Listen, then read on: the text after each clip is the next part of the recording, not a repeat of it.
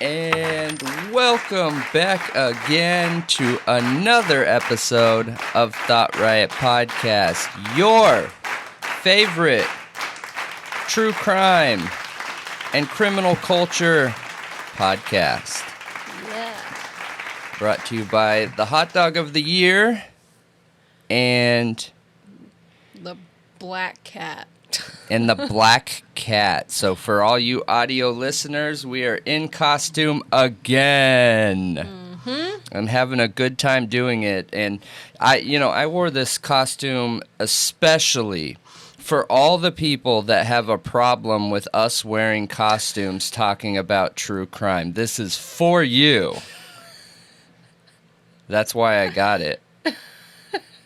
Intentionally for them. It looks fantastic. I took their criticism seriously, okay? And I felt like they're right. I needed to wear a costume that was much more serious and representative for the topics that we're covering.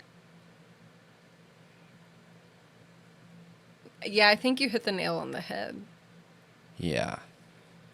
I definitely You're did. a hot dog and I'm a hot cat. Yeah, this is much more serious. I don't understand how you can get any more serious. Everybody loves hot dogs. Exactly. So, I just figured you could stop writing hate comments, go grab a hot dog, and enjoy. So, anyways, my name is Brendan. And I'm Malia. And this is Thought Riot Podcast, and we commit to you, to all of you, yes, you, watching. I'm talking directly to you right there. You're the one. And we commit to being honest, intelligent, unscripted, and having interesting conversations, bringing information we get and following it to wherever it leads, holding nothing back and sharing brutal honesty the entire time. We censor nothing. And talk about everything. All right. Woo. Yay. I really wanted to do Spirit Fingers because I feel like Spirit Fingers as a hot dog is so much more serious. Do it. I'll do it with you. Ready? 1, 2, 3. Spirit Fingers. I wish I had hot dog fingers. that would have been sweet. Yeah, no, I know. If I just randomly and had hot dog fingers. Fantastic. What show is that from? Freddy. Was it Freddy? Freddy got fingered. No, there was a recent show where it was more serious and they had hot dog fingers and it was like a really serious show, but it was about hot dog fingers. I don't know. I have no idea what you're talking about. But anyways, it was super funny, and we're super glad that you're here. And we know you love the costumes for the 99% of you out there. And for the other 1%, sorry, but not sorry. So it's just funny how people get so uptight about it. Like, oh my gosh, look at what is on his body. There's no way he can care about anything in life. You know what I mean? Yeah. It's such a silly concept, really. But, I respond to all their comments and still, like, hey, I understand you must be going through something in life to be so angry. And sorry. Yeah, if somebody's appearance really bothers you that much, I don't know. What does that say about you? Yeah. Just ask yourself that question. I don't know, but super glad you guys are here, and make sure you do all the podcast things, and we've been growing a lot, and it's been amazing. Last month we gained like another 1,000 follower or subs. 70 to 100 new members, paying members, and we're going to be having members content that's coming out around like background stuff. We've had one members only live stream where really we focus on talking and kind of get led by the members and what they want to talk about, which I think is really cool and it's really fun. It was awesome. And some of the other content that'll be coming out is just, one thing I want to make sure is in my past, like I've told you guys a million times, I was a troublemaker involved in crime at literally all levels, and I'm very lucky not to be in prison now or have ever done prison time. And I want to be able to share that with our members who are interested in that and want to understand why true crime is important to me or important to you. And having that experience in my past and then now being on the other side of it, it adds to why it's really important to me. So I don't want to glorify those experiences, so we just decided to put them behind a paywall. I feel like that's safer and for people that are much closer to our goal and the podcast and everything in general. So if you guys are curious and you want to hear it, you want to hear some of those stories, that's where they'll be at. And we're excited to have all of you listen and check them out. Yeah, I don't think a hot dog would last very long in prison. No. Unless you're a top dog. Oh, yeah. Ha. Oh, yeah. So make sure you guys do all the podcast things right. We love the likes. We love the comments. Leave us a rating. Leave us a 5-star, if you're enjoying the show. We have 2 separate shows that are on all the podcast platforms, Apple, Amazon, Google, Spotify, everything. We have the True Crime Talk Show, where it is us talking directly with the viewers. We are live, and that is separate from Thought Riot Podcast. Thought Riot Podcast is the green grass background, and the True Crime Talk Show is the furry background. So that just lets you know kind of the difference if you're on YouTube or one of those platforms, But yeah, come hang out with us. Come check us out. We would love to have you. Yeah, we would. You want to give what times we go live for the talk show? Yeah, that is Sunday, Monday, Wednesday, and Thursday, 9 p.m. to 11 p.m. Central Standard Time. A lot of times we end up going over that till like midnight, but definitely come join us. It's a good time, and if you can't catch it, you can listen to it on all podcast platforms or the replay on YouTube. Absolutely. And there is a live chat. There is a live chat. We will be answering questions on there and talking to chatters. Yeah, that's a good thing to point out, because if you're rewatching on Spotify or Apple, or you're an audio listener, you're not going to see the live chat. And the live chat is on YouTube specifically, or Twitch, because we're on Twitch too, and Facebook, or whatever we're streaming on. There is a live chat there that we're talking with, communicating, answering questions, things like that. So if you want to be a part of that, you got to hop on one of those locations. We suggest YouTube, just because there's by far the most people, hundreds of people on there, all communicating and having a good time. But those don't show up on the screen when you're rewatching later. So yeah, good call out. But we will dig right into it. So this week, our third one, the weekly true crime content creator spotlight of the week is... Drumroll. Yes, Drip Drop with Crime Circus. Or Crime Circus Cult. Yes, he has 2 channels. YouTube channels, yes. Yeah. Absolutely. And we're super stoked to be able to cover him this week. I know we did TNT, Truth Transparency, last week, and then Harsh Reality before that. So Drip Drop, we've been covering his videos. So if you guys are avid watchers or listeners to the True Crime Talk Show or on YouTube, you guys know that when he has a new video come out, his videos are ripe for critical thinking, and that's why I like talking about them normally on like the Monday True Crime Talk Show, because they're perfect openers for us to ask questions and kind of go down those tin hat rabbit holes. You know what I mean? Yeah. And his content is phenomenal and funny story. If you guys follow us avidly, you will have already heard this, but when we were just starting out with live streams, we were trying to look up some true crime content, and one of his videos popped up. We had never watched anything before, and I click on it, and if you don't get his content, you don't get it. And I see the image of him, and I'm like, what is this? I'm looking for true crime. Like, I'm trying to understand what's going on, you know? And without even letting him talk, I click off of it, you know?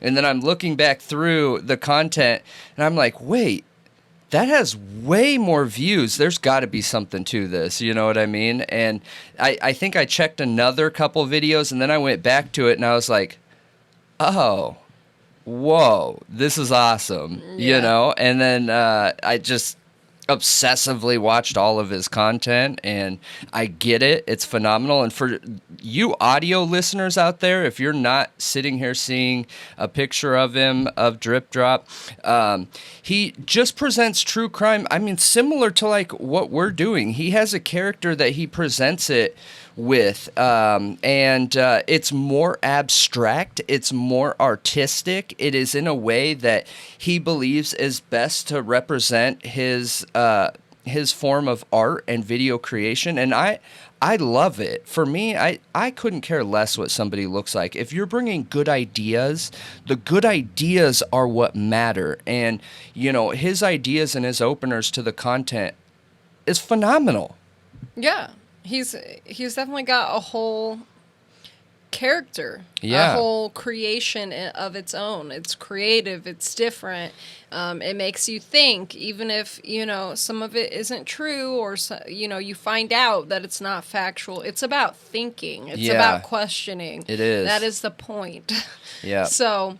And he states that very obvious, too. And I paid attention to it because he has a lot of harsh critics, too, clearly, because of the people we were just talking about that can't get over how somebody looks, to listen to good ideas and things like that. So he gets a bunch of critics. But I've been listening intently recently.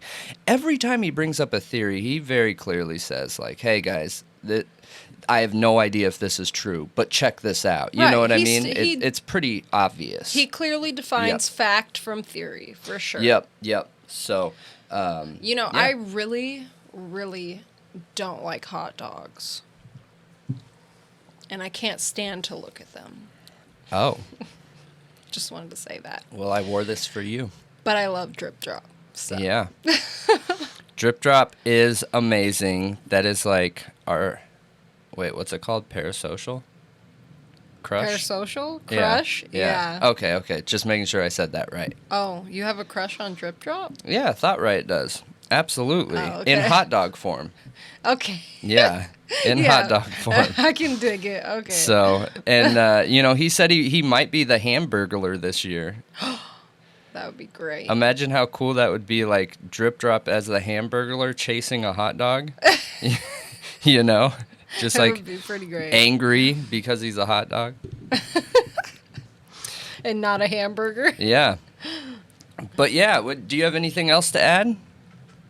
No. I think Drip Drop has really good intentions too. I think he's a good person. I think he cares. I enjoy the bits of humor he, you know, puts in there.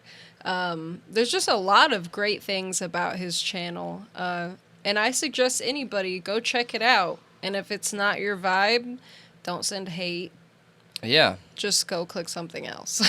Yeah, absolutely. He has really good interrogation videos, too. Like, yes. he gets tons of interrogation videos. I totally wrote that down and forgot to bring that up. But the interrogation videos are incredible. And I sat on one of his premieres the other day watching one of the interrogation videos. And the interrogation itself was just insane, phenomenal. But what was more important was the interaction that he was having with his viewers and his members and his followers. And it is so positive, and literally what we've been talking about, how we want to be in our community. You know, there's just no reason for negativity. There's no reason to put somebody down who has a different idea than you. There's no reason when someone's just like throwing theories out there to make them feel negative about themselves. Like, it comes off so weird to me that you're going to put somebody down for using their brain and trying to connect dots, even if they're at a different point in their own personal investigation than you are. It just feels wrong to me. So, Yeah. And on the live chat, you know, he was super positive and optimistic and great towards his viewers, and I just really appreciated that. So it took who he was to another level for me. So Yeah, I was there for a little bit, and I saw some of his comments, and I feel the same way. yeah. Absolutely. But like we always do when we're reaching out to somebody, we always ask them if, they have anything else that they want to say. So, Drip Drop, do you have anything to say for yourself this time?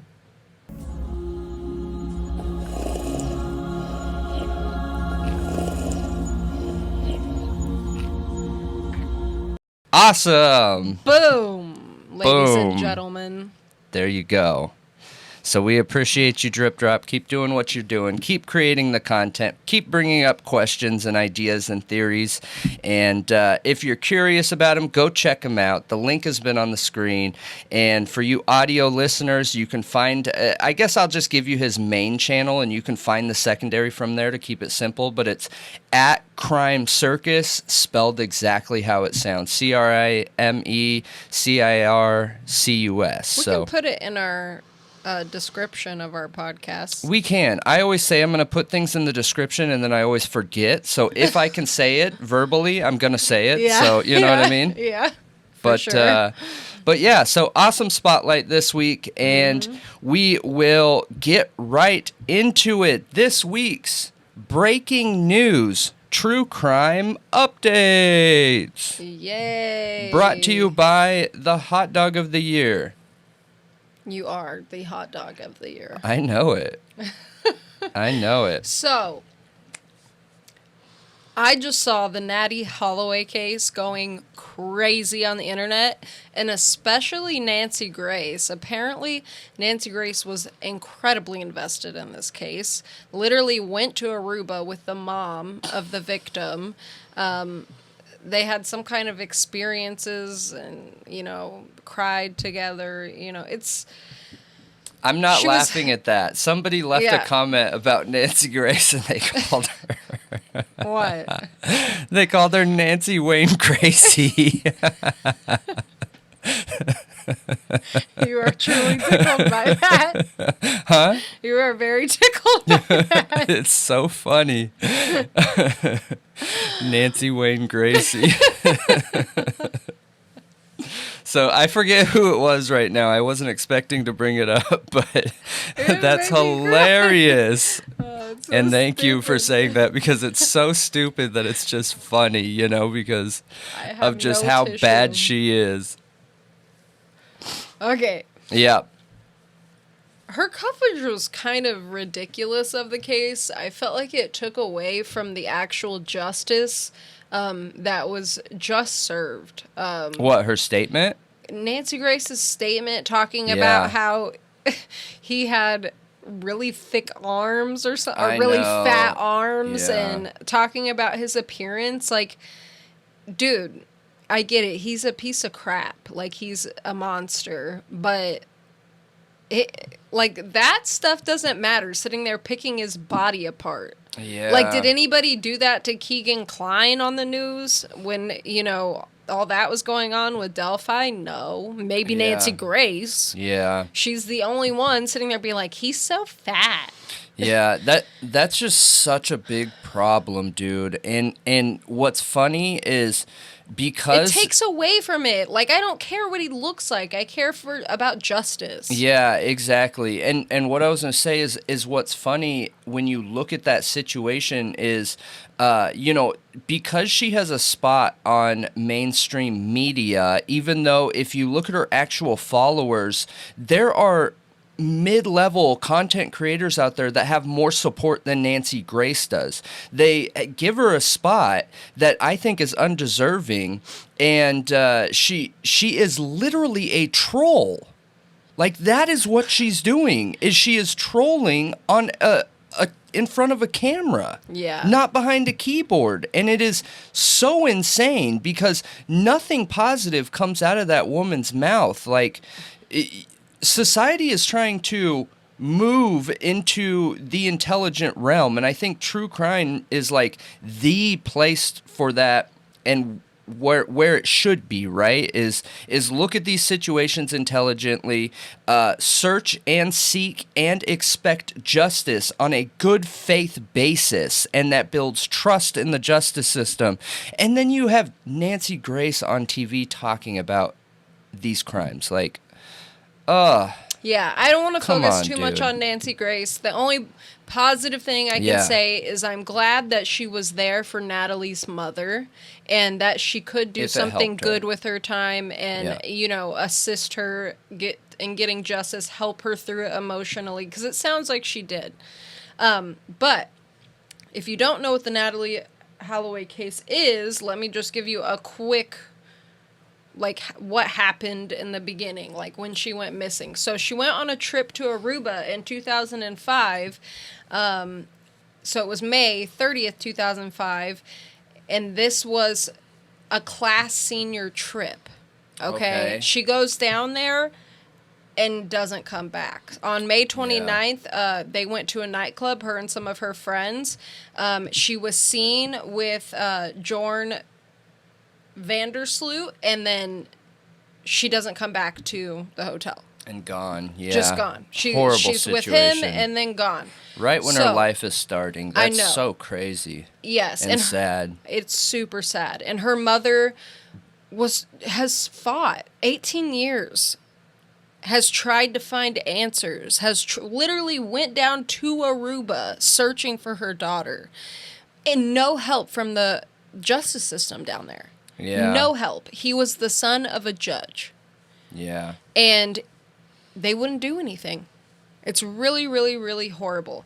So, in 2010, Joran asked the mom for money, like $25,000, and was like, if you give me $25,000, I'll tell you, you know, where her body is. Jeez. She sent him the money and got nothing in return. She said the information was useless, just completely worthless. So, he was indicted on this wire, it's extortion. It's extortion. Yep.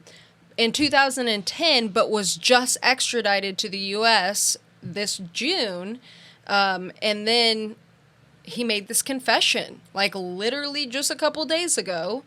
And the confession, after giving like 4 different stories leading up. After 18 years of making different confessions, making up other stories, like, you know, sending everybody on a wild goose chase, he finally makes a confession, you know, and he gets charged and convicted. Good. So, he revealed that basically what happened was that she refused having relations with him. So he wanted to have sex with her. She refused. So he beat her in the head with a cinder block, and got rid of her body in a body of water. Is what happened. Yeah, that's sad, man. It makes me wonder if, like, do we need to look into other areas around him? Oh, for sure. People around him, because that's not normally something some random dude does. Like, a random anybody. It doesn't have to be a dude. He was already convicted of another woman's murder in Peru and was serving time on that. So, he entered a plea here for 1 count of extortion, 1 count of wire fraud, and then so he's sentenced to 20 years in prison, and that's going to run concurrently with his time in Peru from killing a woman in 2010. Yeah. Concurrently. Yeah. So I've heard people have had some issues with that, but for me, I mean, it's because I don't understand. Whatever. He's behind bars. How many years was it? 20 years from our side. The Yeah. one in Peru, I'm not sure. Yeah, and isn't he in his 30s? So he'll be out in his 60s at best. I don't... Dude, she's been missing for 18 years. Yeah. 30s? So maybe 40s. I don't know. I just don't remember his age right now. I don't remember his age either. That wasn't really important to me. But the big question is, now that he's made this confession in the U.S., is Aruba going to charge him with their murder? Because he didn't get convicted of murder, just extortion and wire fraud here. Okay.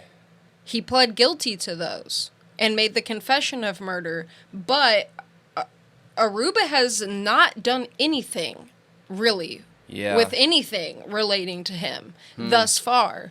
So him now confessing in court, does that mean they're actually going to do something? Yeah. Well, they made a statement, a spokesperson for the Aruban government, the police force down there, and they said they're going to follow up with any serious leads that could solve the disappearance of her. But there's a 12-year statute of limitations, and it's not a simple answer. A 12-year for murder? Yeah. Jeez. All right. Well, it sounds like he might not be charged then. That's kind of messed up. Agreed. Gosh. I mean, I hope they do. It sounds like they're... Hopefully they make an exception. They said the case remains open, and they want it solved, which it is solved, obviously. Yeah. He could face charges despite of the statute of limitations, but they're leaving it open-ended. Okay. Like, it's just not simple.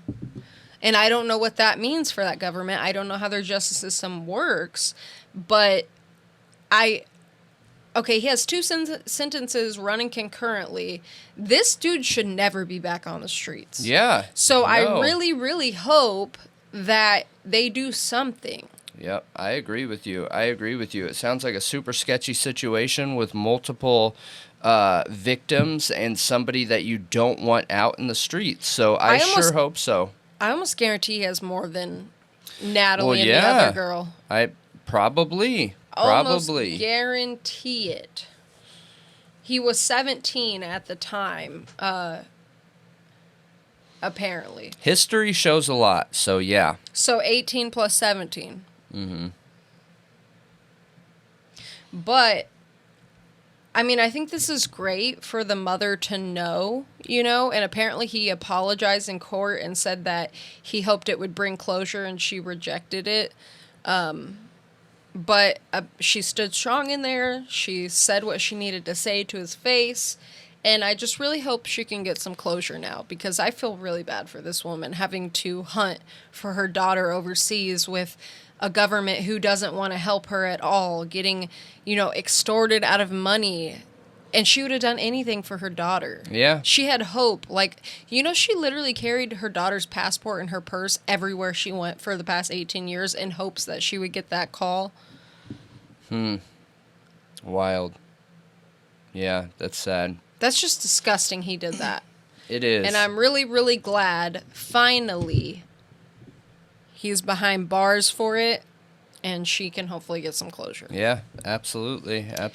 But yep. That was a good update. Let us know what you guys think. So, this one is wild. I don't even know what to think about this. This is another one of those situations where you have somebody that's a part of the justice system that is doing something super shady, okay? So, in Oklahoma City, a new Oklahoma judge could lose her job for sending more than 500 text messages to her bailiff during a murder trial, including messages mocking the prosecutor, praising the defense attorney, and calling a key witness a liar. Oh my gosh. What is going on here? And when I was reading this update, they have literally a picture of her. Like, there is a camera placed in this courtroom behind the judge, and it's showing a picture of her texting on her phone. Now, what's interesting is this judge has already been in trouble one other time, too. So this is now the second time with phone issues. Dude, judges are normally so highly regarded because they've put in work. They have worked their butts off to get to that point of being a judge. So for a judge to behave this way is just mind-blowing. I agree. Like, the context of what you're saying in those text messages is a big issue, but the fact that you're pulling your attention away from the courtroom when you have two professionals in front of you. This was a murder case, okay? So you have people's lives in your hands, and you're taking the time that it takes to write and send 500 text messages just talking trash to not focus on your job and focus on the phone. What is going on there? You got me. I don't know. I mean, everybody is human, obviously. Everybody is fallible, but judges are kind of like the wise men of the courtroom. You know what I mean? Yes. Like, they are supposed to hold order in the court. They are supposed to set the standards and expectations. They're like the god of that courtroom. Like, they are supposed to be reasonable, logical, This is crazy. And this is another one of those situations where I've said this multiple times, and I'll say it again, that when you have a key person that is in our justice system that is handling things the wrong way, they need to be judged very harshly, very quickly, and that corrected. Otherwise, people lose faith in the justice system. And this is another situation where we've seen multiple judges, attorneys doing criminal acts. You have the one in California that we covered on multiple times that shot his wife and immediately let people know, like, hey, I did this thing, which sure, you were honest and honorable and throwing yourself under the bus and saying, hey, I made a mistake and did this thing. I wish it would have never happened to begin with. But then you have situations like this where you have people's lives on the line that you're expected to judge, grade, handle, and manage. And you're more worried about sending messages that say, look at the prosecutor. He's sweating through his coat, making fun of the prosecutor. And then he says, during questioning during questioning of potential jurors and asking, why does he have baby hands? Sent that to the bailiff. And then my gosh. The text described the defense attorney as awesome and can I clap for her? And then Soderstrom also texted a laughing emoji icon to the bailiff who had made a crass and demeaning reference to the prosecuting attorney's genitals. What? Yeah. So, totally not what we expect to see from a judge. She sounds like a teenager. I agree. It is really, really, really strange in this situation. And 500 text messages talking trash about what's going on in the courtroom. I agree with the statements here that she's showing a pattern.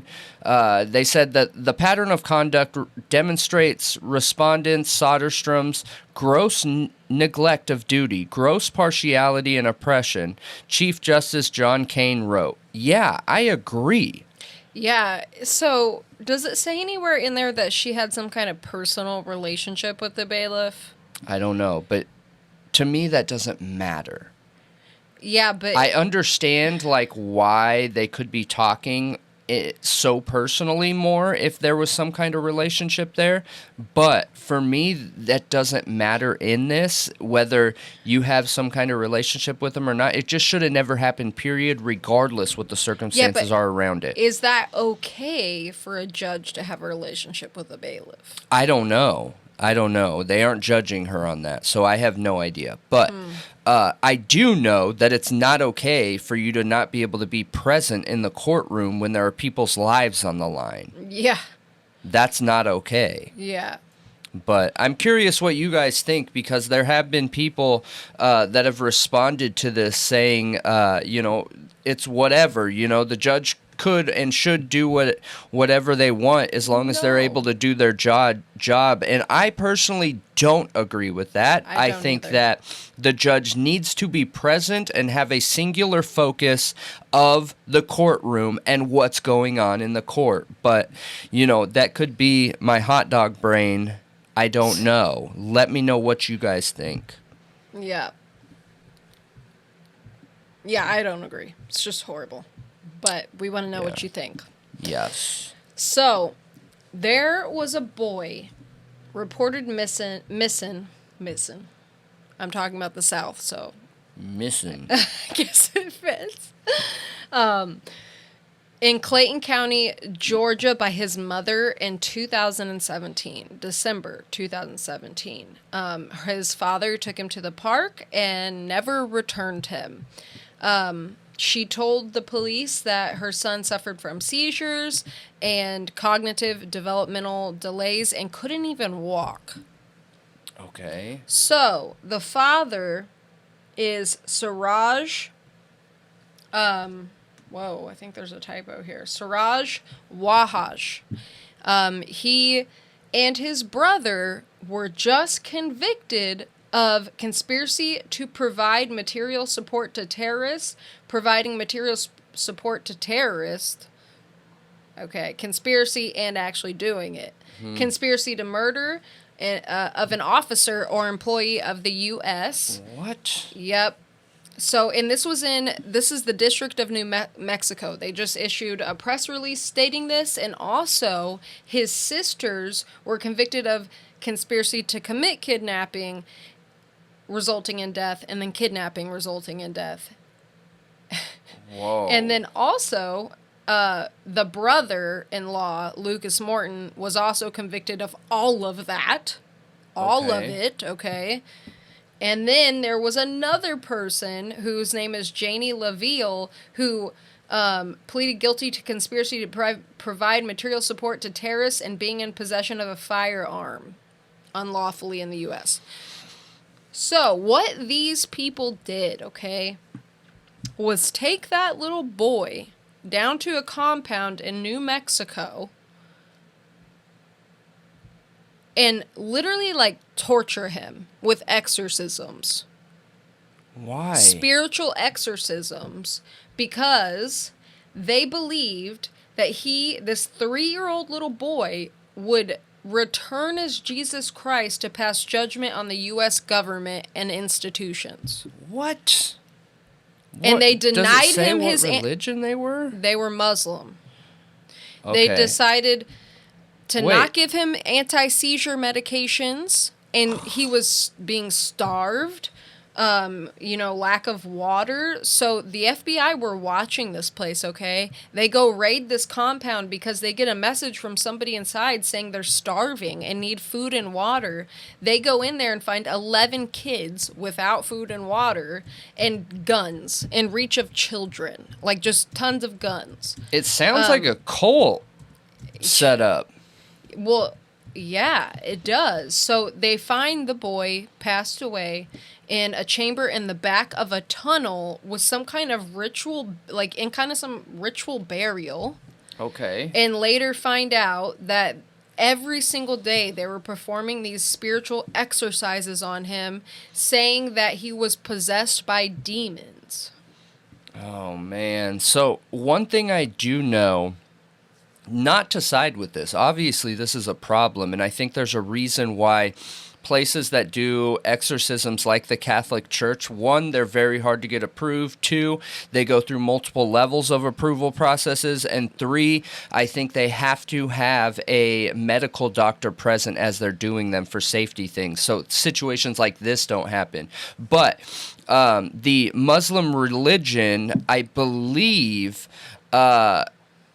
they don't look at Jesus the same way. I could be wrong. Throw tomatoes at me if I'm wrong, you guys. But I believe he's considered a prophet, not the God and Savior. Right. And the Messiah. Yeah, he's not a Messiah. And the way that they handle their exorcisms is they literally have to exorcise one thing at a time, which requires multiple exorcisms from my understanding. Now, it doesn't make none of this okay. I think you should be able to eat. You should be able to drink water. You should be able to do whatever. I believe that the Muslim exorcisms are much less invasive than the Catholic ones, too. So this should never happen, from what I know.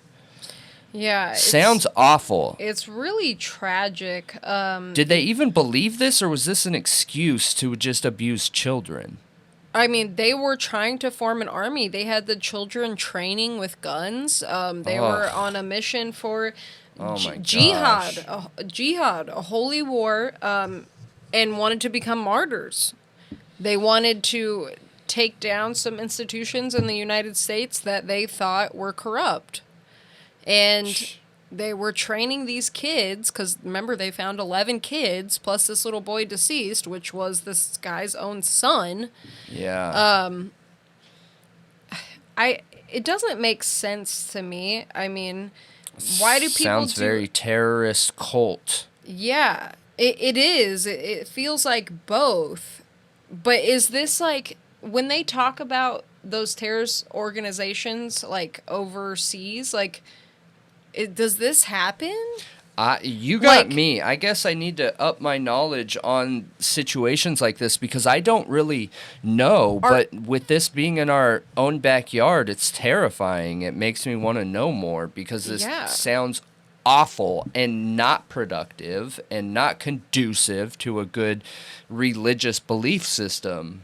This poor little boy and the mom, you know, like, gosh, like he had issues. He couldn't even walk. Yeah. It's just so sad. Like, I just can't imagine what that was like for him, being taken from his mom and then going through all of that. That poor kid. It's really, really sad to me. I wonder if that's why they felt like And look at his little face. He just had... Yeah. He's it's just really such a sad. cutie, man. Poor thing. I also wonder, are exorcisms that common in the Muslim culture, or at least in the extremist Muslim culture? You know, I've been seeing for some reason, I've been seeing a bunch of these videos popping up on my YouTube of people doing exorcisms, like, over the phone, like a FaceTime call, and it looks like it's in Africa or something. And, like, this person will be shouting things at the person, and they'll be, like, throwing up, and then, like, you know, like, making noise, and, like, I don't know why it keeps, like, popping up randomly, but there's a lot of them. That's really strange. I don't know. I don't know if that's, like, becoming more common for some reason in the undergrounds of some cultures and societies to do exorcisms, but... Anyway, what? I don't think it's never been uncommon. I think that there's always been a place for exorcisms in these religions. They're an avid part of that. I just think that the approval process to get these done has changed over time. Well, in America, it's pretty much unheard of at this point. Like, I don't think so. I think they do exorcisms. They just don't broadcast them to everybody. They don't want people to know. But yeah, I believe they do exorcisms. Well, this was an incredibly tragic story for me to read. It made me really sad, but I am very glad that these people were convicted and going to prison forever, and they're exactly where they deserve to be. There's no excuse. There is no reason to ever hurt a child or commit a terrorist act. Agreed. Never. 100% agree. Never. Yep. Unless we're in 1983 type of world. Yeah. Which we are not there yet. We may see red flags, but we are not there. There is absolutely no reason to do anything like that. Yeah, we aren't going to get there. That's not going to happen. No. But I want to know what you guys think about this. If you have any answers to any of my questions about this, please let me know. Because I was just mind blown. Yeah. Yep, let us know. Okay, so acquitted Virginia murder defendant sues Arlington police detective. Now, I feel like, you guys, this is going to end up turning into a larger story. I feel like it's going to end up turning into one of the cases maybe next week as I dive into this, because I haven't looked into this before, but this is in reference to the 1998 slaying of Andrea Sincata, and I probably said that wrong, but that's what I believe it looks like, and how it's pronounced, who knows. But I believe it is Andrea or Andrea Sincata, and she was dating Chris Johnson, who was charged with murder for hire in the 1998 slaying. Now, he went to court. Mm-hmm. In less than an hour, the jury found him not guilty. There's just no evidence for it. There's nothing there based on what I'm seeing. And why this was important to me and why I wanted to highlight it is because, you know, right now, with Idaho 4 being so hot, we talk about Idaho 4 at least once a week because you guys want to hear about that. You want to hear updates. You want to hear other details around the crime, and we're covering those things as we go. But a lot of people comment on our videos expecting people to just have 100% utmost trust and faith into law enforcement.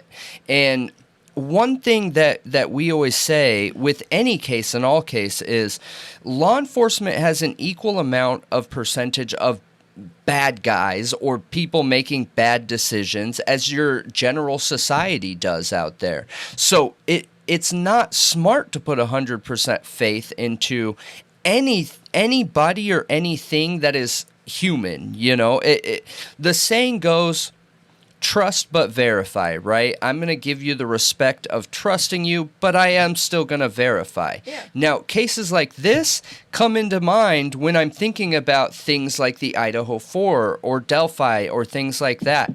And this investigator believed so intently that this guy, Chris Johnson, was guilty that she went to the guy that they believe ended her, Andrea, and said that they would be lenient on sentencing if he said the call he received to end this woman, because he was hired, if the call he received to end this woman was the boyfriend. Okay. So, that investigator asked him to lie and say, yes, the voice that I heard was Chris Johnson, and he hired me for $5,000 to end her. But that's not the truth. What ended up being the truth, according to this guy, this Bobby Joe Leonard, is that somebody called him. He has no idea who it was. He has no idea. He's made no connections through the voice and remembering the voice or anything like that. And somebody called and said, hey, end this person for $5,000. And he didn't believe it was the boyfriend, but the investigator was trying to get him to lie for reduced sentencing. Yeah. Yeah, so he's now suing. Good. That. I agree. And there's a lot of people out there that believe that Chris Johnson did this crime, okay? But I always go back to, if we can't convict somebody honestly, I would rather be wrong and have a sound justice system than be right and manipulate and lie and do the same tactics that the justice system was built to protect us from. Yeah. It's horrible, man. It's horrible. And things like this just constantly remind me, like, this is why everyone needs to question the evidence in Delphi and Idaho 4. And, I mean, good luck questioning Gilgo, but question Gilgo and any other case out there. It's important. Yeah, I agree with you. Doesn't that go against your saying trust but verify a little bit, though? Trust but verify? Yeah. No. Trust but verify. Okay. It's an oxymoron. Yeah. You trust but verify everything that's being said. But I agree with you. Anyway, I think that it should be questioned by the public. I think it's our responsibility to do that, to make sure our justice system is functioning the way it should be. Yeah. That I just feel like that's a personal responsibility for the people who care, like us. Like, I agree. I saw some drama on Twitter, and there's this podcaster, I'm so sorry, I cannot remember her name right now, but she made a post saying that Coffin Daffer was calling her, like, literally left a comment talking about how horrible of a podcaster she was because she spreads lies. And she's like... I'm sure we'll get those eventually. Oh, yeah. She's like, since when does asking a question mean any of that? Yeah. You know what I mean? Uh-huh. And I feel like her argument was super good. And actually, Mata, the attorney, the defense diaries, he commented and said that she did the same thing to him, too. Yeah. And I feel like... that's why I see a lot of content creators not asking those questions, because they don't want to deal with that. The ramifications of asking questions, because you have people like Coffin Daffer who will call you out and say you're the worst ever and you're this and you're that. Like, I'd take it as a compliment. Come on. Call me out. Anyway, I don't like that it is that way. I don't like that law enforcement, okay, they want sleuths' help, okay, solving crimes, but then when they are the ones being questioned or investigated, they have a problem with it. I know. If you are just honest and transparent, there should be no problems here. Even with the Idaho4, you know that Fry came out and asked the public to help with the Hyundai Elantra, and then all of a sudden they're like, oh yeah, you helped us, thanks, but go away. You're awful. You do nothing. We're invested because you asked for help. Yep. Now we are invested and we want to see it through. We care about the crime. And help you got, too. Somebody did call in the Brian Kohberger tip. Whether he ends up being innocent or ends up being guilty, like, you got those tips because you asked. So many tips. Yeah. Like, so many. Yeah. But yeah, let us know what you think. I think this is interesting, and I think this is a situation that, yes, good. If this guy is innocent and he wasn't a part of this, and there is evidence that this investigator lied, dude, sue them, because we cannot have people like this a part of our justice system. It is the exact opposite of everything that the justice system stands for. I mean, I don't think you should be able to be a cop if you coerce people into confessions that aren't real. Agreed. I agree. But isn't that kind of standard with the Reed technique? I mean... what they're taught? So what we really need here... I mean, it's not really fair to fire a police officer if they're following what they're taught. So therefore, we need better training and new techniques to teach them. Yeah, but the Reed technique doesn't teach somebody to make a false statement. Like, this would be somebody perjuring themselves in court. They're lying. So he's got to probably prove with that lawsuit that he intentionally knew that it was not real, that it was a false statement that he coerced out of him. So the one who was being asked to make the false statement isn't the one that's doing the suing. The one who was supposedly getting the deal is the one that's doing it. Right. Yeah. So that guy doesn't have to do anything. It's the one being blamed. Okay. Yeah. But let us know what you think. Yeah. So I just randomly saw this, and man, what is up with ladies throwing their babies in dumpsters? Like... dude, come on. I don't know. Is this a new one? It is a new one. And this woman, she had just given birth to a baby, okay? And this happened on October 16th. I have a press release from Decatur Police Department in Alabama. They were asked to go check on the well-being of a 36-year-old Cindy Nicole Crow. somebody, it doesn't say who called it in, but they wanted to know her well-being because she had recently given birth and they had no idea what happened to the baby. Oh. Right. I'm glad somebody called. Jeez. Me too.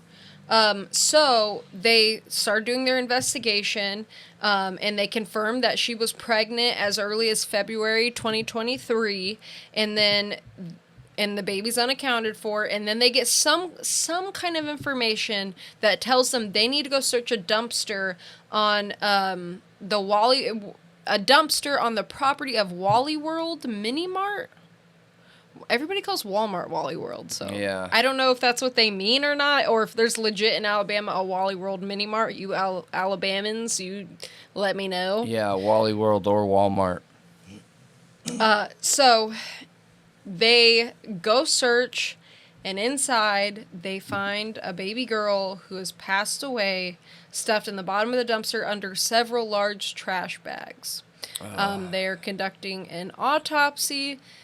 And that's really all we got. So they got a felony warrant for her October 18th, and they went and arrested her. So Good. The offense is abuse of a corpse, a Class C felony.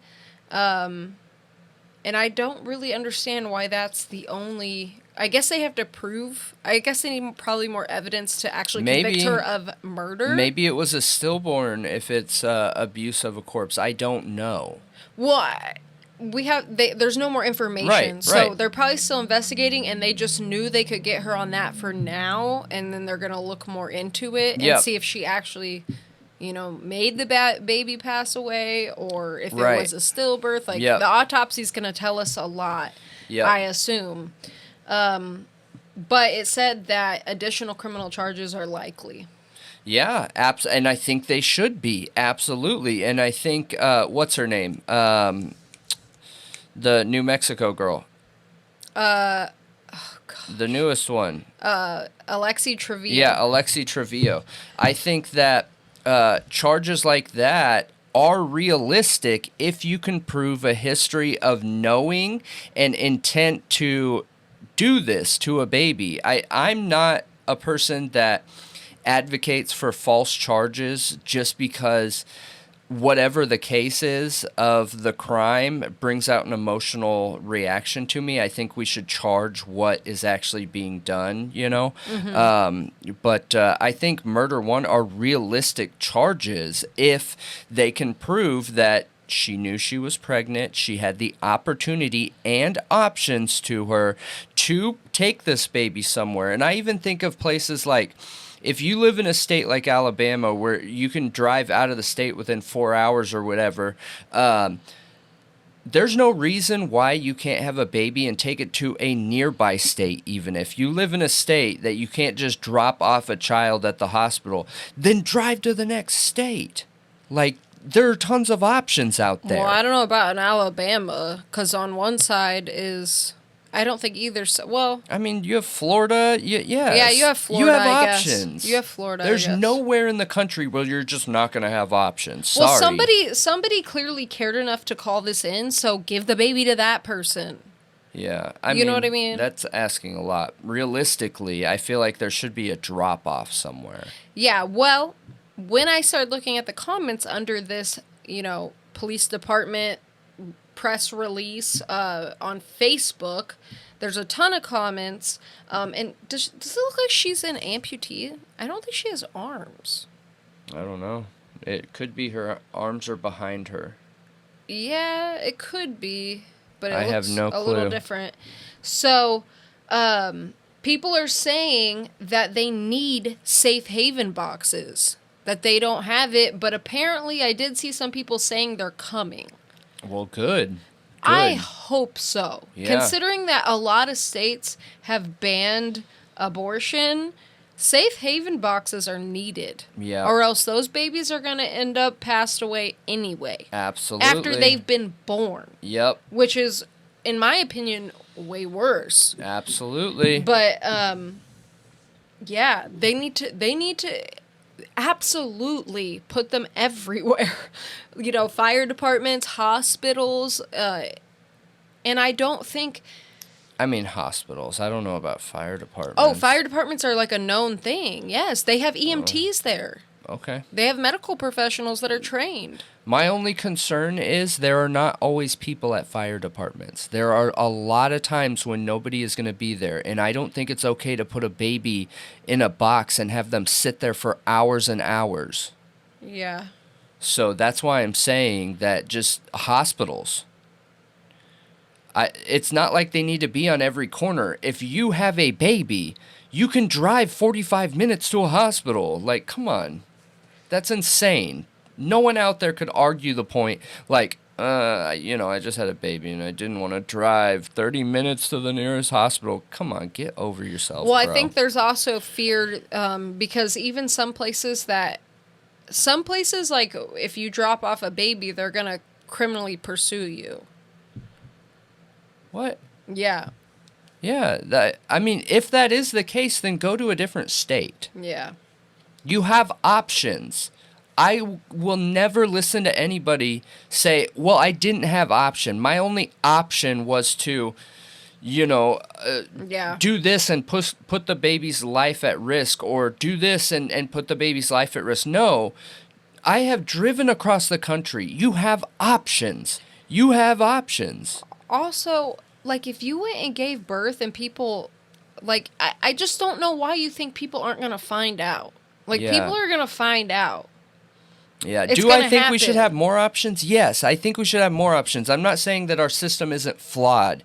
I think that every hospital should have these drop-off locations where it sends a little silent alert to a nurse's station where there are always 24 hours of people there, and a light starts blinking or something, so those nurses know to go in those boxes and look and check, and then take it from there or whatever. And no, I don't think people should be charged, because I think that is what causes situations like this, and the most important thing here is the protection of human life. So yeah, and if they're giving it up, it's because they know they can't take care of it and it's better off somewhere else. You know what I mean? Yeah, maybe. I don't know. Or they just don't want it. Yeah. Which in that case, they shouldn't have it. Yeah. Like, you know what I mean? It's a good thing they at least dropped it off. Yeah. Like, and didn't put it in a dumpster like this lady. Or try and raise it into a situation where they don't even have their own stuff together and things like that. Yeah. Yep. So, I can't. I wish there was some kind of thing where people it was like just a standard across humans. No matter how messed up of a human you are, you just don't touch kids. Yeah. Like, it just is horrible. Yeah, wishful thinking. It's just so sad. Yep. But we'll see where this goes. If you guys want me to keep doing updates on this particular case, definitely let me know. If you have any more information on it, let me know. And yeah. Yes, so this is a big one, and this was a really, really, really, really popular case. So the Gabby Petito case, okay, and that is just a reminder here.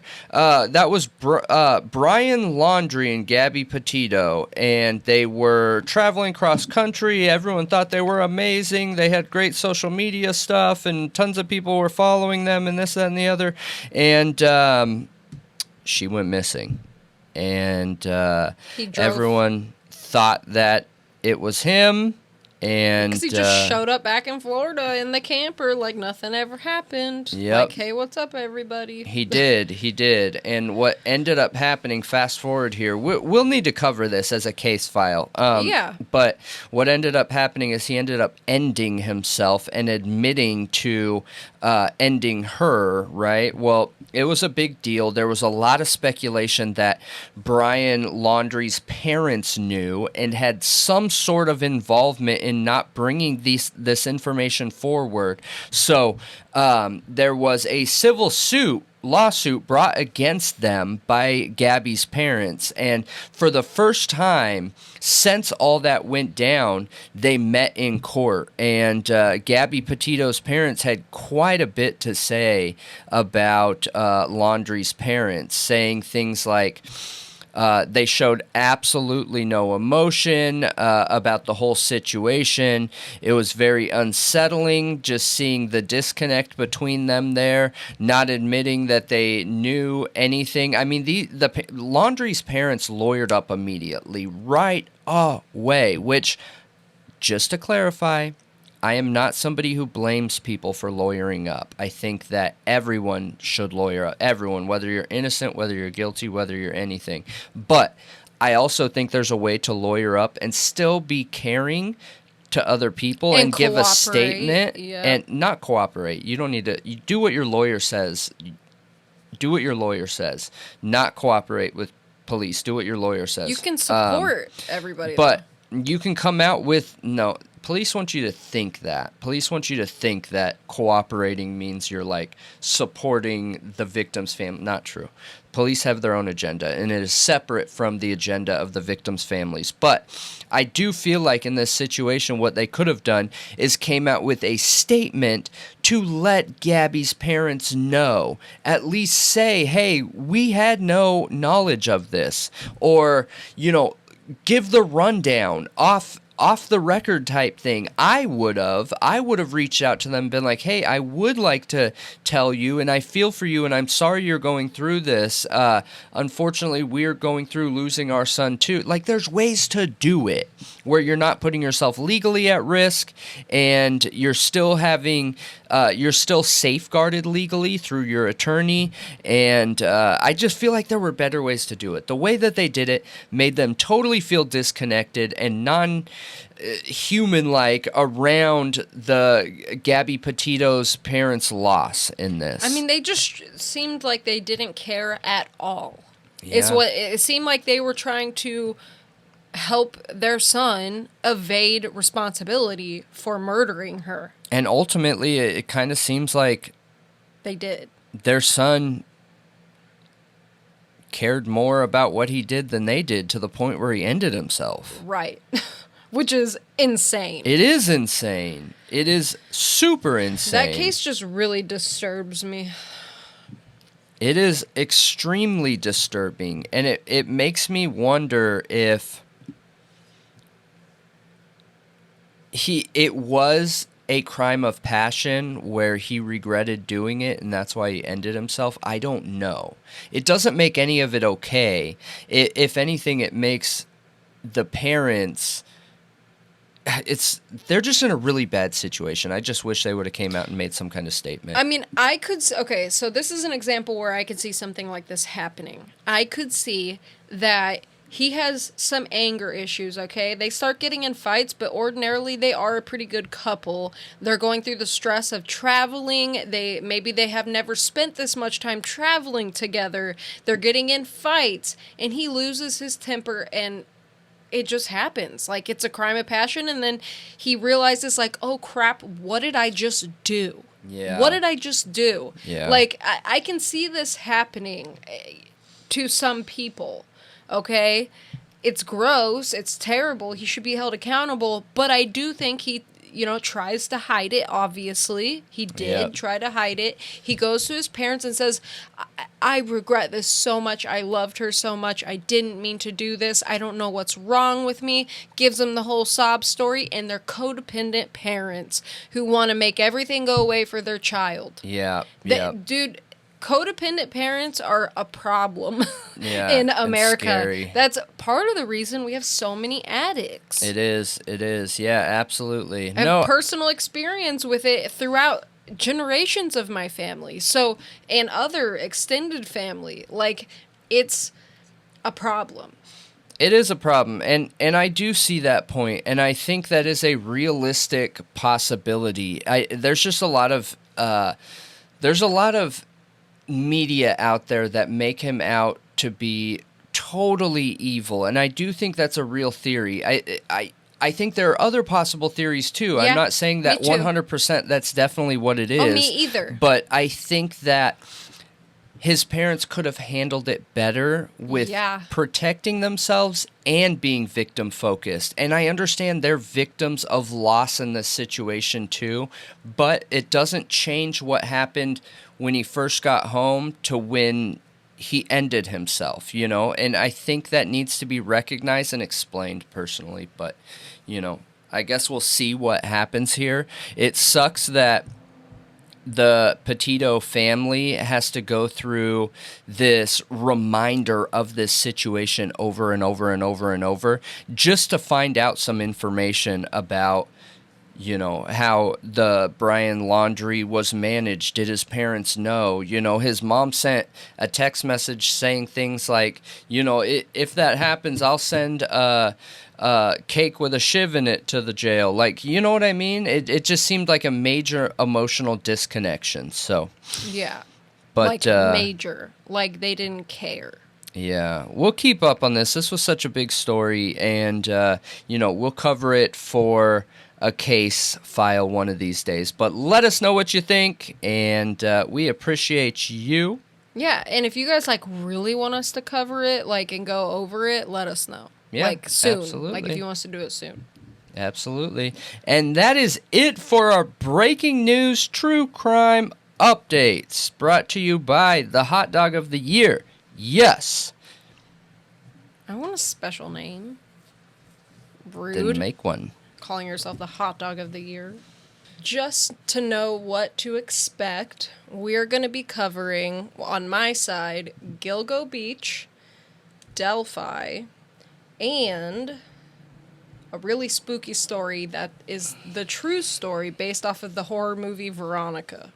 Ooh. Okay, so for mine, we got 2.Idaho4 topics tonight. We are going to be going over, and this isn't in order, we're going to be going over the Idaho 4 timeline, a visual timeline that actually, I saw some video from ABC and thought, I feel like there's a lot of questions missing from it, and I feel like we could do way better. So that is one of them, and then we're going to be going into the 4chan theory around Idaho 4, which I found super interesting. I think you will too, and total theory. But as we have said from the beginning, if we know about it, if there's information out there we know about, you're going to know about it. And then the serial ender of all enders out there, you guys, the one that every killer wants to be, Ted Bundy. Bum, bum, bum. He got caught. Why doesn't everyone want to be like Jack the Ripper or the Zodiac Killer? Dude, he didn't just get caught. He got fried. Yeah. It's the notoriety, I guess. All right, so starting this show off, the first case file of the night, brought to you by Hot Dog of the Year, okay? We are going to be going into the Idaho 4 timeline, a visual timeline, taking you through the pictures and what happened along the way, verified via PCA, the affidavit, and it for each stop that we make, right, along the road here, driven by Hot Dog of the Year, we're gonna add in some questions. Okay.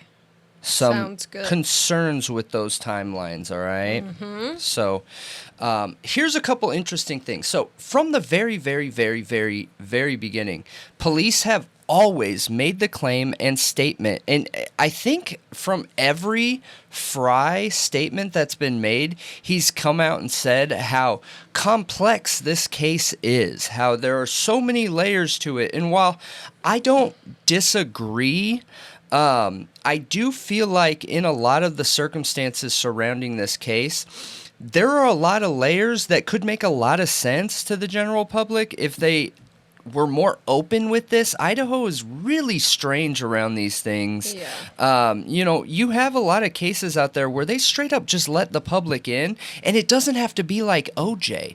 You know, they did it with Bundy. Bundy was the first serial ender to have a live case, and a case that he was his own lawyer, and he never graduated law school, but he was his own attorney, and they presented that on live TV. Like, why there's such secretism around this case, I just don't understand it. But we'll go through some of the complexities that they say, right? So, and we just wanted to be able to do something a little bit different and go through, which interesting, right? We've covered this topic so much, so thoroughly, so in depth, literally broken apart each piece of evidence that they have, and we haven't done a timeline video. Well, we did the pre-Koberger timeline. Yeah, we did. We did. So, stop one, okay, starts roughly between 9 p.m. and 10 p.m. on the night of the crime. So that is going to be November 12th of 2022. Where were these students at? So starting off with Xana and Ethan, it states that both of them were at the Sigma Chi house. It was a house party going on. They got there around 9 and 10 p.m., or it says that they know they were there around 9 and 10 p.m. Let me clarify that. It says that they knew that they were there around 9 or 10 p.m. What time they got there, we don't know. The Sigma Chi house is on the map here. It is roughly a 5-minute walk away from the house. Now, that's the main storyline, okay? Mm-hmm. Some interesting information around that is supposedly, according to Xana's father and according to some theories out there, they got in a fight that night with some people. Xana and Ethan. Yeah. Yep. Xana and Ethan, they got in a fight that night with some people, some Sigma Chi brothers that I guess, according to what we've heard, the Ethans had problems with from the very beginning, and from the details that we've heard from people in that area, it sounds like that they got into an argument. Ethan started, I don't know if it started becoming pushing, getting physical. Xana jumped in between them, and they were both yelling at this individual in Sigma Chi. You know, I did hear rumors that Xana was scrappy. And when I look at her, I don't see a scrappy person. So I was kind of surprised by that when I heard that that was true, that they got in this fight and she broke it up. Now, how scrappy was she? I don't know, but I was just kind of taken back. Like, I didn't expect that from her. But, I mean, dude, looks deceive. Yeah, okay? Looks don't mean anything. Looks don't mean anything at all. And we talk about that all the time with when it comes to, like, drug addiction and the importance that we see in managing that as a mental health condition, and how the number one leading opiate user demographic right now are soccer moms, dude. The women that are taking their kids to practice and school, driving minivans. Like, that is the main problem demographic right now around opiates. That's horrible. Yeah, you're never gonna look at a soccer mom and think, "Oh, look at her. She's an addict in her, flood jeans. I forget what they're called. High waters. High waters. Yep. Well, capri pants. Capri pants. Yes. They're like flood jeans. You're and just striped always t-shirt. expecting a flood. You know what I mean? Yep. So okay. So same time. Right around that same time, we have Kaylee and Maddie were at the Corner Club. Now, this is verifiable with pictures. This isn't of question, right? This is guaranteed 100%. They were seen on video. They were seen on pictures. We have Corner Club pictures of them sitting almost right in the center of the shot, you know? And there's a lot of speculation around that, right? Because of one of the next stops that we're going to be making on this visual timeline list around, I told Adam everything. Yeah, Crime Circus dropped a short today, like panning that camera into that photo of Adam that's sitting in the corner. Well, first he asked about the guy who kind of looks like Chief Fry in that image of the Corner Club. And then he goes to the Adam guy, and says, "Or is that Koberger?" Oh. That's funny. I saw a really good quality version of it, actually, when I was looking into it, and it does not look like Kohberger. But. Yeah, yeah. Well, so to speed up time here, right? So between 9 to 10 p.m.-ish, you guys-ish, Kaylee and Maddie were at the Corner Club. And apparently there was some drama going on there, and somebody, they told Adam everything, according to this next stop. But yeah, because Adam was there. He's the bartender at the Corner Club. Correct, yeah.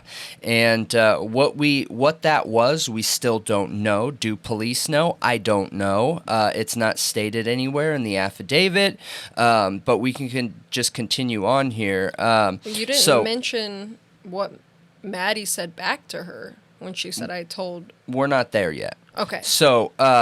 they were at the Corner Club, 10 p.m. They hung out there for a few hours, roughly 3 hours. The next we see of Kaylee and Maddie is at 1:30 a.m., which is exactly what we're talking about right here. And they have video footage of them walking down the street where it very clearly we can hear this part, right?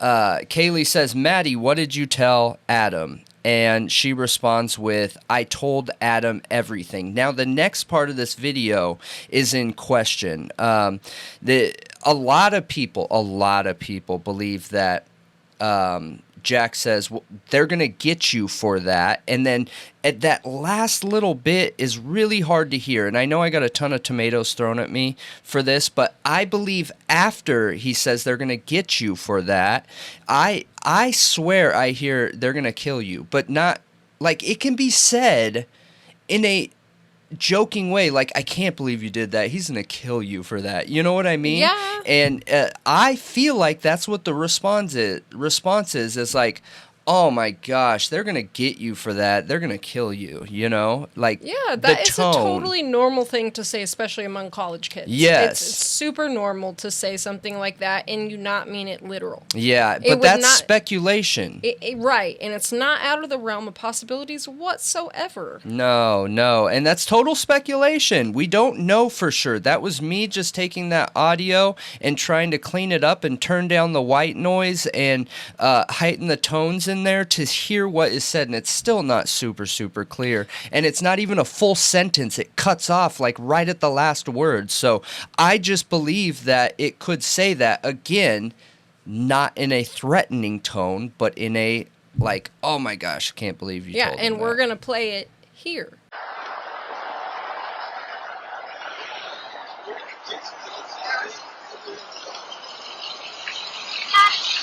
What did you say to Adam? Like, I told Adam everything. Yeah.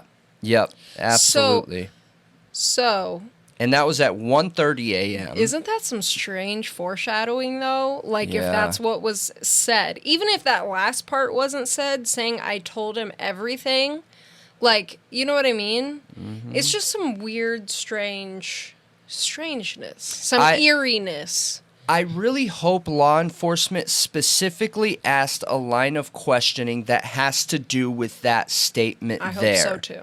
Because whether the tone doesn't sound serious, whether it's a joking tone, that doesn't necessarily mean anything. One of the stories and cases we're covering tonight is Ted Bundy, dude. And this guy manipulated everybody and said off-the-wall stuff in very manipulative, salesman-y tones, you know? And, like, this could be said a certain way, and it could mean something. It could not mean anything, too, and that's what's important to note here.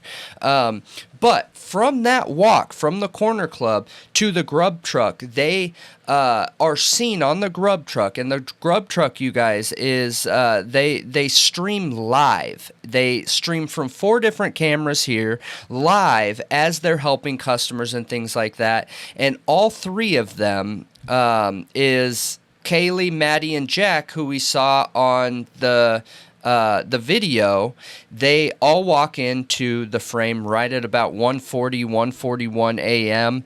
And there's so much speculation with this footage, you guys. You can clearly see them walk up to the ordering window. They order, and then there's then seen hanging out towards the back of the truck area. And I can't tell you how many times this video footage has been broken down by people, and that's the official statement. Now, broken down by content creators who have looked at body language. Were people looking at them? Could those looks that they were looking at them be in a weird way? Was there any pre-existing knowledge that something was going on, that something wasn't right, that these girls were in some kind of trouble? A lot of people have speculated this. Well, interesting to note is there was a group of sorority girls that were like friends with I can't even remember now. It's either Kaylee or Maddie, and they walk right by and act like they have no idea who they are.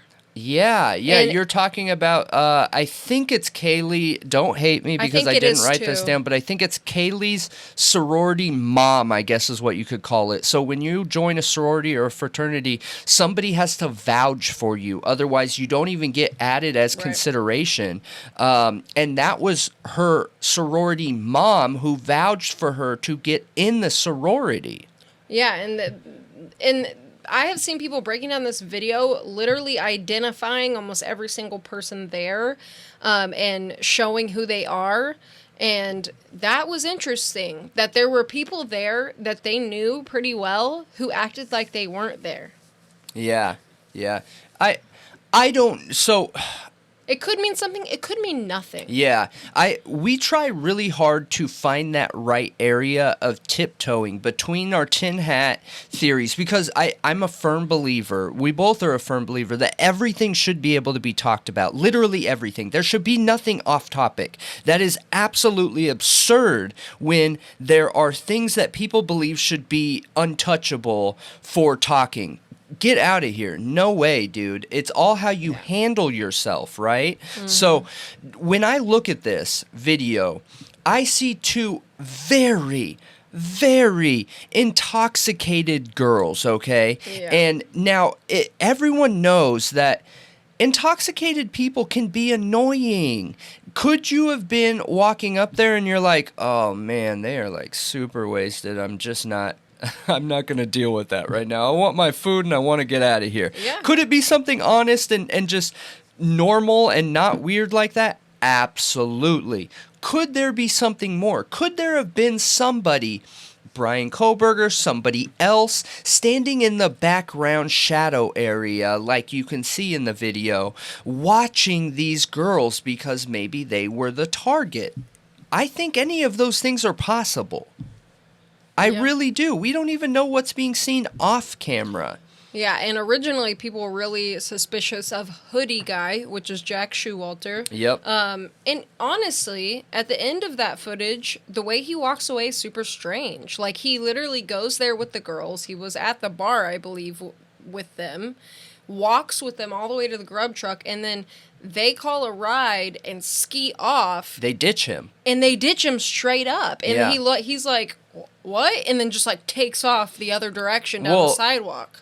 One of the dudes that's there right in the main shot on the video says, hey bro, there goes who you're with. And he turns around, he's like, and then just out of there, you know? And I'm assuming he's walking back to the frat house or where he lives, but I don't know. There isn't any other follow-up there. And one of the reasons why I wanted to do this video was because there's so much secretism around this, you know? And I think it's a good idea, especially with where we're at with the case and all these things coming back up, to look back in timelines. I think it's a really, really, really good idea to reinvestigate these things when you have questions, right? Yeah, like, why have none of the Jacks done an interview? Well, we don't know that. Pre-gag order. What do you mean we don't know that? Oh, you're talking about media type interviews. Yeah. Why have they not talked to anybody? Got it. Right. Yeah, I don't know. I'm not 100% sure on that. Well, no, nobody is. I just find it odd that we haven't seen much of that. It is kind of strange. You would expect somebody to come out talking, right? Yeah, you would. Yeah. So you see them hanging out there very drunk, right? And people have speculated that somebody put something in her mouth that could have been laced with something, like a whole bunch of stuff, you guys. And I'm not discounting those theories here. But we're finding a way to talk about all of it, right? There's the main storyline here that the police have given us, and then we're presenting the questions that kind of come with that. Yeah, and we also see a guest appearance from Enon Harsh, which he was with a girl. They like walk by, grab food, and leave. Yeah. And he's in a poncho.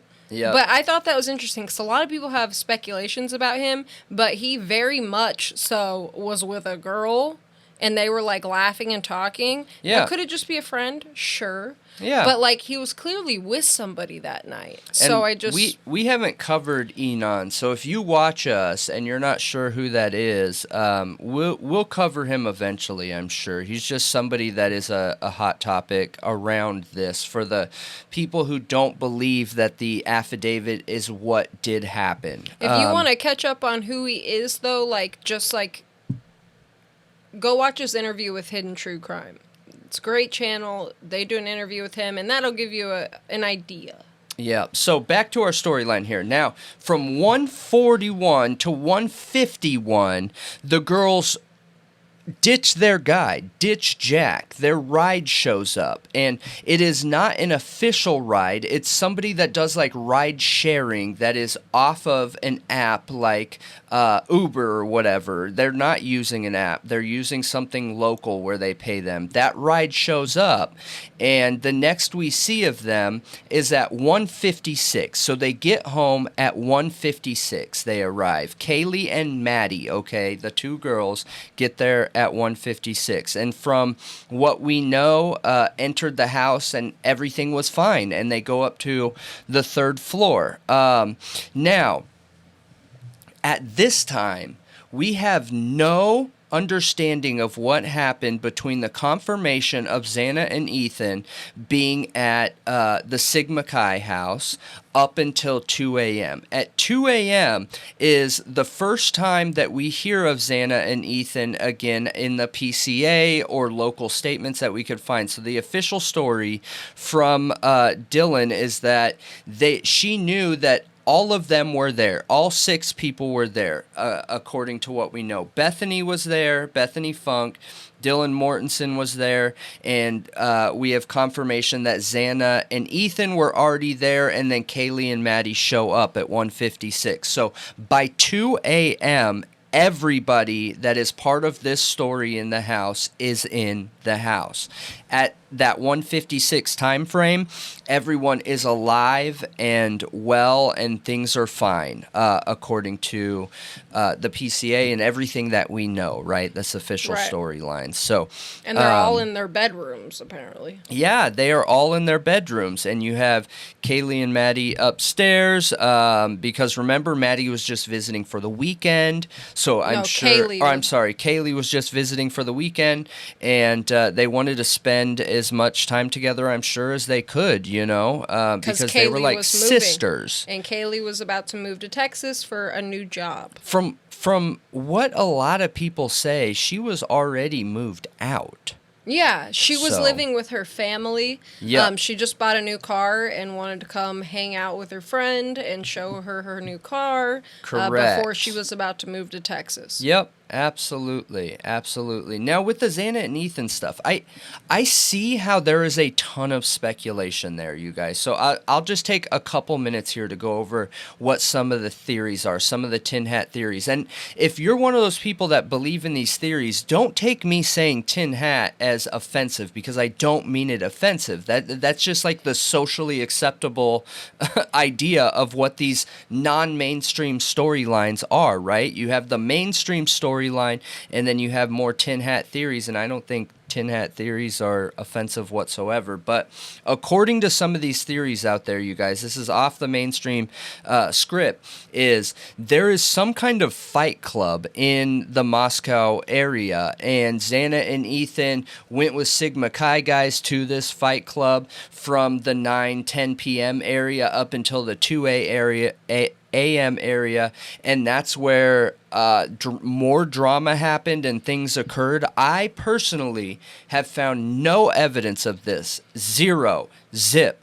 None. All I found is speculation. There are not any videos. There are not any texts. There are not anything that I can find. That doesn't mean it's not possible. It just means that I can't find anything on it.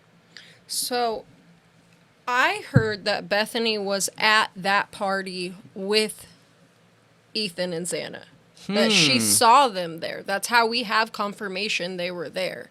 Besides, really? Yeah, and pictures and stuff. But that's interesting. Apparently she was there. I don't know if Dylan was there, but what if that's true?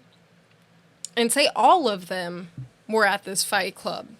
Ethan, Xana, Dylan, and Bethany. Because where does the PCA say Dylan and Bethany were? I don't remember. It's in Dylan's statement. Oh, okay. But what if they were all there, or say it was just Xana and Ethan and Bethany, and more drama gets stirred up, and say like Ethan ends up beating that guy he got into a fight with up or something, and there's some really bad feelings there because apparently they've had problems with each other for a long time. Yeah. What if that's a motive? To show up later, and that's why Ethan maybe possibly suffered those leg wounds that were so bad, and like... I hear you. I don't know what the other girls have to do with it, though. Like I said, any of the Tin Hat theories, I think, are possible. However, there's just no evidence of it. So, I don't know. I think step one would be finding out if a fight club is even real out there, because somebody just saying that it's there is not, that's not proof to me. No. But it's not discounting it, but it's not proof. So, I'm curious. The questions I have is, we were told that a camera picked up Maddie and Kaylee coming home. Why did it not pick up Xana and Ethan? Why do we not know what time they got in? You would think, being victims, that information would have been included in the affidavit. Yeah.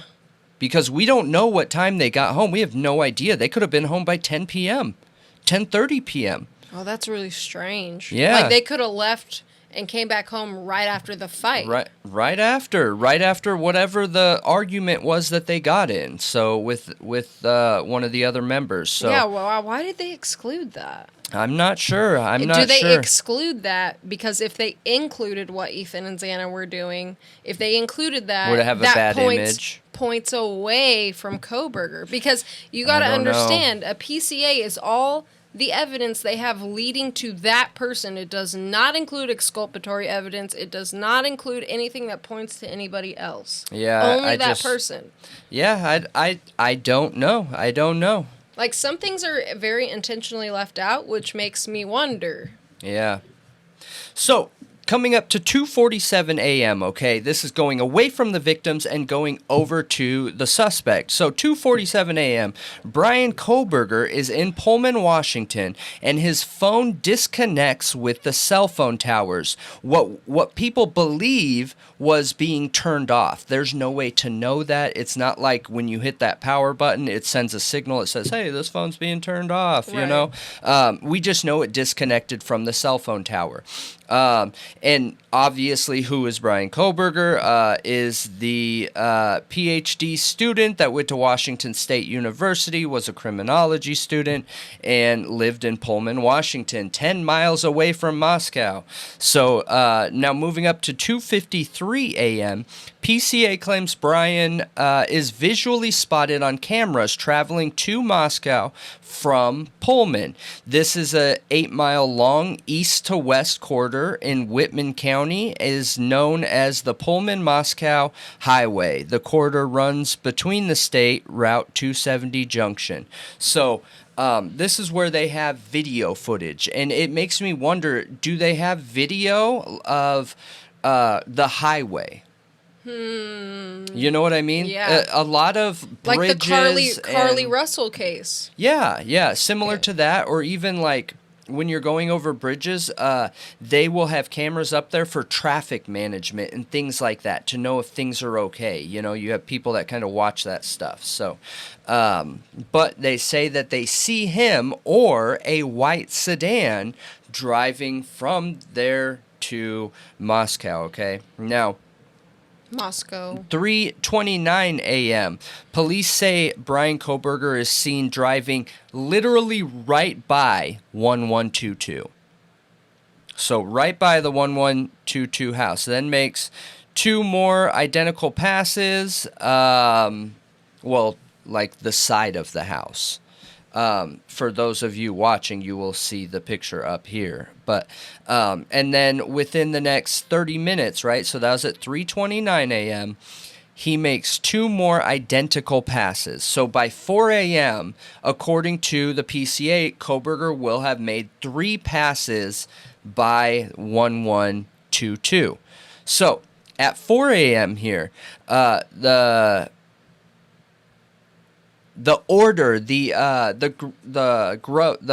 was it Grubhub? Grub truck? No. The Grubhub order? Oh, DoorDash. Or DoorDash. That's it. Yep. So at 4 a.m. also, the DoorDash order was being dropped off. Now, we have confirmation that it was contactless and left at the door.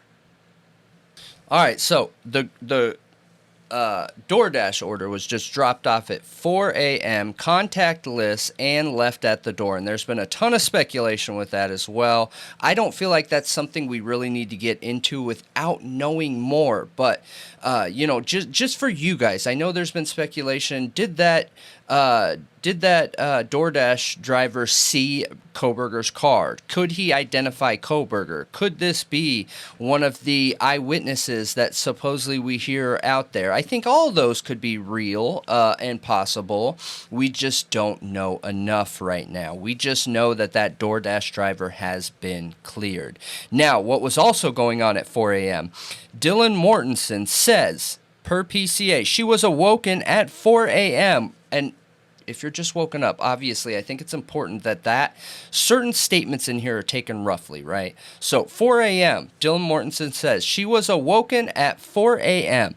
by what sounded like Gonsalves playing with her dog in one of the upstairs bedrooms, which were located on the 3rd floor, the one floor above her.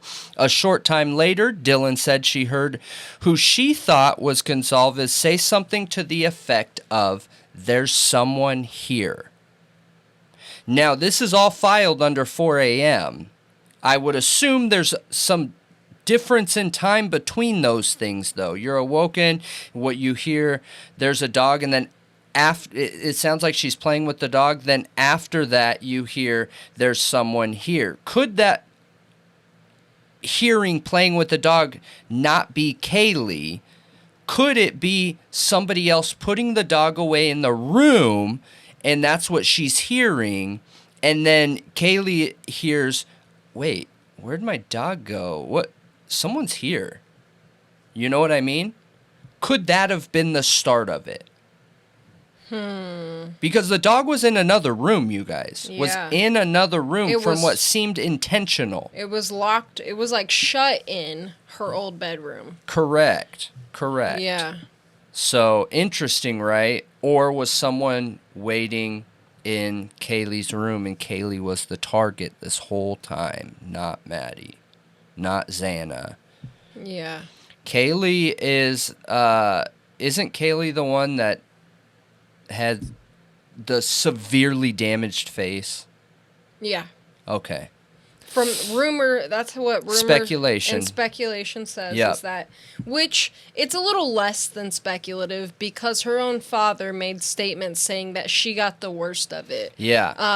And They were the last to be notified. Here's some evidence surrounding that. Yeah. They were the last to be notified. A lot of people speculate that's because they couldn't identify her. So what we heard, like Annie Elise, who got a leak before the PCA came out, is that one of the people, their face had been so badly beaten that every bone was crashed or was cracked and crushed to the point of not being able to identify her. So one other interesting thing is that we have a new viewer subscriber, Jeff, who is a content creator. He's been on a few different content creators platforms, and I believe he's also a musician, so shout out to Jeff. But he said that he ordered a K-bar just to understand better, the situation. He said it is as heavy as a hammer on the butt end. Yeah. So was that the weapon turned around because there was some kind of anger there? You know what I mean? And that's why she got it the worst, because that is a very, very, very brutal way to end. They say that she had defensive wounds. That's what Steve says, that from the coroner. The coroner showed him the autopsy results and told him some of, the details. Yeah. And apparently she fought and was stuck between the wall and Maddie in the bed, and got the worst of it, like in the face, is what we're thinking. But that would make sense, her being unrecognizable because of that. Yep. And I feel like that's interesting to mention, that if that is the most violent interaction based off of the wounds in the home, that's where the knife sheath was left too. Mm-hmm. Yep. So clearly it was where the most heat was, where the most rage, maybe. Yep, maybe. There's a lot of different ways that can go. Yeah, you're right. If we go down this storyline where it's Kohberger and he's wearing the Dickies jumpsuit that doesn't have belt loops for the K-bar, so it was in some kind of pocket, and pulling it out flung it off, or you know what I mean? Or it could have been in the heat of the moment, it didn't come off, and Kaylee was the first and realized, like, oh, this is still on. Bam, you know what I mean? And then taking the time to take it off or whatnot. And any of those things could be possible, you guys. I think any of it is realistic. Any of it's possible. And I think that's why it's important to talk about these things, of what realistic possibilities are here. So 4:04 a.m., 4 minutes after the last stop, affidavit says that the white sedan, or AKA they say Brian Kohberger, is seen passing the house for the fourth time, okay? The fourth time. 4:12 a.m., approximately, according to the TikTok app data that the police got, Xana is awake and on TikTok. Okay. So 4:12 a.m., around the same time, Dylan claims she hears crying coming from Xana's room, then opens her door a second time and hears a male voice say, I'm going to help you. It's okay, I'm going to help you. Do you think that could possibly be the attacker trying to, like, throw her off guard, make her feel like, oh, wait, is he here to help me, so he can get closer to attack her? Or I wonder if it was... Because she thought it was Ethan, according to the new book that was written while Idaho slept, is apparently she thought it was Ethan trying to help, that they had gotten in a fight. Yeah, and just remember, when I'm saying that 4:12, you guys, that's approximately. I understand that at 4:04, the affidavit says the white sedan of Kohberger is seen passing the house for the fourth time, and then I'm saying 4:12. That's the approximation based off of Dylan's assessment there, but that only leaves 6, 7, 8 minutes, and obviously if he passed the house at 4:04, these are approximates, but and dude, Brian could be innocent. He could be guilty. We're not here to claim his innocence or guilt. We're just here to analyze the information at hand. So I don't know. Could Xana have been not first overall, but first in that room? And for whatever reason, you know, could the person have been in the closet? It was Ethan who went down and grabbed the food. The scene happened with Xana. Ethan walked in and was like, oh my gosh, it's okay, I'm going to help you. And then that gave the opportunity for the killer to then come out of the closet or something like that. Like, could that happen? Because she said she thought it was Ethan. So you would think that she would probably know Ethan's voice. We see multiple pictures of her around Ethan. You know what I mean? Like, she's been around Ethan. So could that have happened too? It could. It absolutely could. Yeah. We just don't know yet. We just don't know for sure. But I think that's a realistic possibility. Oh, you know, one thing I forgot to mention is I think it's important when looking at if Kaylee was the possible target, is that she posted to Instagram a picture of all of them that morning, the infamous picture that's of all of them. Yeah. So if somebody was watching for her to come back, that was like, here you go, I'm in town. I know Go ahead. it. So at 4:17, okay, and I understand that Dylan Mortensen's statement is around 4 a.m., and that's an approximation. So at 4:17 is when the security camera that's 50 feet away from 1122 King Road, I believe it's 1112, but don't quote me on that, but I believe that's the address that it was found at, literally right by Xana's room, like the corner of Xana's room and that house. It's less than 50 feet, dude. That picks up a very distorted, with white noise, which those cameras are notorious for, audio of a dog barking, a loud thud that sounds loud on the camera, and what is believed to be either voices and or a whimpering crying sound. So, going down Kohberger guilty line, he was seen at 4:04 driving past the house. At 4:17, a suspected crime, evidence of a crime, is heard. So that leaves 13 minutes. 13 minutes. 4:17, Dylan then opens her door for a third time, and this is when she sees a masked man walking briefly toward her, clad in black clothing and a mask covering the person's mouth and nose. According to her, she closes her door quickly in frozen shock and locks it. And that was the last time she opened her door until the morning time. So 4:20, the same white sedan is seen leaving the area at a high rate of speed. 5:25, the same vehicle, according to the PCA, is seen on 5 cameras in Pullman, Washington area near where Kohberger lives. So that gives us an hour and 5 minutes to get back. Very easily done if it's Kohberger who's guilty, right? So 9:12 to 9:20 a.m. The suspect's phone ending in 8458 is utilizing resources that provide coverage to Pullman, Washington, but and according to the PCA, okay, this is very tricky wording in here, and I didn't completely understand it. It was truly connected to Pullman, Washington, but they say that they see evidence in that cell phone data that says he traveled to the crime scene.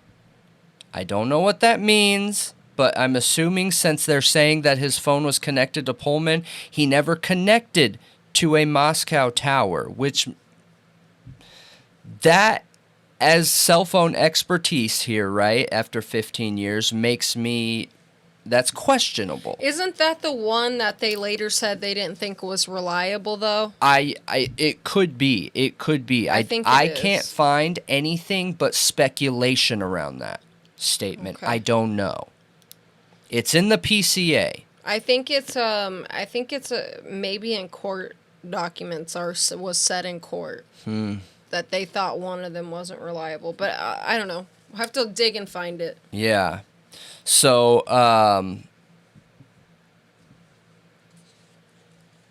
11:58 a.m., the 911 call comes in from the survivors' phones, reporting an unconscious person at the scene of the crime. Now, what's important here is neither Bethany or Dylan officially called in, but it was one of their phones was used to call this 911 call in, you guys. I'm pretty sure it's confirmed that it's Dylan's phone. But I don't... Not anything coming from court documents. So, Okay. On November 16th is the next information we have, right, from police. And Chief Fry makes a statement reviewing the 4 victims and confirming they were stabbed to death. November 30th, the visual honoring of the victims, where the footage has since been taken down, but a lot of their family members talked and everything, honoring them, you know. I don't think it's taken down. It's hard to find the whole thing. Very hard to find the whole thing. Yeah, I found it, though. It's posted by a ministry website. Oh, okay. Yeah, we can put a picture of it up on the screen, because we did have a hard time, and then all of a sudden, I just randomly found it, and I saved it. So. That's awesome. So December 7th, this is interesting. December 7th, Chief Fry pleads to the public for help finding a 2011 to 2013 Hyundai Elantra. First, start by explaining why this search for this white vehicle. So we have information of a white vehicle that was in the area either during the time frame of the homicide or around the time frame of the homicide, and we are just wanting to talk to the individuals who are in that vehicle. They may have some valuable information for us, and we're looking for a 2011 to a 2013 Hyundai Elantra. So any assistance you can give us, anybody that owns one, anybody that knows of someone who owns one or may have been driving one, if you could get a hold of us through our tip line or call us directly, we'd appreciate that. This body cam image and the white car, is this the white car investigators are looking for? So the body cam image that is out there from an officer who was on a call with alcohol offense does have a white vehicle in it. This is not the vehicle that we are looking for. So we wanted to clear that up with all news media. And finally, the tip line, the process. What do you want to tell the public about that? So the tip line now will go to an FBI call center. We've done that because we started receiving many tips, and that call center can categorize those, and they can send those tips back to investigators so we can follow up and make sure that we continue with our investigation. Yeah, and he also makes a statement that there's 22,000 of them in the area. He does. December 15th, Kohberger is driving eastbound on I-70 in Indiana, and this is when the pullovers happen, right? So he's first pulled over by Hancock County Sheriff's deputy at 10:41 a.m. Then, at 10:50 a.m., he is pulled over by an Indiana State Police officer.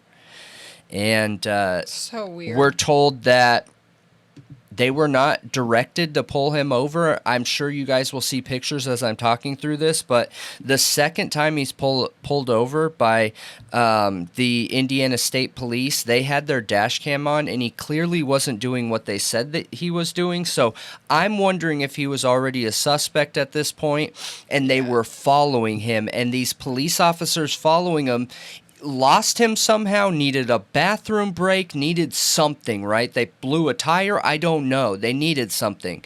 And they needed to slow them down. You know what I mean? Yeah. There was some kind of something there.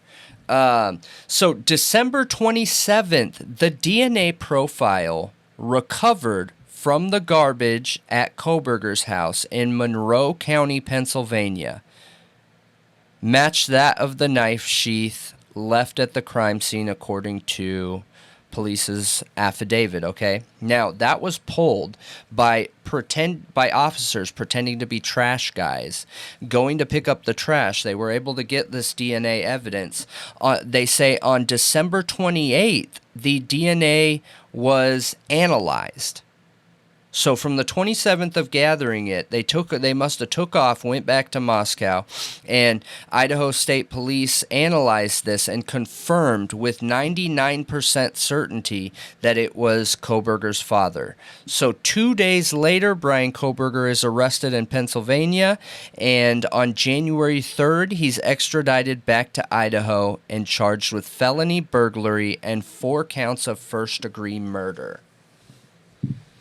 Interesting stuff. I'm really surprised we didn't cover this topic beforehand, but there's so many questions in here. I look at this PCA, right, and I don't believe Kohberger's innocent.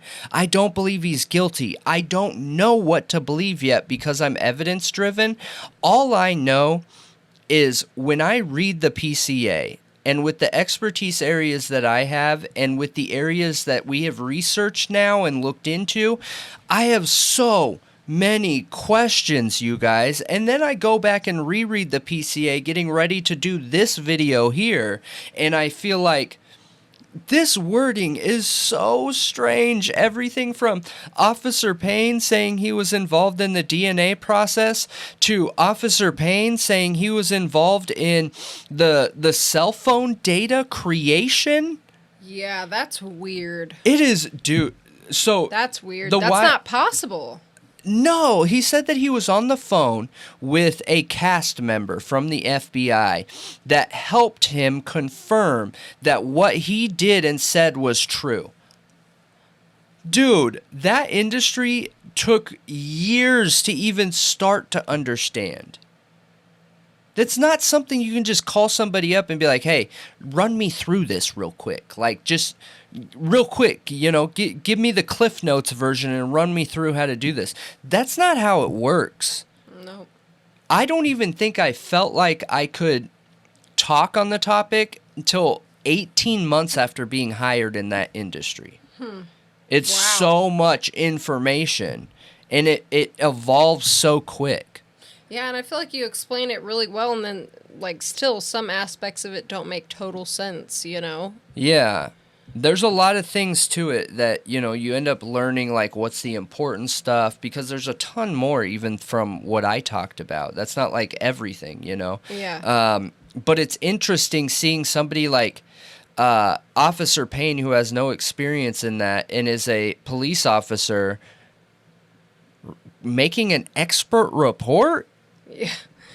Beats questions, me. Dude. Yeah. I have questions. And I'm curious what questions you guys have. So I think it's a good idea that we take a look back in the past at this case every once in a while to get a little refresher. I'm glad I did this. And I hope you guys learned something you didn't know. I did. I thought it was interesting seeing the breakdown for Xana and Ethan's timeline and what could have transpired in that area. I'm not sold on this Fight Club thing, but it doesn't mean that it's not possible. Yeah, it's totally possible. I mean, it's not outside of the realm of possibilities. I have known people to host Fight Clubs before in the past, so... It's obviously possible Kohberger did it. Yeah. It's just he would have had to have training somewhere to do it, and I'm not saying he didn't. I'm just saying that the time at which this was done with somebody who knew they could do this in this way and at this success rate. You know what I mean? Mm-hmm. But more than anything, I want to know what you guys think. I want to know how you feel about it. I want to know what stands out to you, what doesn't. If you didn't like the video, if you did, let us know. Yeah. From your favorite hot dog. Yeah. We are going to talk Delphi because it is popping off, okay? I don't even know what to think at this point. I know that it is literally tragic, though, what is happening. So everybody knows we got this memorandum. It literally shook the internet, shook the true crime community, shook the justice system. You know what I mean? Like, it was shocking what was written in that memorandum. And I think everybody's initial reaction was to laugh at it or be like, psh, write it off. But then I saw people like Vinny from Court TV, lots of people being like, wait a minute, this might have some validity in some aspects. Like, maybe it's not a cult, which we did the episode on the Vinlanders. I really suggest you check that out. Nobody was talking about that when we first brought that information. Now I see a few people catching on to it. But I do believe we're the ones who broke that open at first. Well, it's because of how the sticks were on the body of the one. It's clearly a VL. So clear. Well, yeah, I mean, it was... And that's their sign. I mean, that's not what broke it open for me. It was researching the Vinlanders because I saw the name mentioned in the memorandum, and I saw Firm 22, and I was like, wait, what does that mean? Can I find anything on that? Yeah. Because, they're citing the 4 people they believe were involved, so I started looking into their names. I started looking into the Vinlanders, and I was like, whoa, there's a lot here. Clearly, this is, a nationalist, racist gang that is all over the nation, you guys. It is everywhere. I highly suggest catching up on that if you don't know about the Vinlanders. If you want to know more about them, definitely watch that video. But we're not going to dig into the memorandum or anything really written in that today. I want to talk about the leaks and Richard Allen's defense attorneys stepping down. Yeah, that is so crazy. And now the case is being pushed back even further, including all the requests for him to be moved, transferred, because he said he didn't feel safe where he was. Everything is pushed back. Are we going to have a living person by the time this gets to court? If this is true. If, you guys, and I'm not jumping in conspiracy land. I'm just saying, if it's true, we have some evidence that patches were being worn. So at least it's true that the guards believed in this. Exactly. Which requires further investigation. Yep. That's what that flags for me. Is, oh, wait, one thing at least is true. So can I make 2 things true? Can I make 3 true? Let's keep going down this. Exactly. So, we had this court hearing yesterday, October 20th. People were waiting in line for hours, waiting in the courtroom. There was delays getting Richard Allen there. There was a lot going on behind the scenes, clearly, because the judge comes out and says, basically, we had an unexpected turn of events, and the attorneys have stepped down. Andrew Baldwin stepped down verbally. Brad Rossi said she expects him to put it in writing that he's stepping down. We've had an unexpected turn of events, ladies and gentlemen. Earlier this afternoon, the defense attorneys have withdrawn their representation of Mr. Allen. Mr. Baldwin made an oral motion to withdraw. I granted that oral motion to withdraw, and Mr. Rosie will be submitting a written motion to withdraw, I'm assuming within the next couple of days. They have confirmed with the court that Mr. Allen's financial situation remains static, meaning he is continuing to be entitled to appointed counsel. I will reach out to public defenders to make that appointment. As Mr. Allen is now without counsel, I've ordered him transported back to the Department of Correction. One thing that Truth and Transparency pointed out, which I feel like she did a really good job calling some things out, which I'm going to mention some of the evidence she brought to the table. Shout out to her. Definitely check out her past 2 live streams on the Delphi case, which involves the leaks is the first one, and the second one is the court hearing, where the defense attorney stepped down. But she points out that the judge says expects him to put it in writing. Yeah. So he's not officially stepped down then? But she said that's just like, you know, sometimes wording matters. Like, let's just pay attention to that. It could not mean anything. You know what I mean? Maybe. I don't feel like they would put their neck out on the line saying, hey, they're stepping down if he wasn't. Right. My biggest concern is why. Not the, what do you call it, this semantics around, like, how exactly, if he does this, if he verbally says it or if he says it in writing, whether it's true, whether it's not. You know what I mean? Like, I want to know why it's even a thing. Why does he want to, verbally or written? Yeah. So a lot of people were speculating that the judge, was going to remove one of them from the case. Yeah.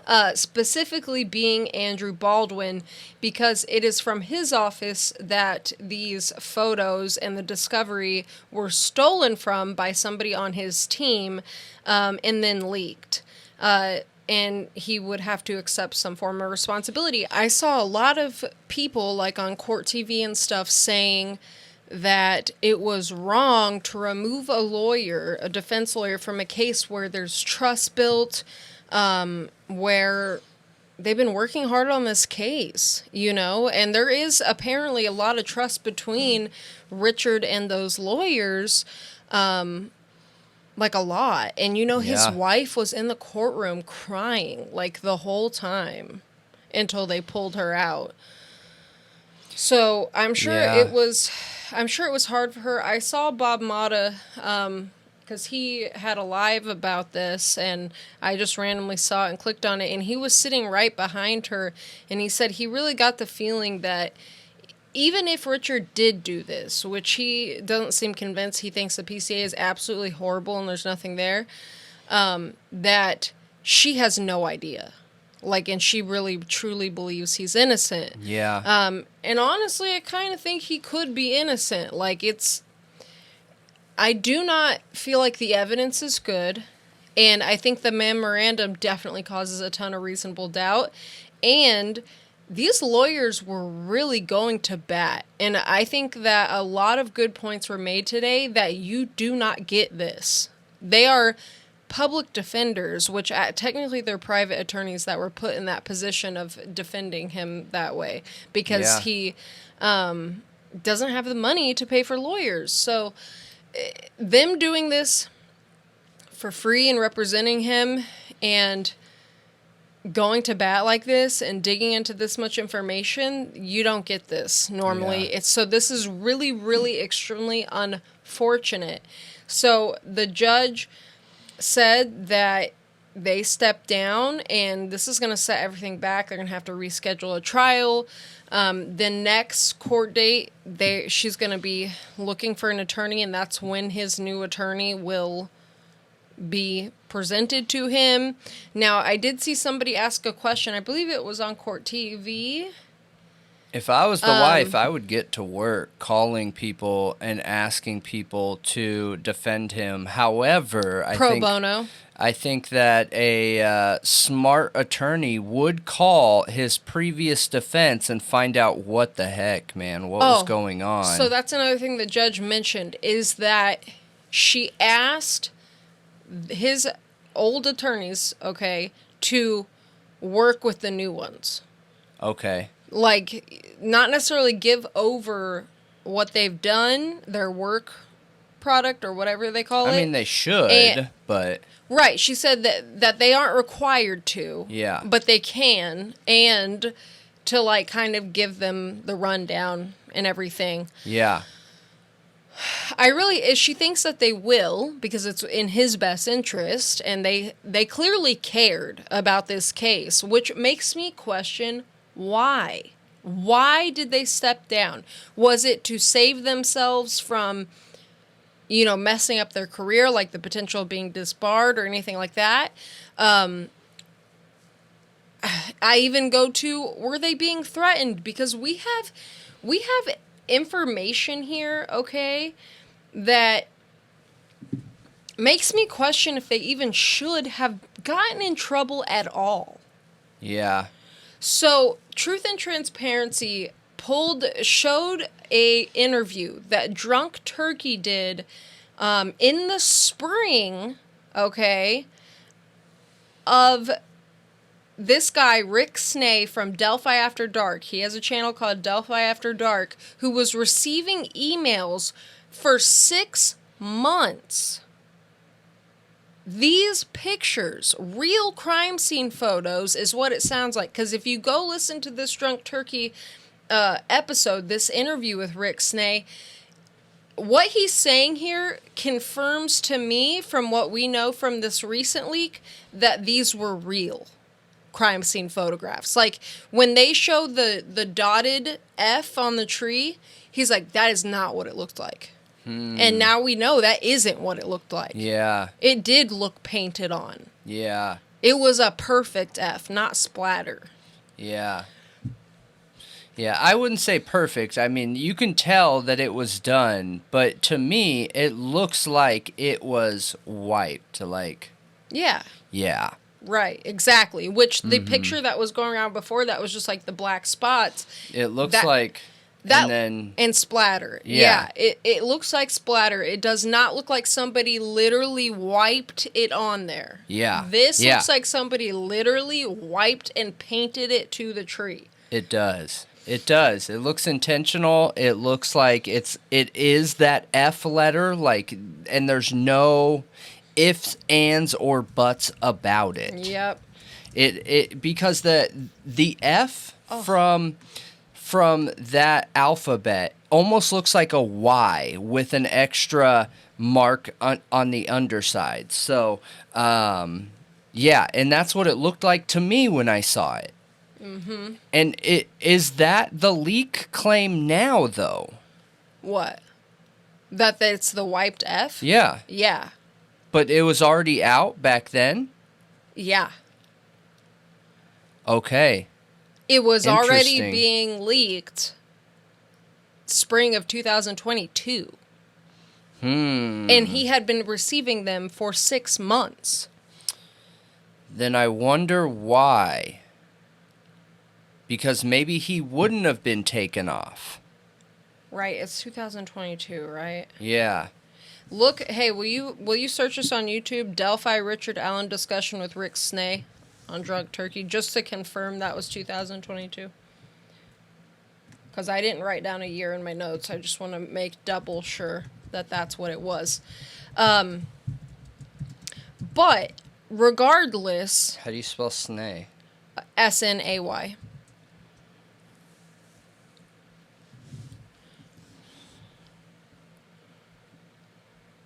So what? What? Wasn't it just at the top? No. That says Drunk Turkey Show, Delphi Richard Allen discussion with Rick Snay. This? Yeah. Okay. What about it? 9 days ago. Okay. So they did it 9 days ago. So then when was he getting these leaked? They just say spring.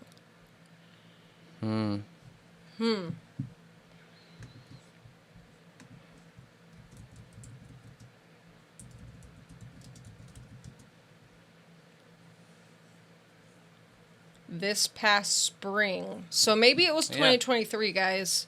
Yeah. Anyway, I thought it was 2022, but it sounds like it might have been 2023. Either way. Either way, it was prior to these supposed recent leaks, okay? Yeah. So we have two separate instances of leaks. The first one clearly was this guy, Rick Snay, okay? Who that came from, we don't know. Did it come from the same person? I don't know. Yeah. We now, don't know. The most recent leaks were apparently given to Murder Sheet Podcast, and they made an episode on it where they claimed that they dug deeper into it, that this guy Mark, okay, emails them, says he was a part of these leaks, but he's not the original source, sends them the pictures and says, please take it all to the police, and was regretting being a part of this leak.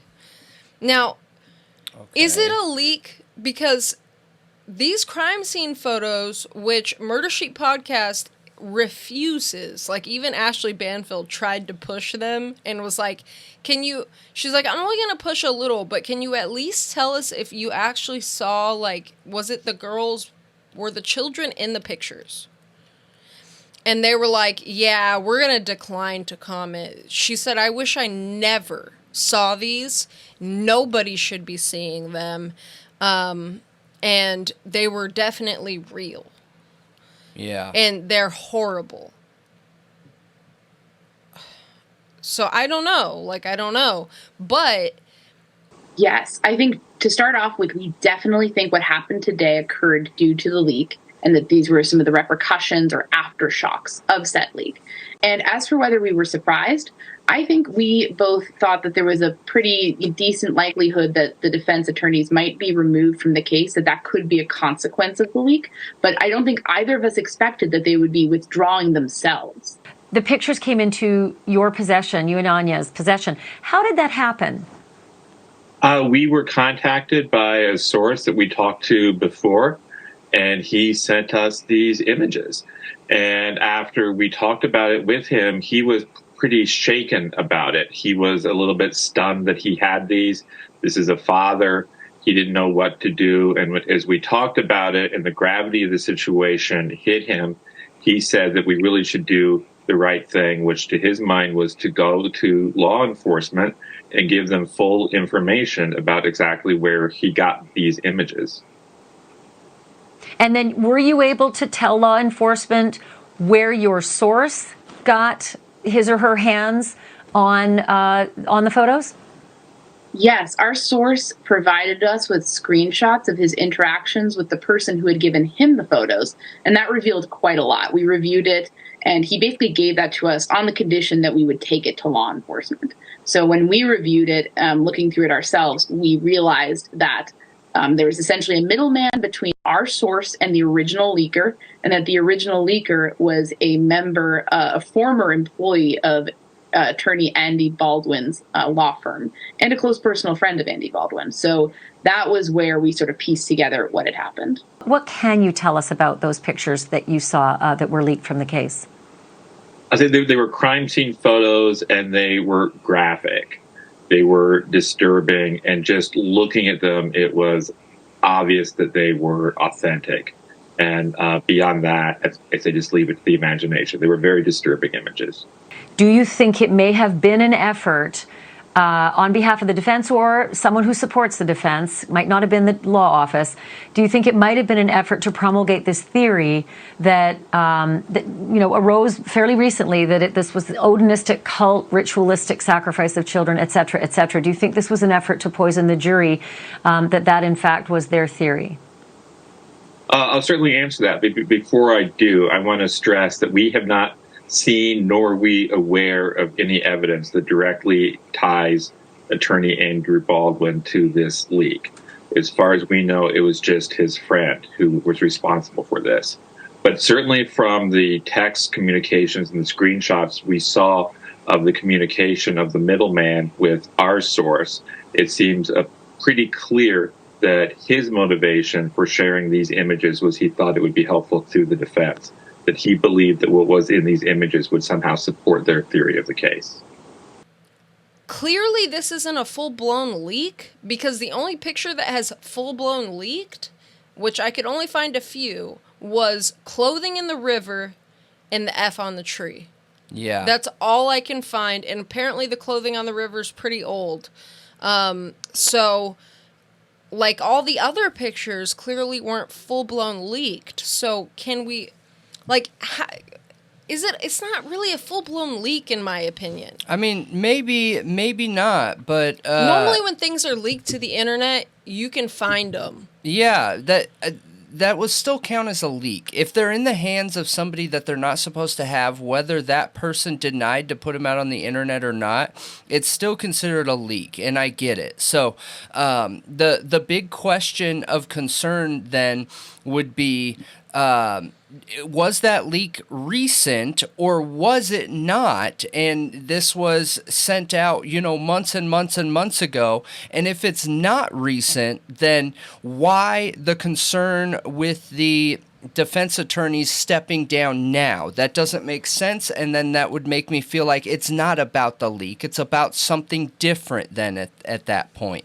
Or was this leak put out and then they ran this story of a leak and that was then somebody reaching out to the defense attorney saying, look at what we just did. If you keep going with this, it's going to be worse. It's going to be your career. You know what I mean? Are these real possibilities? Are we going too tin hat here? I don't know. I just know that the little bit of information that we've been able to confirm from the original statement made about all of this craziness is there's something there. Yeah. There is something there, okay? There is. We saw statements of the police who were wearing patches. We tracked the two separate statement bullet points to where one says, I started managing this area in February, March. And then it says, I started wearing the patches 6 or 7 months ago. But February, March was 6 or 7 months ago. So really what you're saying is that you started all of this 6 or 7 months ago. And that's a big question. That verifies that they were wearing Odin patches. They were wearing I Hate People patches. They were wearing that one... whatever it's called. I forget what that's called. The Volk triangle. knot. Yep, the Volk knot U.S. flag patch. Like, that's real, okay? The defense attorney stepping down, that's real. So then how, who, what, where, and why? Yeah, so it's even worse than that. Okay, these correctional officers were hired only within a couple months of Richard Allen being arrested and put in this prison. They're hired a couple months after he's put in there, okay? Then a few months later, they are promoted to a supervisor over the area he's in. And at that same time where they're promoted and supervising the area he's in, they start wearing these patches. Right. If you go look at their sworn affidavits of them claiming to not be in an extremist group and not be Odinists, but they do represent their faith in their country through these I Hate People patches, saying they're not a part of a hate group. It doesn't represent hate, but they're literally wearing a patch that says I hate people and in Odin we trust and a Volk knot patch combined with an American flag patch. Like, bro. Yeah. There's something there. I'm not saying it's a full-blown conspiracy. I'm not saying that and then he confesses. all these people are involved. We aren't saying he has to confess. I'm sure that those patches are on video. I'm sure of it. No, I'm saying I want to know at what point Richard Allen started going downhill. Was it when that guy started supervising him and wearing the patches? And then Richard Allen confesses once he's been going downhill and these guys have been overseeing him and not allowing him to be able to speak privately with his attorneys? Yeah. I want to know the timeline for this because this is seriously a problem. We have a problem on our hands if that's the case. Yeah. And his lawyers were working very hard to get him moved. They were also working on this Franks motion to get the search warrant overturned and get all that evidence thrown out of court. Yeah. Throughout this memorandum, are we going to have new attorneys come in and say, yeah, we're not going to use any of that? We're not going to go down that road. Yeah, it's possible. It's possible. And the unknown sucks if he's innocent. And I don't know. I'm not... This is another situation similar to Idaho 4 where, hey, I see very real red flags here. Absolutely, 100% I see them. Am I willing yet, based on what I have in the evidence that we see... willing to say Richard Allen is innocent or Richard Allen is guilty? I'm not there yet. I don't know. But I know that I have questions. I know that, the evidence against Richard Allen is weak. I know that it's huge coincidences with these guys being hired, promoted to supervisor, patches put on, and all this stuff. It aligns with Richard Allen being added in there. Yes, all of those things. Yeah. So, another important note, okay? So, Murder Sheet Podcast gets this email from Mark, okay? Then they do digging. They track it back to this guy's source, and the person who apparently worked for Baldwin, the attorney, the defense attorney, and this is a guy who worked for them and apparently stole the discovery, which we now have a new document, which is a memorandum from Baldwin's attorney, because he hired an attorney planning to fight his removal, okay, that morning before he ever stepped down. No way. Yes. What? Yeah, so this guy R, okay, Murder Sheet won't go any more into that. They say, and apparently, which is in their episode at the time they put that out, they said last week this guy unalived himself after this started being looked into. And then they say, don't engage in stupid speculation that he was killed or something like that. Dude, it is our right to engage in speculation. It is our right to ask questions, especially when it comes, in my opinion, to something like this, where it almost seems like a man could be being framed right now and abused in a correctional facility and not getting help. Yeah. His attorneys are gone. He has no one representing him at this moment. We don't know what the next attorneys are going to do. Like, how deep, if there is corruption, if there is, how deep does it go? Yeah, because interesting. A lot of things, Truth and Transparency also posted some very interesting stuff, okay, about Tony Liggett and Libby's mom.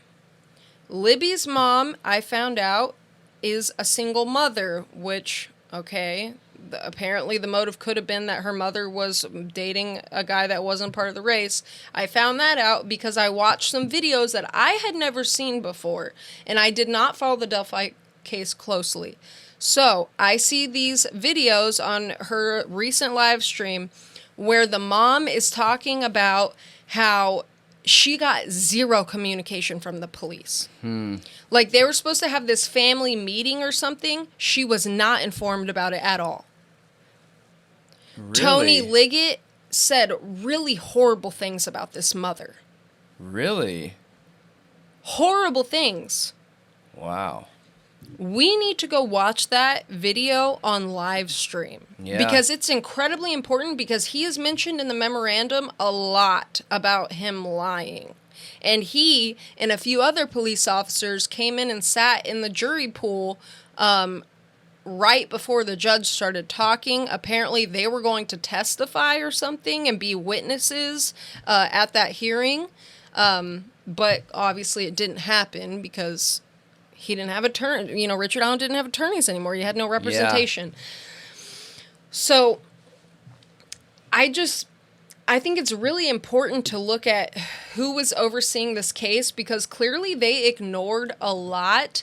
They were really bad at communicating with the family, and even went as far as putting down one of the mothers, which is a huge red flag in my mind. Yeah. Putting down one of the mothers. The mother who supposedly may have been the one dating outside of the race, and that could have been the motive, according to the memorandum. Yeah, that's super strange. Because we've said before, it could only be one officer. That's the problem. In any case that involves an officer trying to hide something, or cover up, or frame somebody, or something like that. Yeah. And there is proof of him not being honest. Yeah. It's interesting. I'm telling you, I think it's interesting. And I think there's some big red flags here that absolutely need answered. And it just sucks in court cases because they move at a snail's pace for people that, need answers like myself. It feels like it moves at a snail's pace. I just hope there's something more to this. I know multiple people that were in the courtroom said that those police seemed really uncomfortable sitting up there, like something was wrong. They were giving off the body language that something was wrong, or they were stressed out, anxiety, whatever. So to have these attorneys just all of a sudden step down, it makes me curious, like, what else is there to this? Because technically, if I saw corruption and fraud at this level, did one of these attorneys reach out to the FBI? Because that would have been my go-to.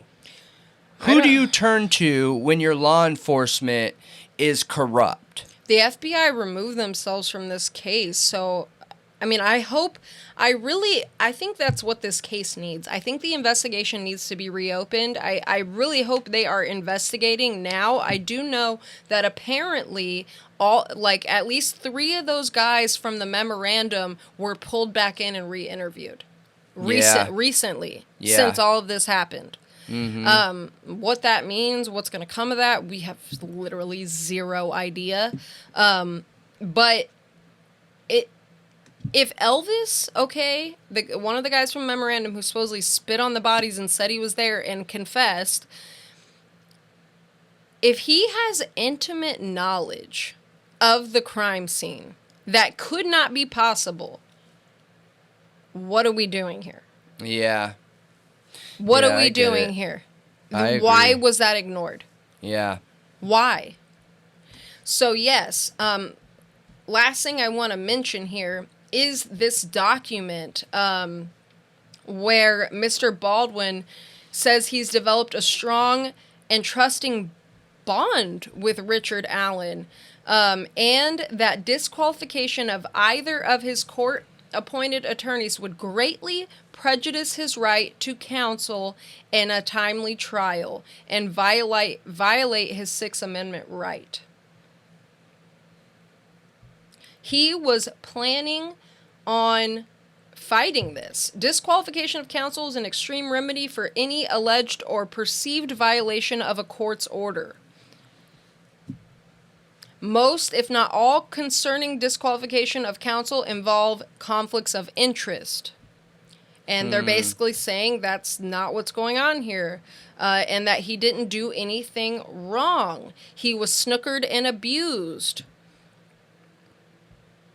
Basically, he left his documents, the discovery, in his office. He didn't have it under lock and key. This guy goes in, takes pictures of it, and that's what happened. It was essentially stolen from him, and after he found that out, he put it in a safe. Yeah. Under lock and key. Yeah, I mean, that's not something that you should have to worry about. I agree. But here's the thing, though. If you're in charge of those things, I mean, I get it. I get it. Mm-hmm. I get it. Now, did the judge, looking at this optimistically, did the judge look at this and say, hey, look, this is going to go on your record as an attorney. So you have one of two options. One, I know you care about this case, and they are now looking at other suspects, and I firmly believe that Richard Allen is going to be able to be let out of here. And two, are you sure you want to continue as his attorneys and risk the backlash of everything that you put out? You know what I mean? Is that a possible outcome here, since people have been pulled back in? See, what I was wondering is basically they're going to work on the back end now for his case, and they're just going to have different front people in the courtroom. Because she said that they will work with his attorneys, his new attorneys. Oh, gotcha. So I'm almost wondering if because of these leaks, if it looked bad, so bad that it would be called into question and everything, and it was just kind of a mess, are they going to continue working on his case, but in the background? Yeah. I hope so. Yeah, that's a good positive potential outcome. Yeah. So, and it is also confirmed in this document. It says there were 3 disseminators, meaning 3 people leaking this. One of which unalived themselves after law enforcement investigation began. So it is confirmed in this document that this person unalived themselves. Wow. We know it for sure now. It's no longer speculation. It's no longer coming from the Murder Sheet podcast. It is in a court document now. Yep. Interesting. And it's no shady circumstances? Okay. Has anything been talked about regarding, shady circumstances or anything? No. No? Okay. So, but he did say he kept the documents in a locked room, in a locked filing cabinet. It says that he left it in there for like a second in an unlocked room. And that's when it happened. Okay. So here, Mr. Baldwin's trusted friend, he trusted him to respect the office space. He was betrayed. So basically he kept all of it in the room, locked filing cabinet. Defense counsel has put together a plan for curative action in which no items will be left unattended even for a second. So, yeah. So they're basically saying he did keep it there, but it was unattended and this happened, and now that's not going to be possible to happen ever again. Yeah. Like, if someone gets up and goes to the bathroom, it has to be locked back in the filing cabinet. Yeah.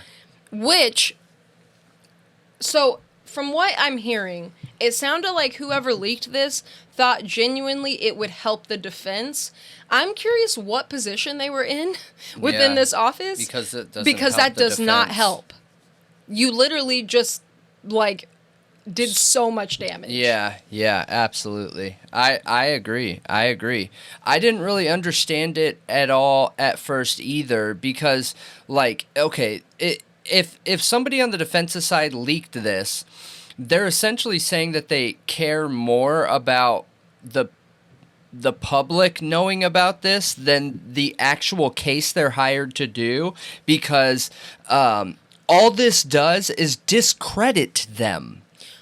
I agree with you, but I can see that's why I don't understand what position were they in, because I feel like somebody who doesn't know law could think that, okay, if I leak this, it proves that there is something funky here. This crime scene is not right. The funk would have came out. It would have. You're right. The right way. Yeah. But I think they were afraid justice was not going to be served. Something was going to happen that people wouldn't believe them, or I don't know. It sounds like an inexperienced person. Again, right. Cases take forever, and I think that's why a lot of YouTubers and content creators get up in their feelings and up in arms about it, because so many cases, we got to wait months and months and months, if not years and years, while we're going through this. But that's standard. It is. That's standard. Yeah, it's normal. So, I don't know. It sounds like they were trying to do the right thing, but it was not the right thing to do at all. Yeah, I agree. So, I agree. I think this is incredibly unfortunate. I'm really looking forward to hearing more. I really hope that... Because I want to tear this apart. You know what I mean? I wish so badly we had more information, because I want to know what's going on here. Yeah, absolutely. But I really, really hope these new lawyers do not come in and throw all of this to the wayside. That would be horrific, in my opinion. That would be a severe injustice to not look at it, because this is all from the discovery that the prosecution handed over. This is not made up. This is not... those defense attorneys' own private investigation. This is literally them taking material from the discovery and collecting it and putting it together and putting it in the memorandum. Well, there is some new evidence. The new evidence is the timelines around the guards. That's new. That was not in the discovery. Okay, yes, the corrections officers is new, and also they talked to the guy who brought the attention to the police about BH. Yep. And his Facebook posts. Mm-hmm. Yeah. So there was a little bit, but everything else comes from the discovery. Yep. But I want to know what you guys think is going on here. Do you think there's corruption here? Do you think this is explainable? Do you think it was the right move for the attorneys to step down? Is there a play? Is there a play there? What would have happened if they didn't step down? Do they already have attorneys that are like gonna step up? Yeah, that's what I'm wondering. Mm-hmm. Like if they're like, okay, we can have these attorneys in line to step up and then we'll just assist them with what we know and have. And did they have a meeting with the judge and say, hey, judge, I have an idea. So that this doesn't taint the case anymore, because I know this is going to leave a bad stain on here and we care about justice. What if we did this? You know what I think is really unfortunate? I feel like the defense is fighting harder for the truth and justice than the prosecution is, and that's a problem. Yeah. But honestly, not that much is being said about the prosecution, so maybe I'm too quick to the jump, but hopefully they are. Hopefully he is trying to get more investigation done on it. I hope so. Behind the scenes. But let us know what you think. And that's a wrap for Delphi for now. Yes. We'll keep following it. Let us know. All right. So, why I did the timeline of the Idaho 4 just a little bit ago is because I want to bring up a completely new theory, but watchers be warned, okay? This is total theory. This is total speculation. However, one thing I want to remind you of is our AXIOM, and our AXIOM says that, we're going to share all the information we get and hold nothing back unless that something has the potential to hurt somebody. Potentiability. That's a great new word. It is. Actually, I'll stick with that one. Potentiability to hurt to hurt somebody, all right? Some billies. So, what I'm talking about here, and remember, you guys, we've only been full-time true crime for, between 60 and 90 days. That's it. We've made all of our progress in the Thought Riot podcast and the True Crime Talk Show in those 60 to 90 day marks. We picked up 3,000 subs. We're at 100,000 plus views a month, which is that's just YouTube. And that's incredible, absolutely incredible. Yeah, we're at 3.5K right now. Yeah, we are absolutely. So.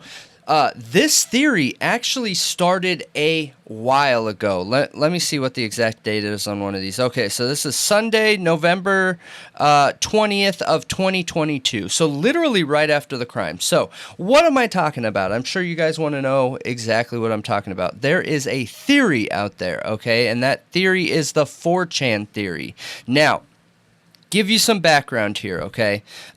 This is tin hat. Get your tin hats on, right? Now, that doesn't mean it's not real. That does not mean it's not true. But it is, in my opinion, considered a tin hat theory because it's just very far off from the main storyline, right?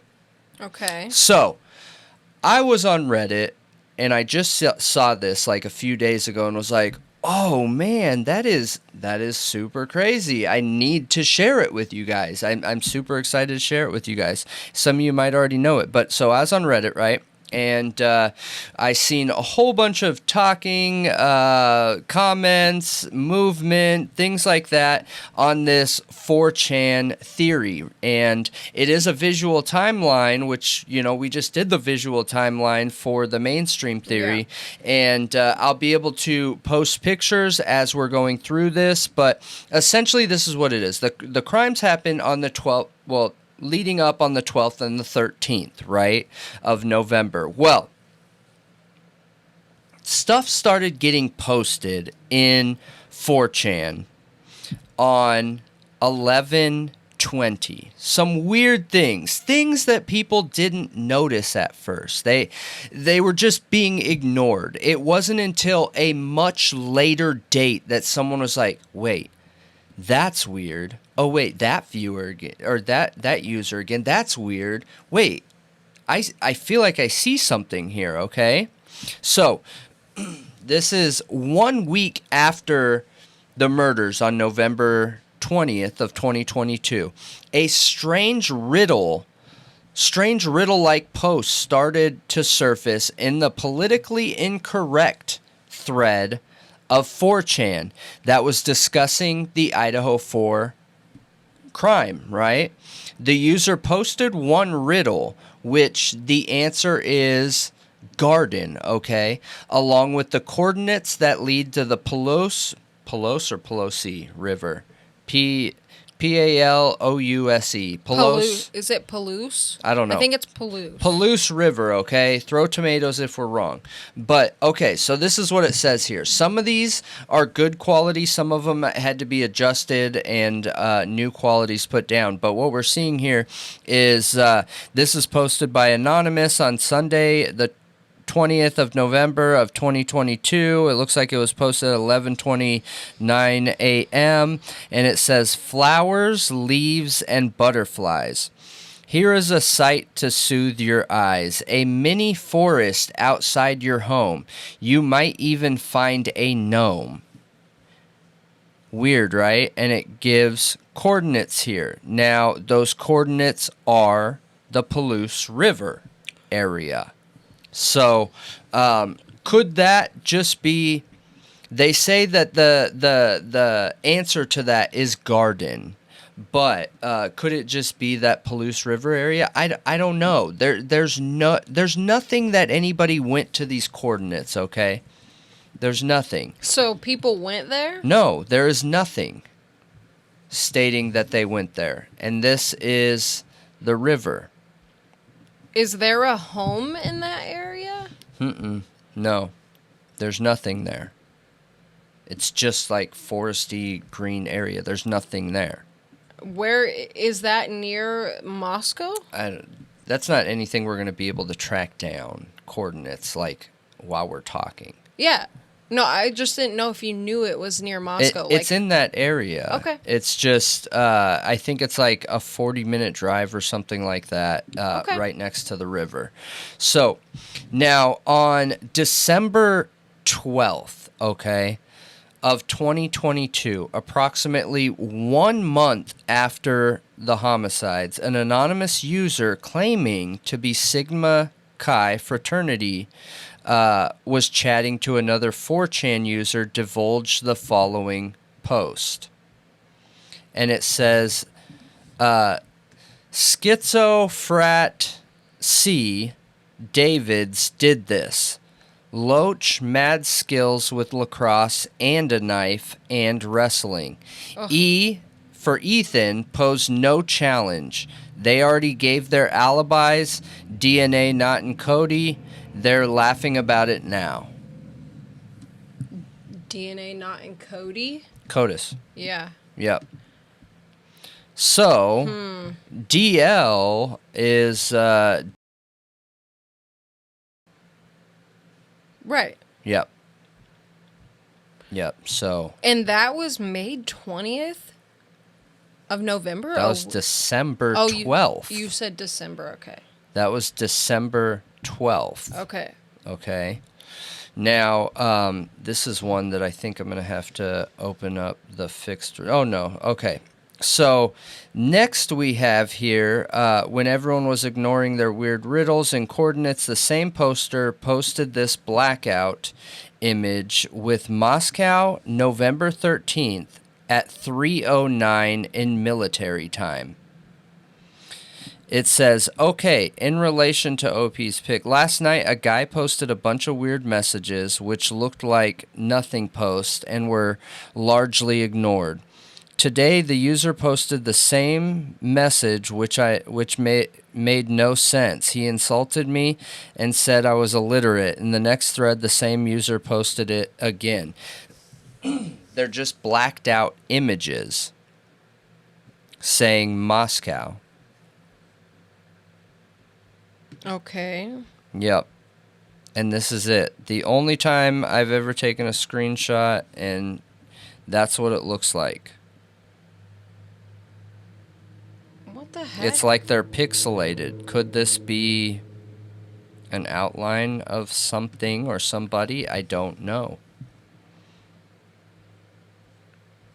Weird, right? Yeah, it's just black. Like, what? Yeah. But it's giving the date of the crime. Yeah, that's strange. And it's blacked out. So, super strange. Here we have the next one. Ready? Mm-hmm. It says, high probability some brothers are aware. Rogaine has ample opportunities and will play the grieving boyfriend. B actually talked about this in detail in the past, wearing electrician's gloves, putting on baggy clothing after, and walking away. By the way, B's dad works for a professional cleaning company. So that was disposed of in Garden City over Thanksgiving holiday. They're talking supposedly about murder weapons and clothing. Garden City. Yep. And that poem, the answer was garden. Yep. That poem was the answer was garden. Super strange, right? Yeah. And remember, all these were pre-Koberger. One is, I have it on good authority. Cousin's a cop in a nearby town, but called in to help in Moscow once the school started back up. Apparently, the investigation is looking directly at Sigma Chi frat party Ethan and Xana attended from 8 to 9 that night. He did not have any update on their timeline after they left 9 to 1:45-ish, but did say it looks like the investigation is owning in on 2 suspects from the party that night, and an update should publicly name them by the end of the week. Sigma has made their socials private and removed all info from Facebook going back a few years. They believe Ethan and Xana were the main targets, stemming from an argument that night. Downstairs, survivors could hear 2 males rummaging through the room above them, figured it was an after party, locked the doors, and went to bed. When they discovered them in the morning, about 30 minutes before the 911 call, they called their friends at Sigma Chi to come over, who in turn called the police. It's right across the street. For whatever reason, they believed it was people from Sigma upstairs around 2:15 that night. The back door was left open. One ended in bed, the other blocking the room's door with their body. Police just updated their Facebook to reiterate they are not looking into the activities of that night, only the murderers, which to me suggests something went on, fight, drugs, and spilled into anger later that night and got them ended. Also didn't want to release the profile they created as it would cause some undue fear in the community. Yeah, super interesting, right? Yeah. So they give the time frame here, and they say that it adds up to exactly 19 minutes according to this theory here. And what they're saying adds up to 19 minutes is the 2 different police body cam footage where you see people that are walking by at 2:53 a.m., a group of people, and then those same people in that footage right here, you remember those 4 people? Running by the light. That's 3:12, meaning that gave them roughly 19 minutes of inside time in 1122. Interesting, right? Yeah. That's super interesting. The only thing is Dylan's time frames would be off if this is true. This is also a breakdown picture. So there's the Alpha Gamma. There's Sigma Chi right there. 1122 is right here. The police are right here working with those kids, right? That's that body cam footage we see. They run down. We see the reflection right here, and they run left to Sigma Chi. I mean, that would make sense.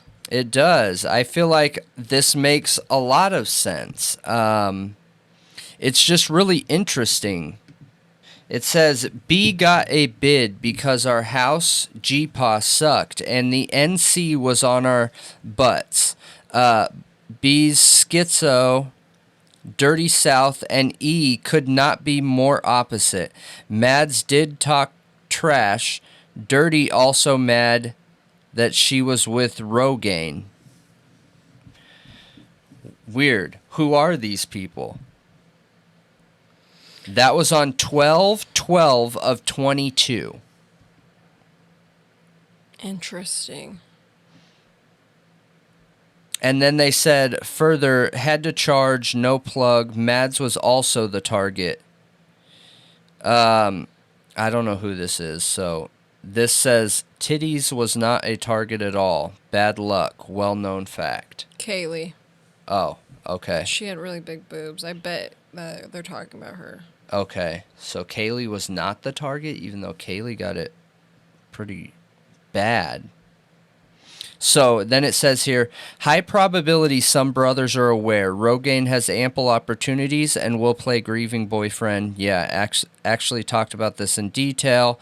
Wearing electrician's gloves, putting on baggy clothing after, and walking away.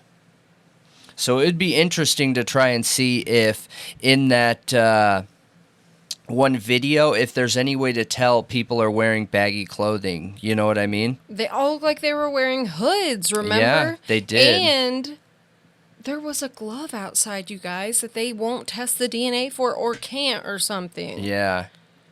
Yeah. And then it goes on to say here, this is interesting. It says, bruh, you can see the King Road house from D's SX room. Once that third floor light turned off, they did it. 19 minutes total, walk included. Talked about this at Bishop Kelly and SX. And then it has blank and E got in a fight that night. X allegedly talked trash. L had problems with Maddie also. This has been brewing since fall rush of last year. They went quiet on SM for 2 weeks before and after the deed.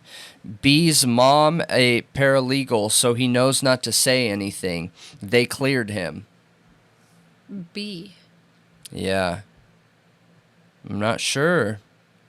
It's not Brian. Brian's mom isn't a paralegal. Yeah. So whose name starts with a B? I'm not sure. There's some more images on here that we'll go through, but it says had to take a dump, SX22, saw Ethan and Xana and at the party, and Ethan had issues back to E rushing. E talked crap about Loach taking roids and having his stuff shrivel. He was pissed. He wanted Xana for being dumb youngins like Ethan. Tutors are assigned. He blew it with Ethan, a second year fresher, also self-conscious about his blood, and talks empty crap. Talked about this in general for a while, talked about leaving their cell phones behind and on YouTube autoplay. No pings, no guns, too loud, area dead early Sunday mornings. They even called out how bad the media was. Media saying, again, so-and-so was the target. That is false. She wasn't the target. The targets were E and Xana and Maddie. Maddie talked trash and never acknowledged Mads right from that one. He was a jerk, essentially. Strange, right? Is that not super strange?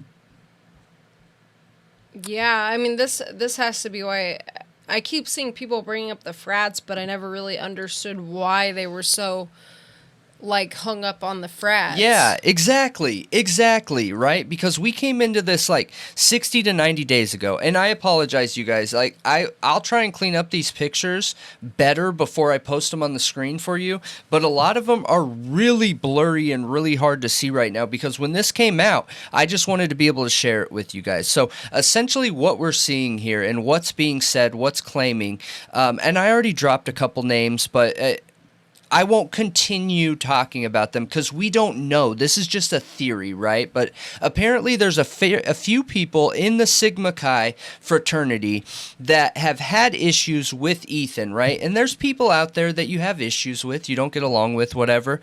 But apparently one of these guys are, according to everyone else, a really dangerous person. They have training in wrestling. They have training working with knives and hunting and things like that. And they had talked trash back and forth. They got in a fight with that person that night. And that night, it didn't end, okay? Xana got in the middle of these two guys, and she was also talking trash. And apparently that one guy Ethan was having an issue with wanted to be with her, according to what this says. And it sounds like Maddie was also talking trash on some of those people as well. And they were all the targets, everyone except for Kaylee. And that makes me go back to, like, what did Steve think in the beginning when he said they didn't have to go upstairs, right? Do you remember that comment? Has some of this stuff been out? Could Brian be involved in this? Is there more to this? We were told there were 3 more DNA profiles. Okay, well, let's look at the possibility that Brian could be involved with this in some way, right? Let's look at the possibility that Brian's not involved at all. I think all of these theories are important. I got something to add to this. What? So, I heard somebody make the speculation earlier. I can't remember the name of his channel, but we will post it after. He came out with a video about 2 weeks ago saying his theory on the crime. I don't know. I don't agree with almost any of it. But there's one thing he said, I was like, wait a minute. Could that be a possibility? Because we know that they took a sheath knife from the Pennsylvania house, the Koberger's residence, the family residence, his parents. They took a sheath knife. They said that was very similar to what they thought was used in the crime. Okay. What if Brian almost had a relapse or did relapse for a minute, had a weak moment? That's not crazy to think. No. Had a relapse. It's really common. Drove over to Moscow and traded a knife for some drugs. And it got in one of these frat boys' hands. And despite it being wiped down because it was Brian's own personal knife, he was in ROTC. Who's to say somebody didn't gift it to him? Yeah. It used to be his knife. And then these kids go commit a crime with it, and his DNA is found under the button sheath. Yeah, I think it's possible. I just want to be super clear with everyone here. I know because we have a lot of viewers that believe he is guilty. We just want to talk about possible theories that are out there. And I think if Brian wasn't in the picture, okay, look at this as if Brian wasn't in the picture, okay? Because he's innocent until proven guilty, okay? So, I don't think it's unfair to look at other potential theories, right? Now, some of that information and the fact that it was posted before Brian Koberger was arrested and things like that, that's very interesting stuff, dude. Yeah. Very interesting. And the way that these messages are worded means that whoever's talking about this has intimate knowledge into these people by calling them nicknames, by calling them by letter, by whatever, right? I wish I was in 4chan at that time to be able to get some of these, up front. Yeah. Now, there's another picture here, and this is interesting, and I got to give the contradiction with it as well, but the last thread, the same user that has been posting these posted some kind of proof that says step 1, okay? Now, this picture that says step 1 was supported by an image that they claim is Maddie sitting on the bed.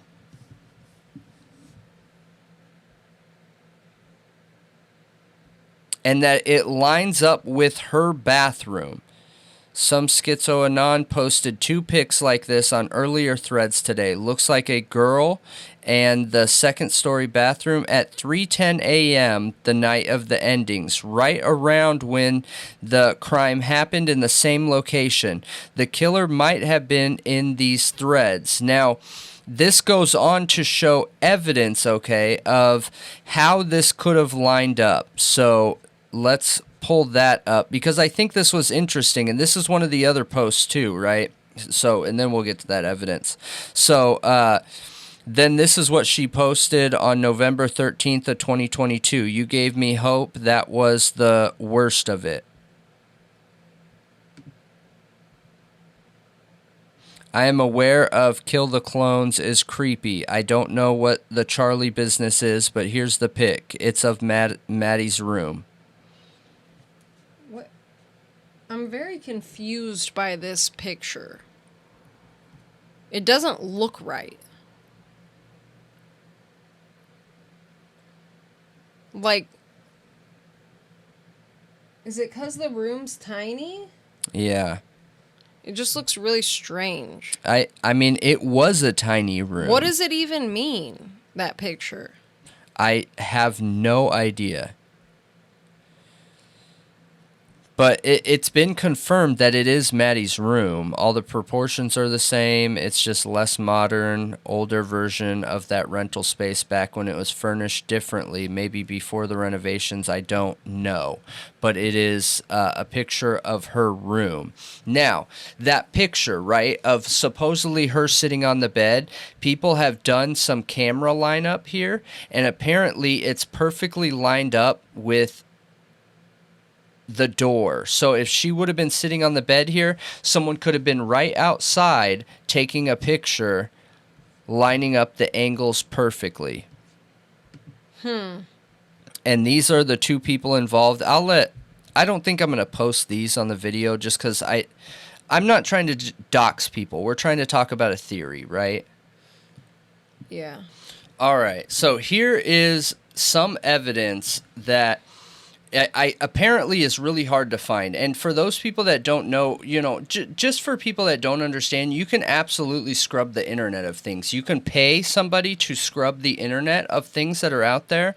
And this shows, did Xana Kernodle have a fight with someone? Idaho victim's dad reveals no one would want to end her, though.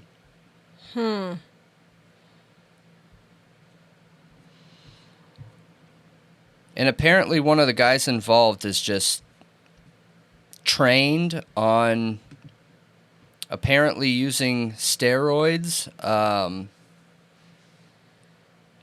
Yeah.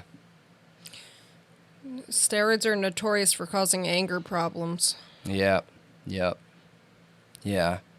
And there's just more messages here. There was probably a total of like 20 messages just talking about how from one of their windows they could see the 1122 house apparently straight from their window. Yeah. That people in the fraternity and Ethan hated each other. So-and-so got they talked about how so-and-so got a bid on the house, which is strange. I don't understand that. I assume that's internal knowledge. And then the high probability that they're involved. It's really interesting. It's really interesting looking at the potential that if Brian ends up not being the guy. You know, there were apparently there's some evidence that was gathered there that said cigarettes were found just outside, and this person makes a connection to the cigarettes outside. Now, I did reach out to the person that posted this, and just shout out to them. I just wanted to ask some questions and verify, but they weren't interested in having their name thrown out there or anything like that, and that's cool. Some people aren't interested in that, but it's out there, so I don't know. I just thought this was super interesting. It kind of blew me away a little bit, just looking at the perspective that Brian's not involved, right?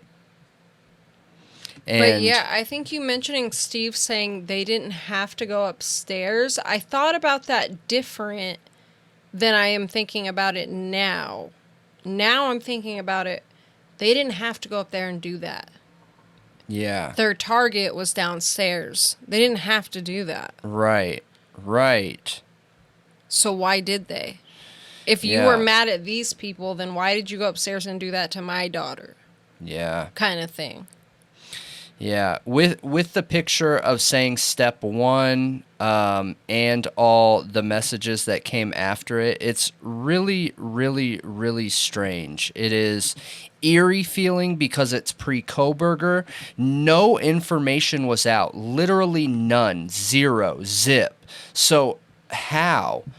And one of the interesting things is I think that it could be that cops were on to them, and they give evidence here saying that detectives continue investigating what occurred from approximately 9 p.m. on November 12th to 1:45 a.m. on November 13th, when Ethan Chapin and Xana Kernodle were believed to be at the Sigma Chi house on the University of Idaho campus at that address.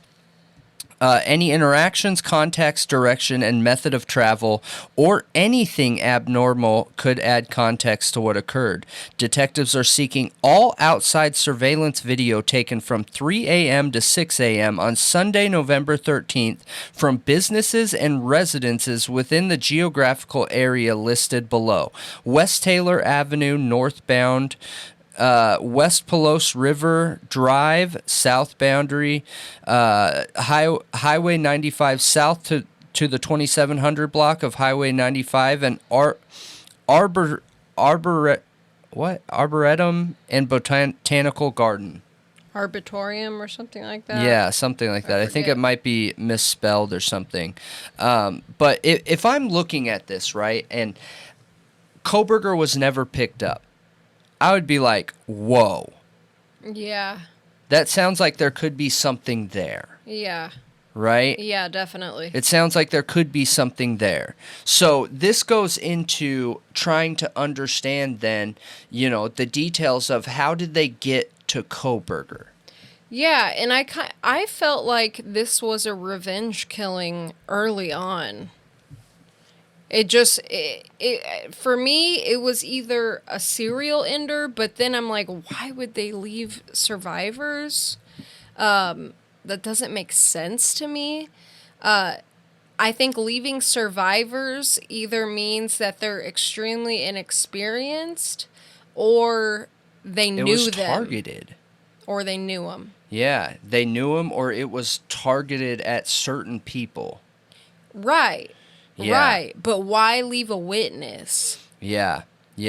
And according to what they're trying to suggest here, it sounds like 3 or 4 people went, 2 were lookouts, and 2 went inside.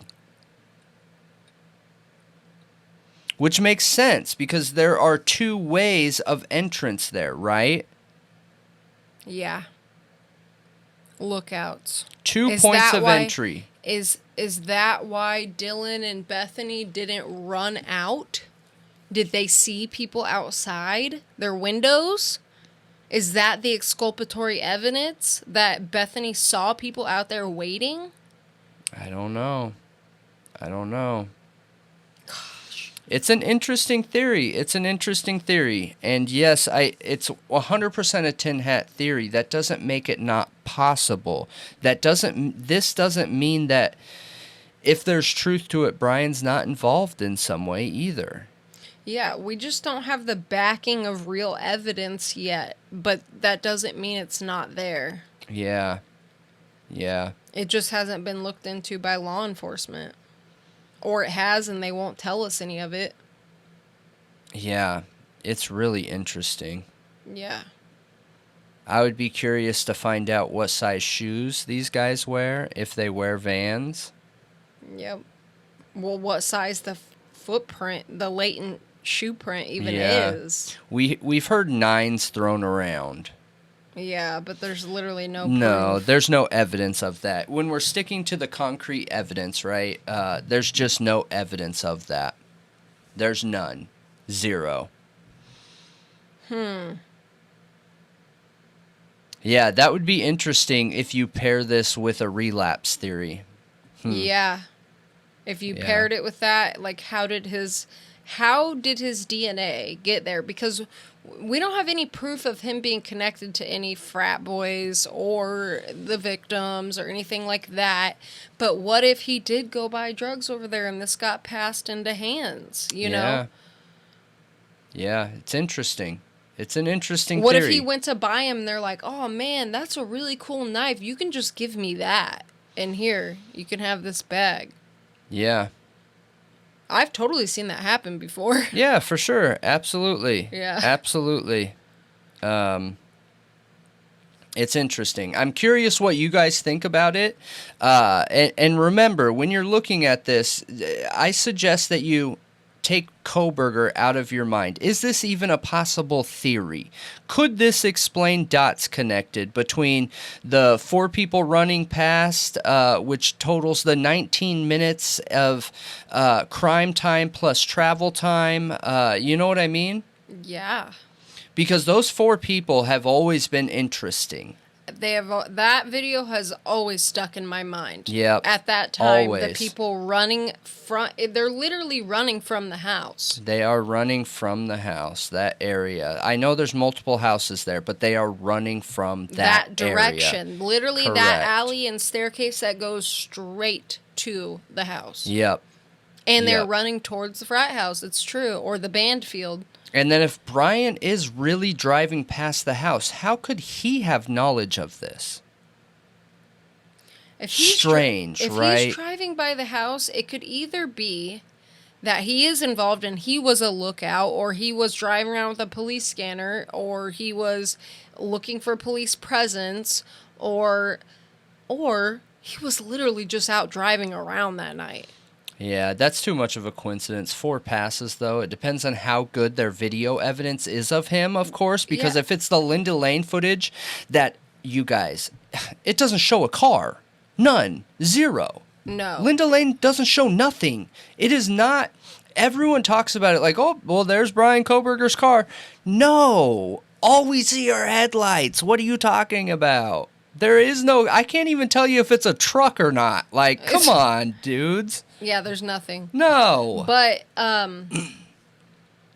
what if... this is Greek Row we're talking about. This is not just like some average area. Like, why is he driving through that neighborhood? It's Greek Row. What Yeah. if he liked driving around the university and through that area just cause he's driving around with something to look at? Maybe, I don't know. What if he was gonna go look for a girl to hook up with that night? Yeah, maybe. To be fair, I think there's as much possibility here as there could be with Kohberger, you know? And I'm super curious about that other DNA. I mean, at this point, like, clearly they got those other DNAs from items of interest. Exactly. It was not just like a random swab from some random place that doesn't matter, like a toaster. Meeny, miny. Oh, you know what I mean? Yeah, like, oh, let's open the cabinet and swab a toaster or a plate. No, these were Right. clearly items of interest that they swabbed. Yeah. Because they only had 113 pieces of evidence to test. I know, which is already an issue in itself. I think that's a problem. So clearly they were very selective, and clearly they only took things they thought were directly involved, and we have these DNAs. So they Yeah. matter. They are very significant. Yeah. Interesting, there's 4 DNAs from people in that house that did not live there. Yes. Correct. For DNA, and It looks like somebody was out there recording or videoing. Huh? That image that says step 1. Oh, I thought you said it was body cam footage. Body cam? The what are you first one? talking about? The image of Maddie?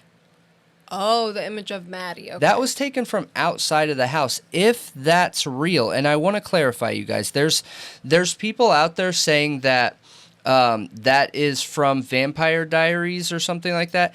I haven't verified that. I don't know. That's why I'm just telling you very clearly, this is theory here, right? So we don't know. None of this has been verified. I haven't verified it. But there's enough correlating pieces of evidence here that make me think,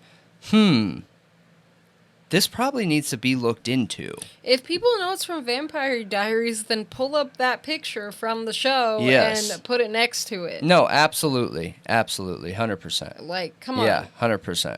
Don't just say that. Yeah. Pull it up.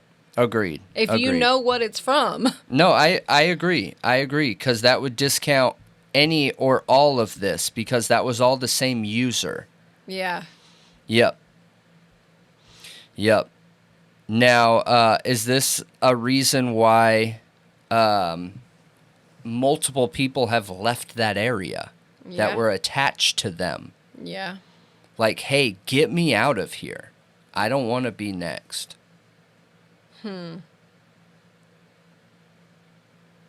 Interesting.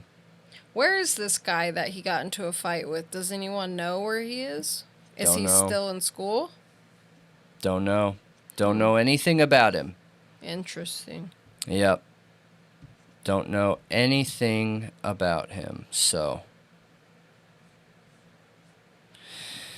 Interesting stuff, guys. I'm curious what you guys think about this theory. I'm curious if you've heard of it before. I'm curious why you think it might be re-emerging again right now. If there's any details to it that really stand out to you that maybe I missed, share it all. I want to know more about this. This is real base level stuff for me because I haven't looked into this. So, but it's interesting. Yeah. If Brian Kohberger never got arrested, it's interesting because none of this devalues the evidence they have. His DNA was found on a knife sheath there. Whether it could have happened from cross-contamination, whether it didn't, and it was legitimately there, like, that has to be answered. Why? You know what I mean? And this story, I'm not trying to discredit any of that. It's just an alternate theory that I think is interesting at looking at. And I think any good police officer has backups. Yeah. Yep. Should. They should. 100% they should. So if Brian Kohberger, for whatever reason, this case gets thrown out, he gets found innocent, whatever the case is, they better have a backup, you know? Yeah, the table shook. So, but yeah, let me know what you guys think. I'm curious. I'm super curious, too. Yeah. Because I definitely know there's some people, some viewers who know more about this. Yeah, you know, I've seen it mentioned a few times. I want to throw one more piece in there, and then I'm done.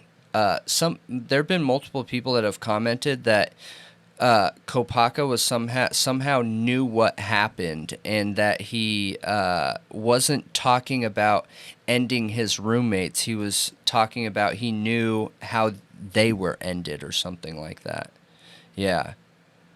Who knows if there's any worth to that? I don't know. We haven't really talked on Kopaka before. I wonder if he didn't have roommates and was just out there talking about roommates.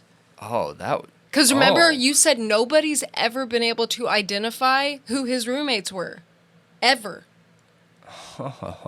They've never found his roommates. What if he didn't have roommates? What if he was just talking about roommates because of the Moscow murders? Interesting.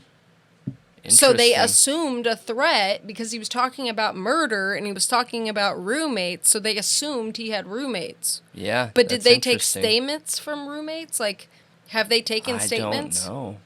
We don't know that because it's an active investigation. It's not anymore. They just closed it. Ray sent me the document. We will pull it up and check it out. If anything's been released yet. Yeah. We'll try to find it. Yeah, absolutely. Absolutely. But let us know, you guys. All right. So, another major case going on right now is Gilgo, okay? We all know about it. Well, the attorney for Shannan Gilbert's family has had a press conference with the police commissioner. Okay. They came out and said they have 4 new witnesses to some of Rex Heuermann's dirty deeds, okay? The implications of this, if they can get more proof, are crazy. Yeah. It implies that his wife knew Okay. or had an idea. Okay. So, we have 2 affidavits here. 2 of the witnesses did not want to sign an affidavit and write up an affidavit. So I'm not going to talk about those right now. I think we should definitely watch the press conference on stream or something, because it's really interesting. Mm-hmm. But these 2 are directly linked to 2 of the women, which is Shannan Gilbert and Karen Vergata. Now, Karen Vergata was a Jane Doe, okay? She was the Fire Island Jane Doe. That was just recently released that she was identified in 2022, but they just told us this year. And Shannan Gilbert hasn't even been declared a homicide. It's still an accidental death, technically. Now, is this new evidence going to make them turn it into a homicide investigation and maybe get him charged with more? Yeah, maybe.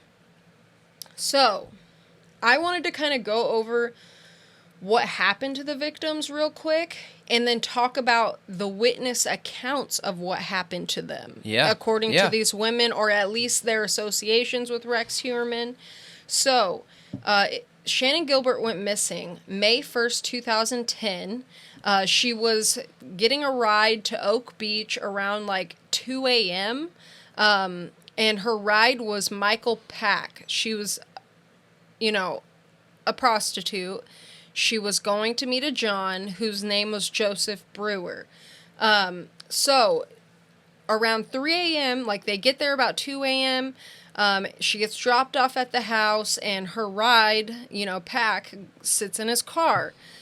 Shannan starts making calls to Pack around 3 a.m., and from 3 a.m. to 4:45 are a few calls, okay?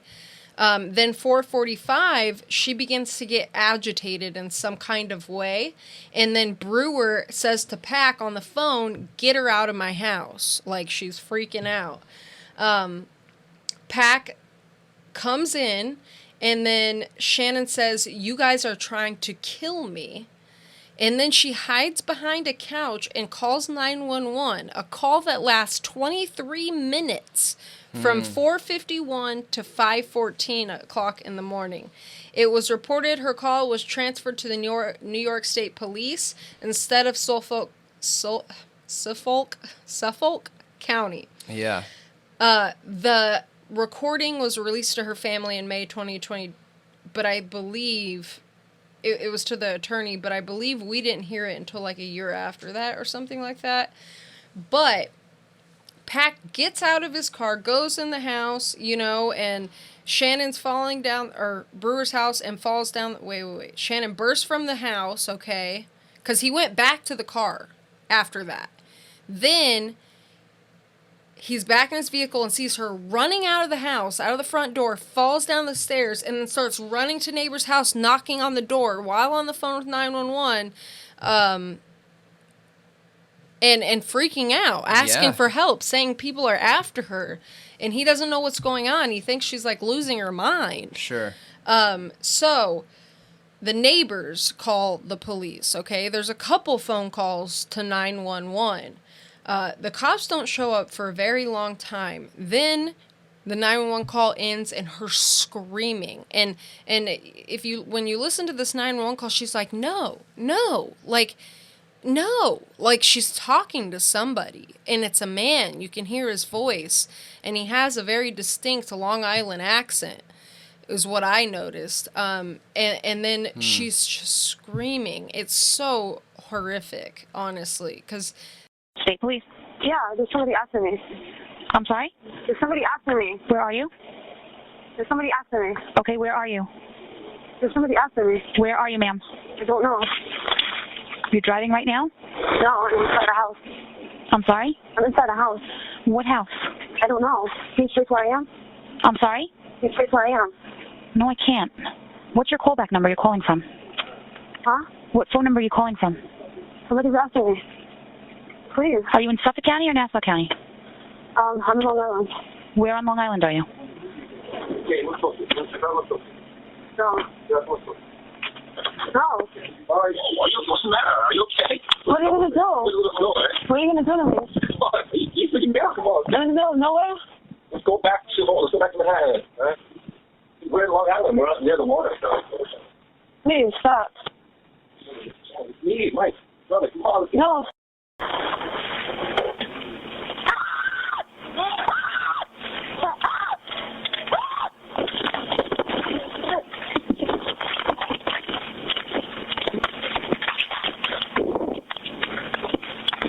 That had to have been her last moments of life, or at least close to it. So she isn't found for a year. They finally find her in December 2011, Gilgo Beach. She doesn't have pants on, okay? Which I find interesting that they say she fell onto the beach in that brush and somehow loses her pants in the fall. All of her pants just come off. Not ripped to shreds or anything, just gone. And when they do an autopsy, they find that there's a little bone, okay, that is distinct when somebody is strangled. Yeah, I that forget breaks. what that's called, but I know what you're talking about. I'm forgetting what it's called right now, too, unfortunately. Yeah. But it's it doesn't distinct. take much pressure, but it almost always breaks when... Almost always, yeah. And it's high up in the neck, and it's not... It's highly unlikely that would break from anything else other than being strangled. Yeah. That was present in all of the victims, okay? Okay. So she had that too. Hers was broken too. But they said it was an accidental death and have stuck by that all of this time. So, now... we have now a witness account, which I feel like the one to Karen Vergata's way more hard-hitting. But this one is interesting, too, about Shannon. We have a witness come forth that says she was a banker during the day, and at night she was a taxi driver to help support her family. It was like a single-parent home. So she goes out. It says that her employer's dispatcher directs her to drive to a little road off Ocean Avenue in Roncacona? Something like that. Roncacona. To pick up a customer. It was a bar not far off Exit 59 on the Longway Express. And I was to have picked up a person named Matt. When she arrived at the bar, she saw a really large man wearing an army-like fatigue jacket, crouching down on a very small street next to the bar where I pulled up. He rose so that I observed his immense size. He approached the cab and appeared to be wearing jeans and a white t-shirt. His hair was more or less light-colored, but not blonde. He was a white man. I had been told by dispatcher the place of destination for this customer, but I no longer can recall the location. This large man approached a taxi to get in. His words to me seemed arrogant. So he came off arrogant, which it is to be said, Rex Heuermann is large, and he also uses his size to intimidate. And was arrogant. He entered into the rear of the taxi, sat in the rear seat, no or on the edge of the seat in the middle. He said they're going for a long ride in the woods. And indicated they had to pick up a girl who was in the house across the street from the bar.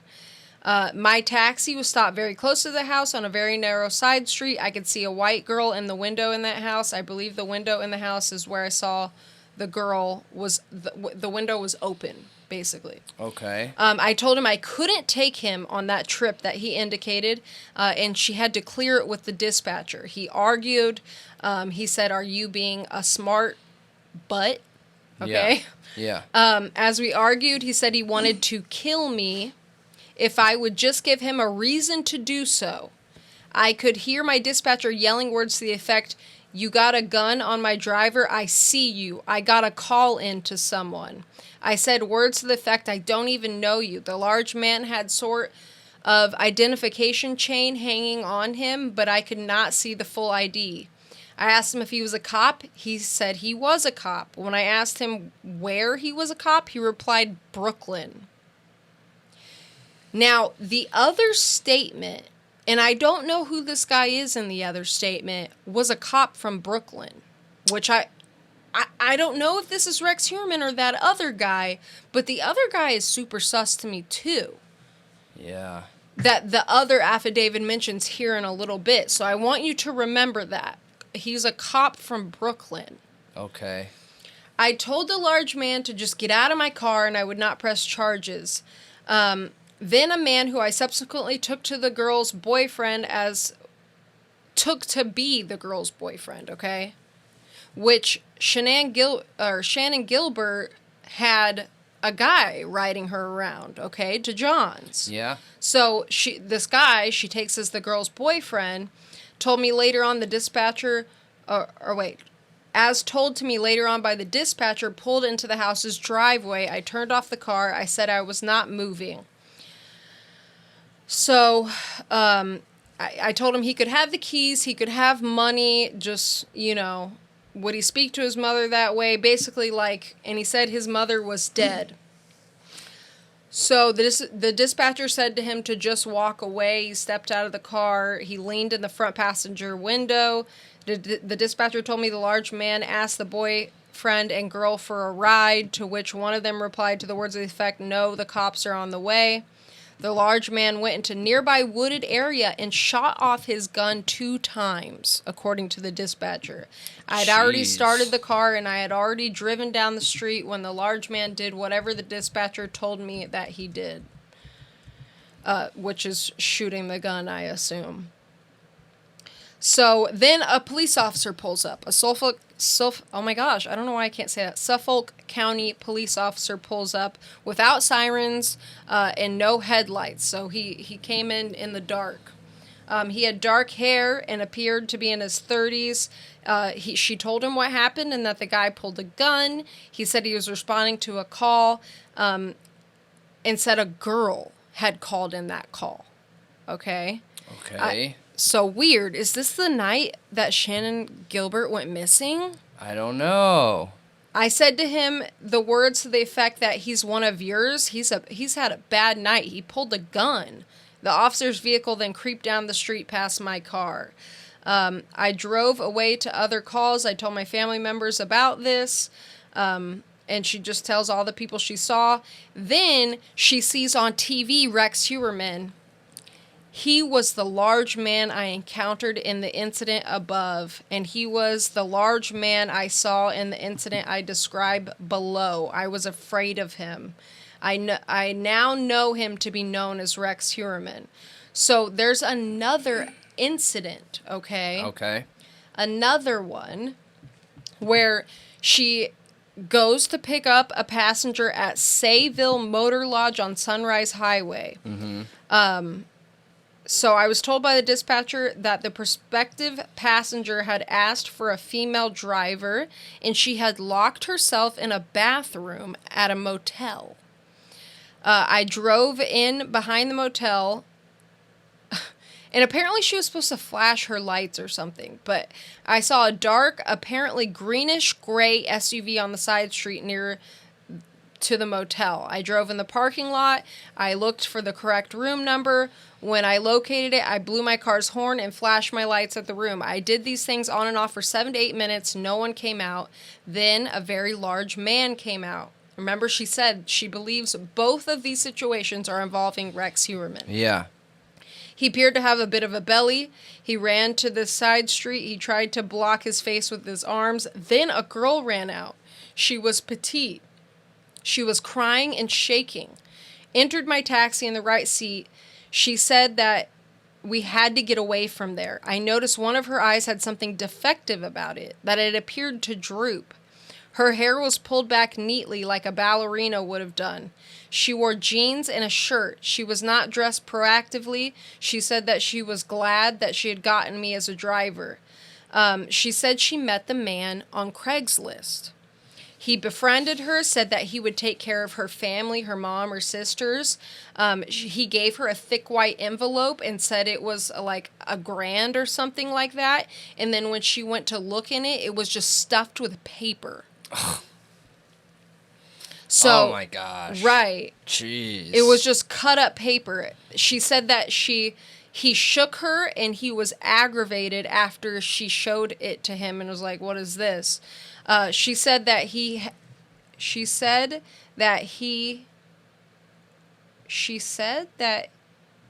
what? 4, you just got done with 10, right? Yeah, he shook her and was so aggravated. I'll cut this part in. She said that he shook her and that he was aggravated. She said that he got aggressive, so she ran into the bathroom and locked herself in there. She said he banged on the door. The girl never told me her name. I believe the incident took place when it was still a little warm outside. The girl wore a little light jacket, a dark color.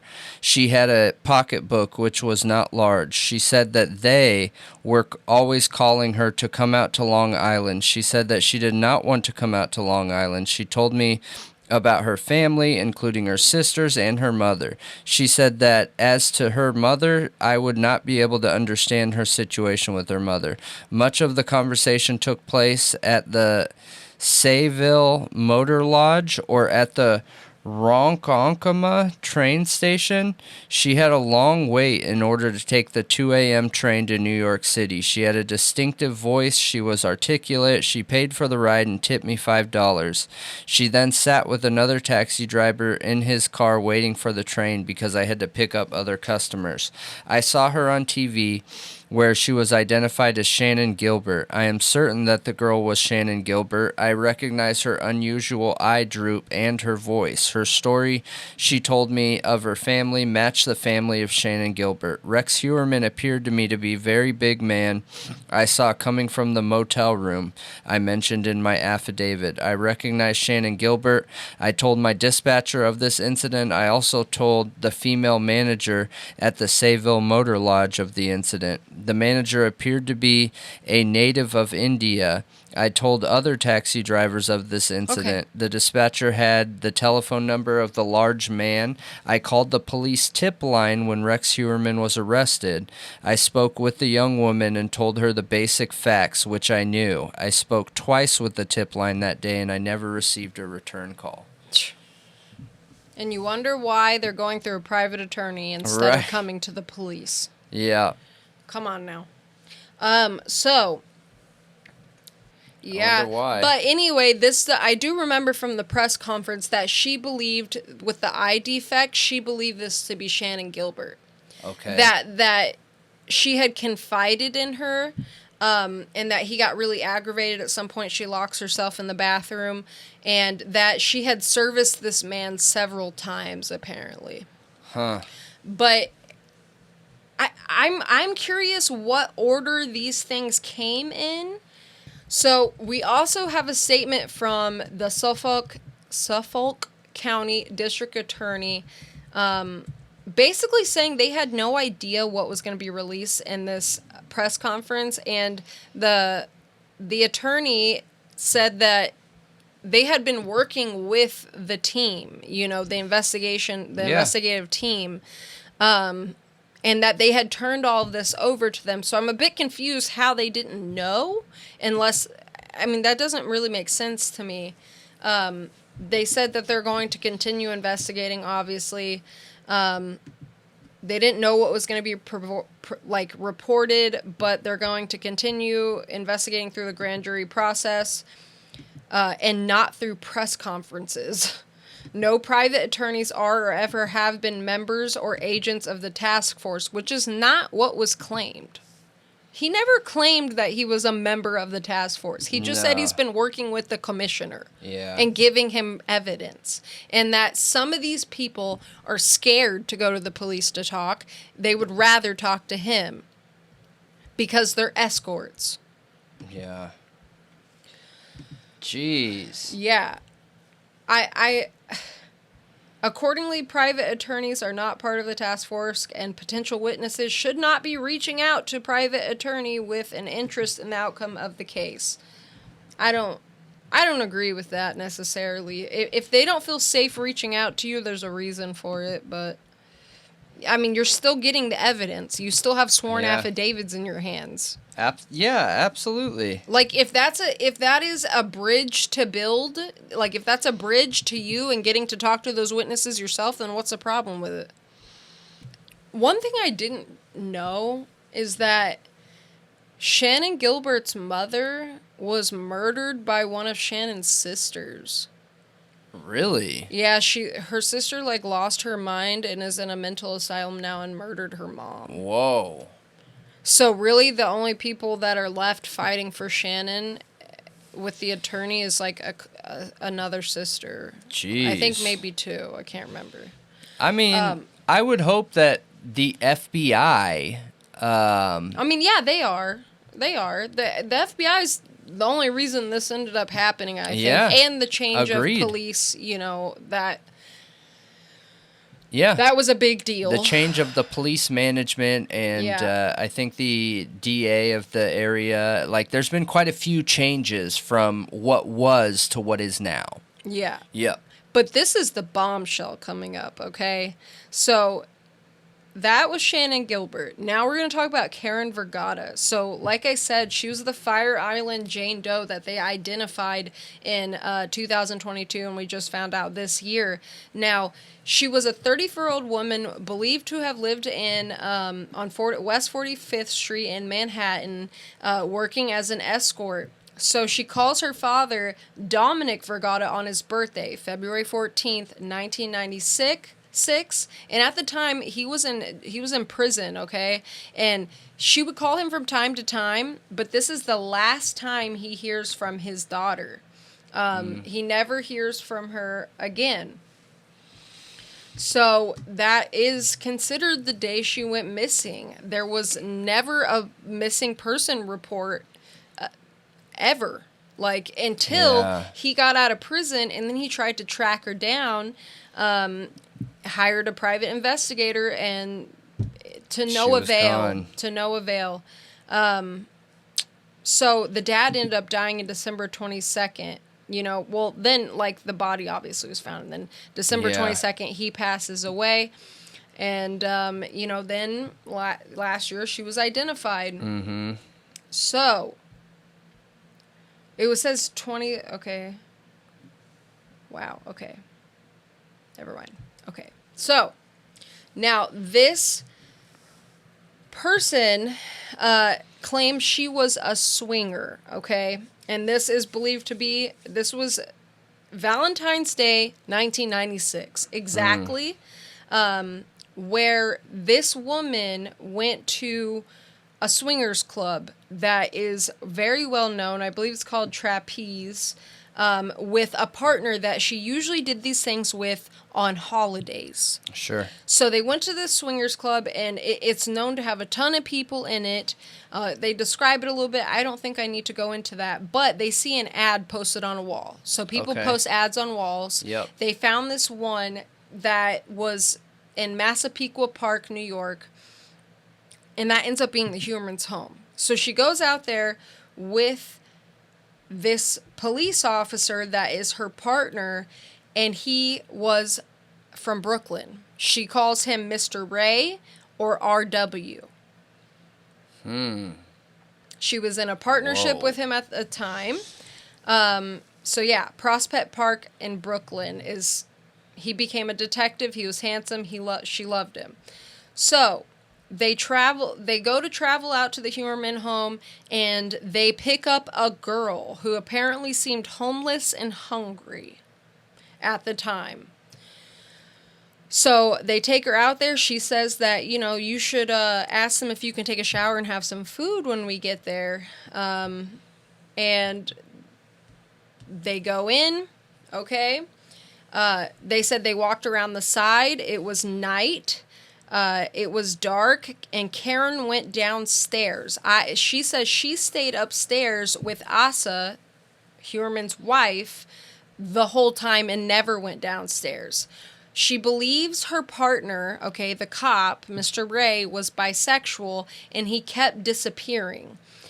She thought he was elsewhere in the house having relations with Rex Heuermann. Yeah.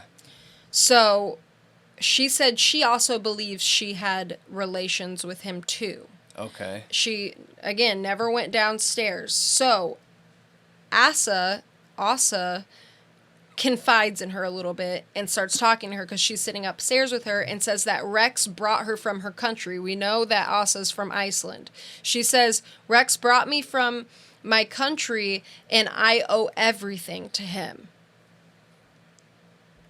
And that she was lucky that, and that everything she had, he has given to her. She said that she was lucky he was rich. She said she was also afraid of Rex. I don't know if she was truthful. And she says again, she didn't go downstairs. So I went towards the back of the house asking RW, where are you? So she's calling out from him. He comes out of the back, what seemed like a room, and she sees a Christmas tree on the main floor, but it was long past Christmas. This is Valentine's Day, and that stuck in her mind. She was like, what's that about, So she said that's how she remembers that it was Valentine's Day, because she thought, that's weird, Christmas tree up in Valentine's Day? Yeah. That's how she can place it in her mind. Sure. And that's when they would swing, was on holidays. She saw 2 large seashells on a shelf in the house, recalling that they looked like they were from the country she grew up in. So she asked, do you have any friends from my country to Asa? She doesn't remember what she replied, and asked her if they could have relations. She said no. And then she recalls Rex went outside in the back and started a fire in a big barrel. Okay. In his backyard. So then her partner, Mr. Ray, said he wants to leave. I went with him to the car. We left from the back door. Mr. Ray complained that he lost his belt. He went back to the house to retrieve it. I saw the face of a woman, I believed to be Karen, up against a window at the house. She looked scared. I had a sense that she was calling for help. I told RW of this, Mr. Ray. The woman I believed to be Karen suddenly ran outside naked and ran about by the garage. Mr. Ray had gone to the back of the house to look for his belt, but he was back in the car. Mr. Ray told me not to worry about her, that she was okay. They were only playing a game. We left without her. I felt uneasy that we left without the woman. I saw Rex on TV recently and a picture of Karen Vergata. I recognize her as the woman who Mr. Ray and I brought to the Heuermann home. I was shocked and deeply sorrowful for having left her behind at the Heuermann home. Gosh. I told John Ray of these things because I needed to speak with him so that Karen would not be left behind again. That dude. Yeah. Police involvement. A police officer from Brooklyn. Did Rex know to say that because he had a buddy who was a police officer from Brooklyn and had his ID? Did he take his ID? And ID badge?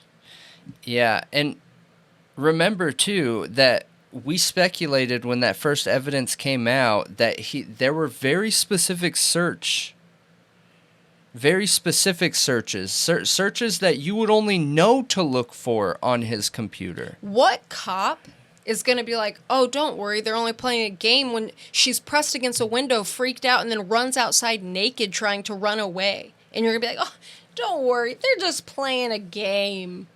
Yeah. I don't know. I feel like there's...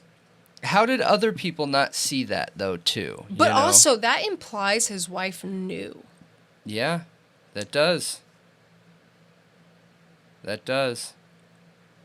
That it happened in the home at some point. Yeah. Unless she just didn't ask questions. It was like, don't ask, don't tell. But that still implies some knowledge. Something. Yeah. Something. Yeah, absolutely. This one specifically, I mean, the one with Shannon is shocking too, but this one is the most shocking in my opinion. We've said from the beginning that it's impossible for him to end those 4 people and then just stop. Yeah, there's no way. No way. And this implies that he's also bisexual. Yeah. Meaning the man that was found that was cross-dressed or maybe was transgender, we don't know. That would make sense. Yeah. Yeah. It could be a connection there. I mean, I think that is a huge deal. I think that is super wild. It and absolutely is it a is huge like deal. Case after case after case right now is just dropping insane information. Yeah, they've also had 12 women from the prison that he's being held in. Oh, apparently they've interviewed 141 escorts or sex workers so far. And so far we've had 12 women that have claimed to have had interactions with Rex Heuermann. So they literally have people coming from the jail like that he's in right now, saying that they had interactions with him, and tons of other people too. Like, apparently ever since he was arrested, tons of people have been coming in saying, I know him, and I was an escort and experienced this with him. And lived to tell the tale. Crazy. They are lucky. Yeah. I wonder how many weren't lucky.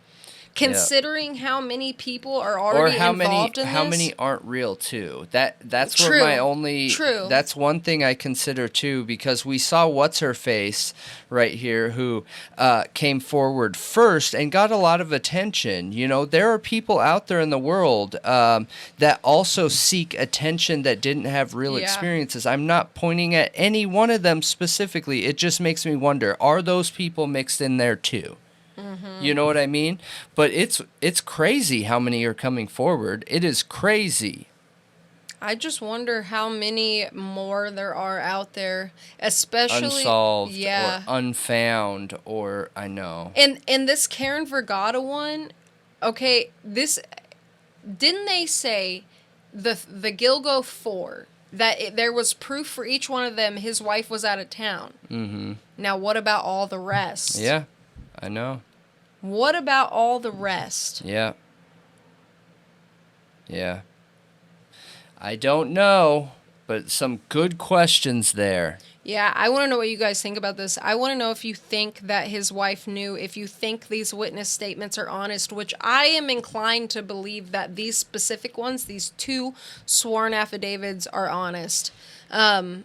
I don't think that these women have anything to gain. They're older women at this point, and they don't want their names necessarily put out there. Their names are redacted. Yeah. They don't want any notoriety from this. They just wanted the truth out there because they felt bad that they saw this and experienced this and didn't realize. They had no idea, It's in New York. All kinds of crazy stuff happens all the time, especially if you're a taxi driver or a swinger. I agree. You're living a life where you're going to encounter strange things. I agree. Yeah. So, man.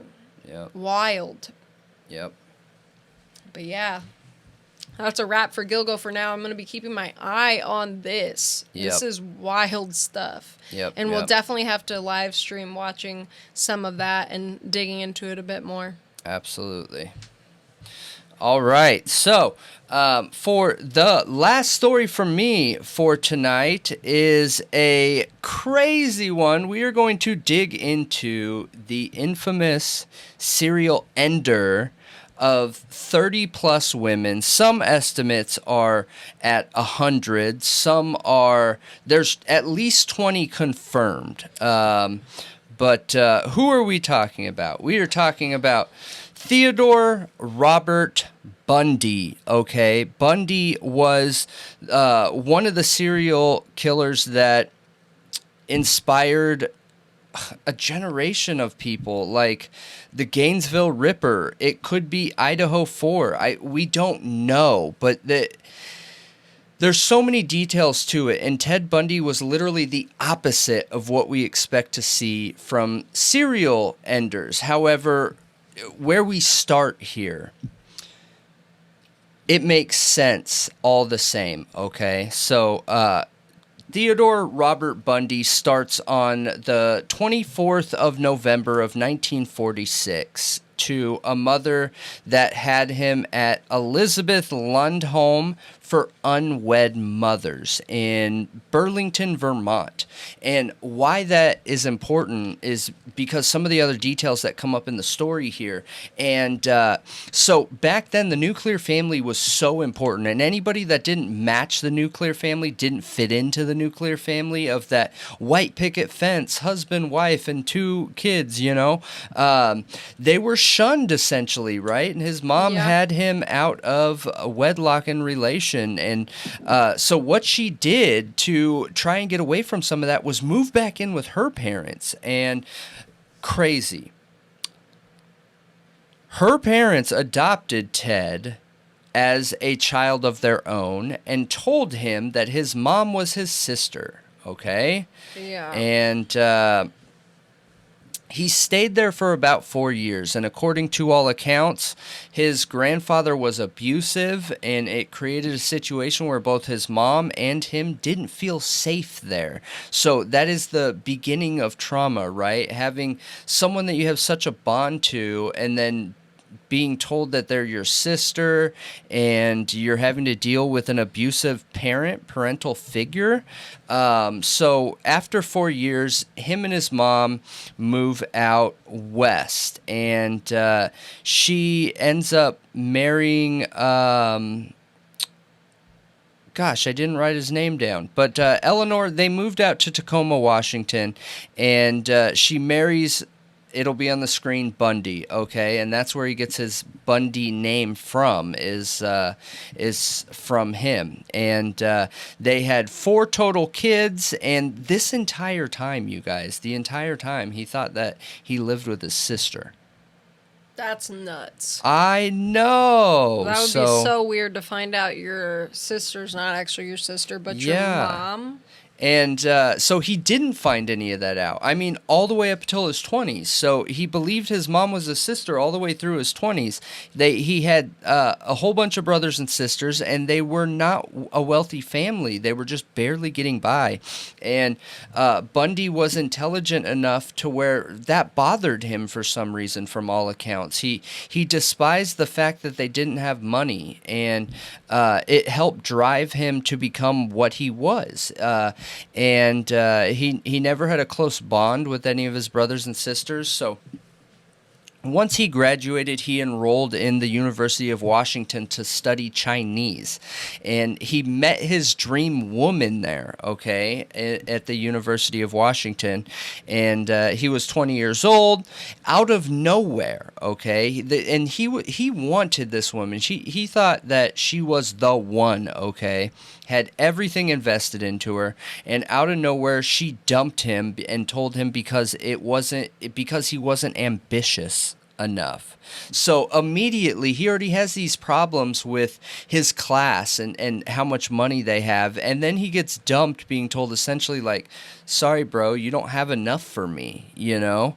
And that bothered him, that irritated him. He ended up dropping out of school, going back to the East Coast on what he calls a mission to find himself. And he finds out he gets his birth certificate, finds out that his sister is not his sister and is his mom, and he's illegitimate. And that bothers him, It's just like one thing after another that ends up bothering him. And he's filled with denial and abandonment and overall just angry about his past and where he came from. So he ends up going back to University of Washington and enrolls in 1969 as a psychology major this time. And he ends up meeting Elizabeth, who is a single mother, and essentially stayed with her through all of this craziness, which is insane. So he had a job at a End Yourself center where he talked to people that were feeling like they could do something like that. I didn't realize that. Yeah, he tried living the normal life. He really did. He worked really hard, graduated, joined the governor's re-election campaign for the Republican governor, and he enrolled in law school and got accepted to Puget Sound, Tacoma Law School. And before his classes started, he took a trip to California, okay? And this is interesting here. So, who was in California? His dream woman. So he took a trip to California in that area and reconnected with her, okay? And had this super passionate relationship in a short time. And, he had everything going for him. He was working with the governor and all this stuff and everything else. And they got engaged really quick. He's still with Elizabeth. And then as the engagement is going on, and this all happens in a super short time, he out of nowhere dumps her. And just leaves. Yeah. He was looking for payback. Yeah. He went through all of this just to get payback for dumping him. Terrifying. That's like 4 years of dwelling on that. That's insane. Your shocked hot dog face is great. I'm just blown away at that kind of commitment. Like, how do you not get over that? That's insane. So, he dumps her out of nowhere, just leaves her like, whatever, I don't want you, you're not good enough for me or whatever. And he goes on his way. And this is really where we start seeing the turning point for him, okay? And I'll go through some of these crimes, just the basis. But for you guys, Bundy's crime spree is 4 short years, okay? We look at somebody like Rex Heuermann, who we just talked about. They have a really extensive long-term crime spree. Bundy's was 4 years, really 3.5 years. And he averaged over 1 victim per month for that short time. So he has over 30 confirmed women that took place in over 7 states from 1974 to 1978. And he was one of the most vicious serial killers ever, you guys, to the point where every other serial killer that's come after him has wanted to be him. So, and what was scary is how charismatic he was, how smart he was, how engaging, how intelligent, how manipulative, how everything. He's like, so many women wanted him because of all these positive traits that he had in him, but he was dedicated to his other personality and his evil self, like all the same. That's what he cared about. So starting in January of 1974, okay, Bundy's first attack that we have confirmation of, there are probably tons more, but he goes to the apartment of a dancer that goes to the University of Washington, student named Karen Sparks, and mercilessly beats her and sexually assaults her with a pole. She is in and out of a coma, and he leaves, okay? She's in and out of a coma for 10 days. Nobody finds her. She ends up being found, and she's alive, but has forever damage. I mean, when he assaults her with a pole, it's permanent damage to her internal organs. So it was horrible. She's lucky to be alive, really. And a month later, not even a month later, Bundy commits his first murder that's provable on paper. And this was a 21-year-old university student again, Linda Ann Healy. He picks her up, and this is all we know, ends her in his Bundy way, which is notoriously bludgeoning, choking, and honestly anything else he could do. At this time it was bludgeoning and choking, and he took such pleasure and pride in his ending. He would taunt and tease these women, going so far as to intentionally manipulate them and make them think that, he's into them and we're just gonna make out, and then he would lean in and be like, I'm gonna kill you now, and then take control. Like, really, really evil stuff. Yeah, just crazy stuff, dude. After that, he quits law school to become a full-time killer. Crazy, right?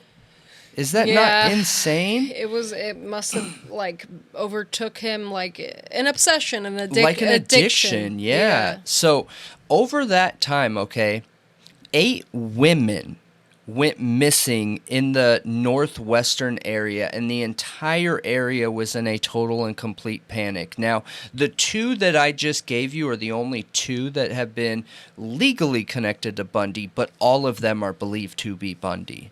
Most of these women that were found matched his MO. What he would do is pick them up in his notorious VW Bug and go and dump them somewhere that people saw as pleasant, like lookout areas, makeout areas, hangout areas, and leave them, bury them, return to their bodies, and all kinds of stuff, dude. It was really, really, really, really strange. So after these 8 women, his MO changes. All these women were picked up at night. Everything was done undercover, and he gets bold. He gets more brave, and he starts doing this in the daytime now, and he primarily focuses on the daytime. And he has his Bundy MO where he puts his sling on, in his VW Bug, makes it seem like he needs help by these women, strikes up a conversation with them, gets them in his car, and then says stuff like, hey, is it okay if I run an errand real quick before we go, and they're flirting and everything, and he drives them to a remote spot and then takes advantage of them. The next is July 14th, 1974. He actually claims 2 victims in the same day, back to back. And Bundy comes out later saying that he picked them up at the Lake Sammamish State Park, and both of them were alive with him. And he made one watch while he assaulted and ended the other, and then assaulted and ended that first one. He spent time with his victims afterwards, where he would wash their hair and comb their hair, and total control over their bodies. Really strange, dude, because Bundy, by all accounts, didn't match the serial killer MO, but then when his personality was flipped, did everything that all serial killers did. Everything. Nothing was enough. Nothing was enough. I wonder where the hair washing came from. I have no idea. But August 30th, 1974, he moves to Utah, and he gets reaccepted into the law school in Utah. He leaves his job at the Emergency Services Department in Olympia, Washington, heads Salt Lake City to resume his studies at the University of Utah Law School. And Bundy claims his first Utah victim on October 2nd, and she is 16 years old. We didn't know that at first. He ends up admitting to this later. They are never found. Then there's Rhonda Stapley, which has been confirmed to be a Bundy victim. She's one of the few that got away. And she was waiting for the bus after a dentist appointment. He saw her waiting there, agreed to pick her up. She was LDS Mormon, and he said, "Do you mind if I go to?" And this was during the daytime. "Do you mind if I go to go run an errand real quick?" And they drive way off in a remote spot, and this is one of them where he leans in and says, "Hey, I'm gonna kill you now." She tries to leave. He bludgeons her and starts choking her, and knocks her out. The next time she wakes up, she's on a picnic table outside, and Bundy's sitting on her chest. She wakes up saying, "I can't breathe." He then says, "Well, stop struggling and I'll move," and he gives her a little bit of air, just enough to choke her out again, and he makes her pass out over and over and over and over and over and over and over again. And one of the times, which it sounds like he was going to find a murder weapon, she comes to and takes off right away, falls into a river that's moving really fast and washes her away from him.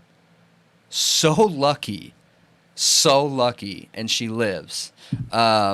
That's insane. Yes, but she doesn't say anything for 30 years because she's LDS. And during the Mormon religion of that time in the 70s, they were taught that it's better to lose your life than your virtue. So she doesn't say anything. So November 8th. Yeah. 1974. That's horrible. Oh my gosh. Bundy strikes twice again in one day, okay? Posing as a police officer in Murray, Utah, lures an 18-year-old, and then where he attempts to apply handcuffs before she escapes. Later that day, 17-year-old Deborah Kent disappears after leaving a high school play to pick up her younger brother. Investigators find a key in the school parking lot that fits the handcuffs used on Durant, okay?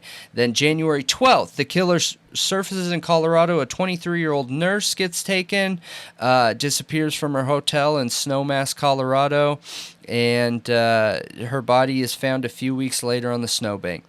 October 16th, Highway Patrol Sergeant Bob Hayward stops a tan Volkswagen Beetle. Now, because multiple people have got away, they now have a sketch of him. They now have a sketch, an identification of his car. This highway patrolman pulls him over, and sees a ski mask openly laying on the floor with an ice pick and handcuffs, and thinks it's suspicious and puts him in handcuffs, and ends up letting him go because they didn't have enough. They had Bundy in custody and then let him go. October 2nd, 1975, Bundy is finally selected from a police lineup. They put out a sketch of him, and his girlfriend actually calls in and says, "Hey, you need to look into this guy."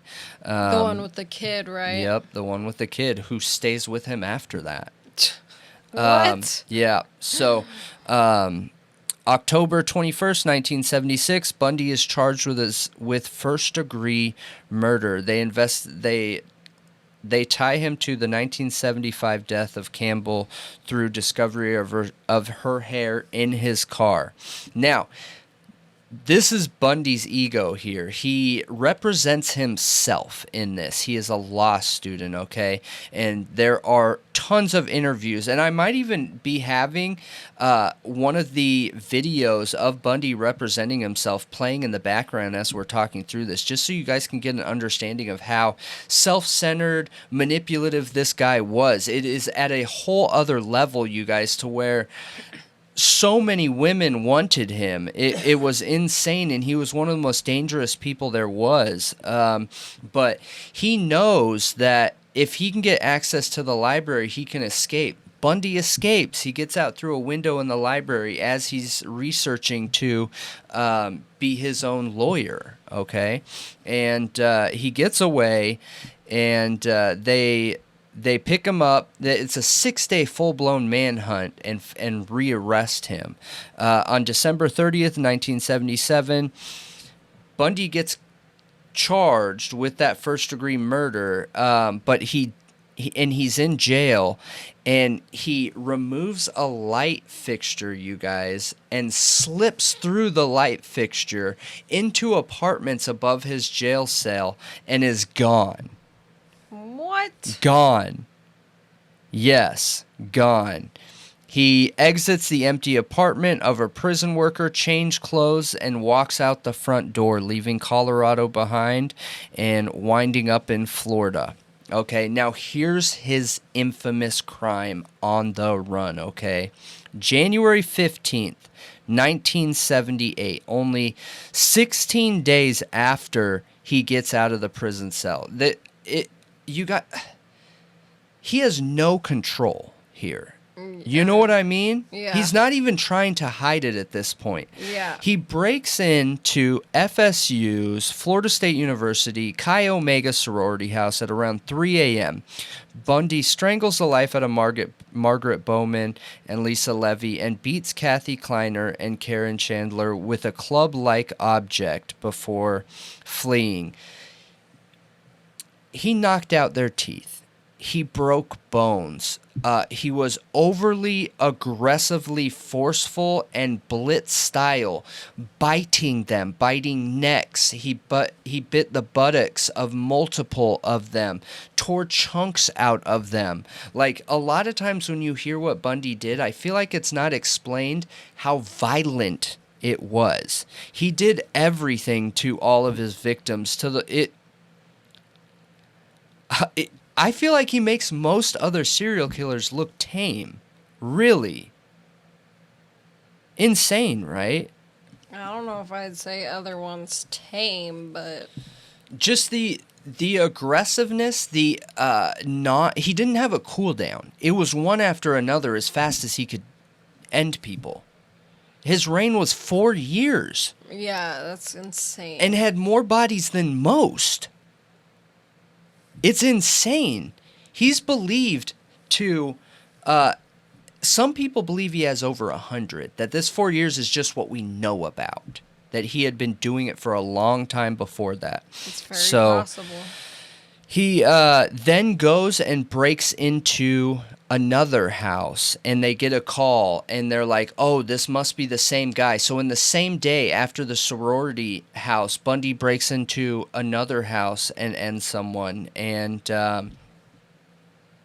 they realize it must be him. That's just never tied to him. So a lot of these here are suspected but not tied to him. Now, he takes off. So how many victims from the sorority house passed? 2.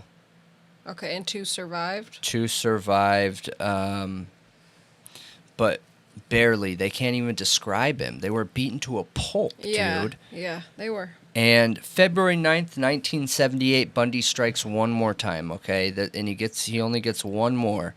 7th grader Kimberly Leach disappears in the middle of the day. A 12-year-old, you guys. Bundy ended 2 12-year-olds at different times. A 16-year-old, 17-year-olds. And on February 15th, 1978, Bundy is apprehended for good. He's driving a stolen car. He's been on the run. A police officer feels like, hey, there's something weird going on with this guy, the way he's driving, the way he's looking, whatever. Pulls him over, and they arrest him. Now, Bundy represents himself again. And this is the first case in American history that is shown on national television. And it's Bundy.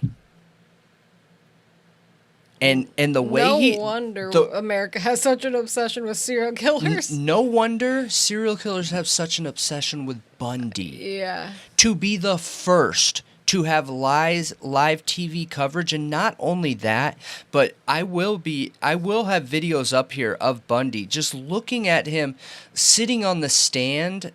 The way he's holding himself is like how you expect to see a really well-trained salesperson.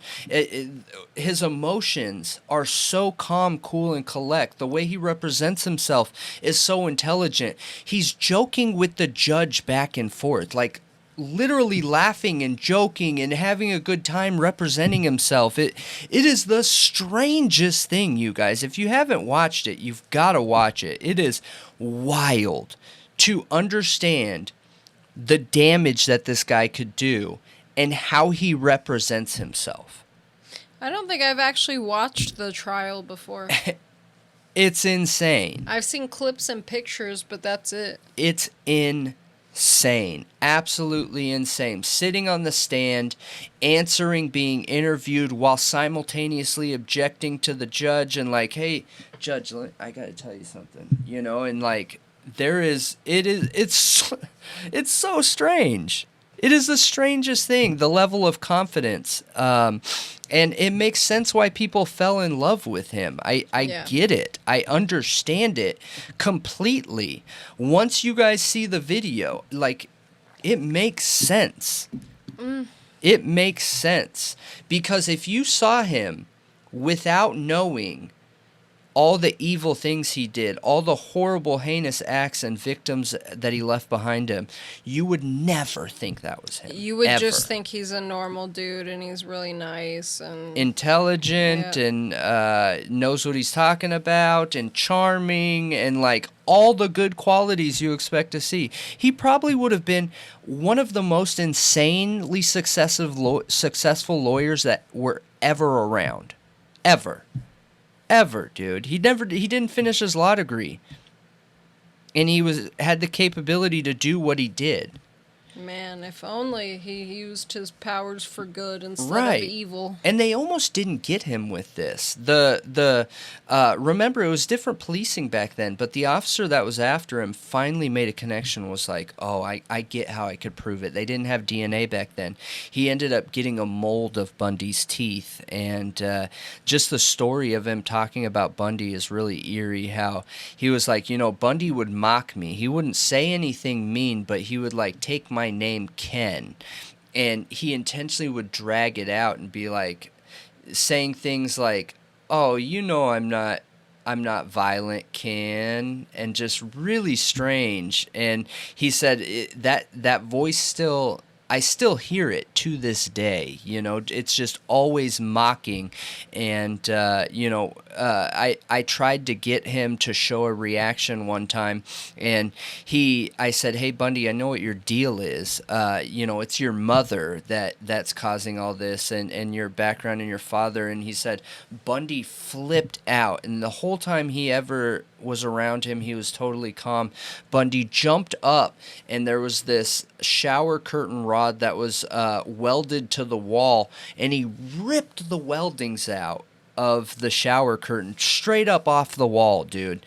And the pole was free, and it was so serious. So they had a cell welded shut for Bundy so that he couldn't escape again. He had 3 different escapes. Now, when they took Bundy out, this same officer had a brace made just for him where they would not open the door until Bundy's leg brace was on that prevented him from running. And this leg brace, when it was put on and latched into place, it held his legs straight out so it couldn't bend. And you would hear it like whoosh, latch into place. And yeah, the lengths they went to it's just insane. He was an escape artist. Yeah. They couldn't keep him in there. So ultimately, after the trial and everything, and he was found guilty, January 24th, 1989, Bundy is put to death by electrocution, by the electric chair. Ooh, that's a brutal way. That is a brutal way. And what's crazy is he tried to fight off this electric chair nonstop, just nonstop tried to fight it off. And he actually got a stay put on it one time by representing himself again. But it only lasted so long. And it's said that as he was being walked down to the electric chair, he was like trying to throw everything he could to him to try and get them to stop this, and he was yelling names of victims that they didn't even know about yet as he's walking to the electric chair. Whoa. Yeah. Yep. Just yelling names that he never gave them. And there's police officer statements that are like, it's real bittersweet because we know there's a ton of cases out there that will never close because he got put to death. Dang. Yeah. So, the story of Bundy, if you guys weren't up on Bundy, man, that is why we see serial killers obsess over him. There has never been another like him. The charisma, the confidence to represent himself, the sheer evilness, the blitz-style attack with the manipulation of picking up women and women willingly being wanting to go with him. And then willingly, when he says, they could have got out anywhere along the way. They could have been like, no, I'm not willing to go with you to run an errand, and they could have got out. They could have been free. But the whole time it was, yeah, let's do this. Yeah. And then bam, and he just looked at women like an object to fill a need that he had. And it was awful. It was horrible. And for women out there, I just suggest just don't get in other guys' cars. That would have prevented any of them from becoming a victim. And I'm not victim blaming. I'm just thinking prevention, right? I mean, a lot of them, but like the sorority girls, that wouldn't have stopped him from that. That wouldn't have stopped him. But I mean, in the situations where women made decisions to intentionally want to be around him, like I just think of ways to prevent that. And the prevention would be, don't ever get into somebody else's car. That gives them a certain level of power over you that I don't feel like is necessary. You know what I mean? You need your own way out of the situation. Yeah, always. Don't ever let a guy drive you from the bar to his house. Don't just follow him there, stuff like that. And that means you always have a way to get out of the house. Like, this is weird, I'm leaving. You know what I mean?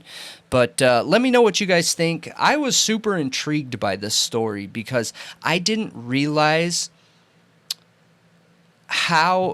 the lengths that Bundy went to with representing himself, the escapes, successful escapes, and the sheer violent nature of him. I didn't realize he pulled teeth out, did weird things like wash their hair. I didn't realize that he literally bit chunks out of people and things like that. It just blows my mind. Yeah, I didn't know about the washing hair. I've watched a couple documentaries on him, but I didn't know about that. I did know that he was like, he just kept escaping over and over and over. Mm-hmm. Which is, it's weird how good at all of it he was. He was good at everything he did. It's really weird. Mm-hmm. But, I mean, clearly it wasn't smart for him to represent himself. There was no getting out of it. Yeah. There was no getting out of it. That's true. He was so obviously guilty. They had eyewitness accounts. They had his car. They had arrests. They had ski masks found. Like, I'm shocked they didn't get him sooner. Good point. So. Yeah, he wasn't careful. No, not at all. He didn't care at all. But. You think he wanted to get caught? I don't know. I have no clue. I don't think he wanted to get caught. I think he wanted to keep killing. I don't think he had any impulse control. I think it makes me wonder if he ever had a head injury, because these are the kind of impulse control problems you see with people that have head injuries. He had some sort of trauma there and a disconnect from human emotion. And then once he got that hunger fed, he wasn't ever able to control the impulse control portion of his brain. He next one. You know what I mean? And it was at a scary rate and level. Terrifying. Yeah, like maybe he got a head injury. Like, isn't that the part that controls impulse? Yep, the front? something. I forget what it's called. But yeah, it's a good refresher since we just talked about Danny Rolling and he was heavily inspired by Bundy. And it's very possible that Idaho4 murders were inspired by Ted Bundy. Yep, because it's kind of similar circumstances. Yep, Bundy used a knife in some of the unproven ones, so yeah. Well, in Danny Rolling, it's a lot. It's very... All of them. Yeah. Yeah. Let us know what you think. So I have kind of a spooky one. I mean, it's pretty spooky. because I feel like it's one of the least, like, officially explained cases of, like, maybe a possession that I've personally encountered, you know? Yeah. One of them. There are a few out there. But this is the true story behind the movie Veronica, which is on Netflix. And I remember watching that, and it was pretty spooky. It's pretty spooky. Yeah. But the real girl, her name was Estefania Lorenzo. Gutierrez Lazaro. Mm-hmm. I'm confused. I think my computer auto-corrected it to Lorenzo. It's Estefania Lazaro. Yeah. She was an 18-year-old girl who lived in Madrid, Spain, who died of mysterious circumstances in 1991. There's been a ton of speculation and debate around her death of whether or not she was a victim of demonic possession, or just an illness, a medical condition. So, like I said, she lived in Madrid, Spain, off of, it was apartments called Louis Marin, and she had 6 siblings. So 6 siblings, a mom and a dad, and her are all living in this apartment. She was really friendly, had like a bubbly personality. She was really positive, had a really good relationships with her siblings, and was like innately a caretaker. So, at the beginning of our story, her mother is taking care of her father, so it's the kids, you know, Estefania's grandfather, and he has dementia. He's pretty old, and he got pretty mean, which can happen with dementia. Yeah. And, you know, he declines, and right before he passes away, he whispers in Estefania's ear, if I cannot harm you in this life, then I'll harm you in the next. Creepy. Okay. Yeah. So, March 1990.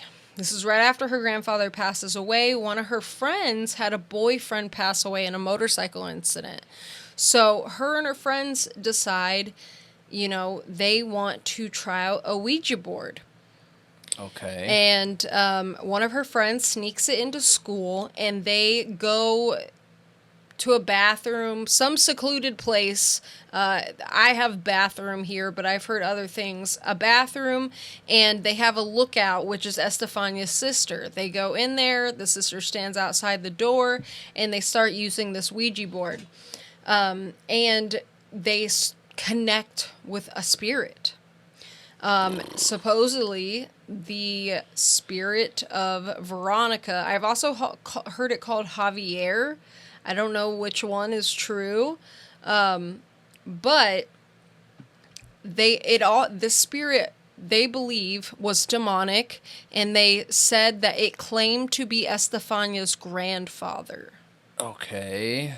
Right. So, the door, apparently it starts getting pretty spooky, and the sister outside is getting freaked out, and she tries to open the door, but she can't get it open. It's stuck shut. And she starts freaking out because she hears something going on in there. Like, it's sounding really scary. Mm-hmm. So she runs and grabs a teacher and is like, help me get the door open. And they're trying to get it open. They're trying to get it open. And then it just opens. And the teacher runs in there and breaks the Ouija board. Okay. Jeez. I've also heard it was like the little glass thing that they were using, like the little puck thing that they were using. They weren't using an actual one, apparently. They were using kind of something they just grabbed and used. I don't know which one it was, the board or the little puck thing, but she breaks it. And they say this smoke comes out of it and starts lingering in the air and then sucks up Estefania's nose. Oh my gosh. Yeah. Really, really scary. So, after this event, Estefania starts changing. She starts not being able to sleep, being really low energy, and when she can go to sleep, she starts having very vivid, scary nightmares. She claims that she's seeing these shadow creatures in black cloaks, some without a face, and they're calling out to her to come to them. So she starts also falling in these like trance-like states where she just is sitting and staring, and at some points laughing. Okay. She said that she had at one of these times where she falls in this trance-like state, when she wakes up and comes to, she says that she saw these shadow people standing in a circle, shaking hands with each other, and when she got closer, they started saying, "Come to me," like "come to me" in this circle. I heard them described as like almost like monks. But she starts speaking in these strange foreign languages that her parents can't understand, and even starts attacking her siblings, which is super unlike her. And then it just keeps progressing, and she starts having seizures. Now, her mom had seizures as well, but didn't have any, supposedly, of any of these symptoms with, like, hallucinations or anything like that. She just had seizures. Like, no other symptoms the way Estefania did. Her parents, are getting kind of freaked out with all this going on, so they take her to a doctor. She sees 4 different specialists, and nothing they're doing is helping. Sure. They give her some medications, nothing's helping, nothing's working. They can't figure out, like, what are these symptoms? Like, yes, this looks like epilepsy, but you have all these other symptoms that don't fit with that. Like, what is going on here? They don't know. They can't figure it out.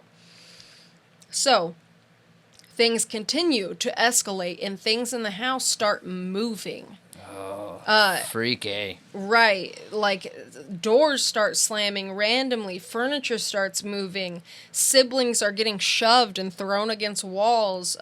Even at one point, the youngest little, like, baby, their crib gets shooken at night. And Estefania shared a room with her sister. Well, one night her sister said she woke up and saw Estefania levitating off of her bed, and she even like put her hand under her, and she said there was nothing. She was literally floating on top of her bed. Jeez. Yeah. So then everybody starts seeing these shadow figures. What? Everybody in the whole family starts seeing them, and they notice that it's way worse in the dark. Like, if it's nighttime and they were to flip on a light, things would get better. But as long as they're in the dark, it is way worse. So, Estefania at one point goes in the bathroom one day to go iron her clothes, and she starts screaming. So her mom runs in there and is like, "What is going on?" And she said the iron started turning on by itself, and then the door slammed shut on them, and they both start screaming. And so the dad runs to the bathroom and starts trying to get the door open, and he's like, "What is going on?" Like trying to open the door because they're clearly in danger or in trouble or scared, and the door just randomly opens by itself. None of this is making sense to any of them. And, that was the experience in the father's mind that really stuck out to him, because he was super skeptical of all of it the whole time. But when that happened, he couldn't explain it. And it scared him. Yeah. So, apparently the mom starts calling people over, like friends, family, neighbors, and apparently a bunch of people confirmed they saw the shadow figures when they went in their home, and that they even got things thrown at them. So it was in the home. Yeah. Jeez. Yeah. So that's what's really strange about this case, is how many people, even at one point, police officers, experienced the same thing going in this home. So, eventually, Estefania is in such bad shape, and she starts saying things like she wants a picture buried of her and her father in her coffin with her when she passes. And the mom's, tells her, Estefania, you're not dying, you're going to be fine. And Estefania says, if you don't do what I requested you to do, I will come back to haunt you. Oh, gosh. Yeah. She's continuing to get worse. The seizures are getting worse and worse. And there's 2 accounts of police coming, okay? So apparently one night, her boyfriend, Estefania's boyfriend, comes by to visit, and they play with a Ouija board. And apparently Estefania's upset, and he tells the spirit to take him instead. And he becomes possessed. What? He said that his last memory is smoke from the candle that was in front of them lingering up to the ceiling, like it was floating away from the candle. And then he remembers nothing. But apparently what happened is he went into one of these states and he literally had like superhuman strength. They called 911, and the cops come over there and are so freaked out by him. At one point, they threatened to shoot him. Oh my gosh. Because he's like hulking out. So they take him to the hospital. And then, he wakes up in there and he doesn't remember anything except for the smoke. Weird. Super scary. So Estefania's condition worsens more. And one night she has a really bad seizure and she passes away. Her mom's holding her. She's foaming at the mouth. They take her to the hospital and she passes away at 2 a.m. in the morning. And that's it. She's gone. And then the paranormal activity at the home gets way worse. No way. Way worse, which is so freaky. This is really freaky.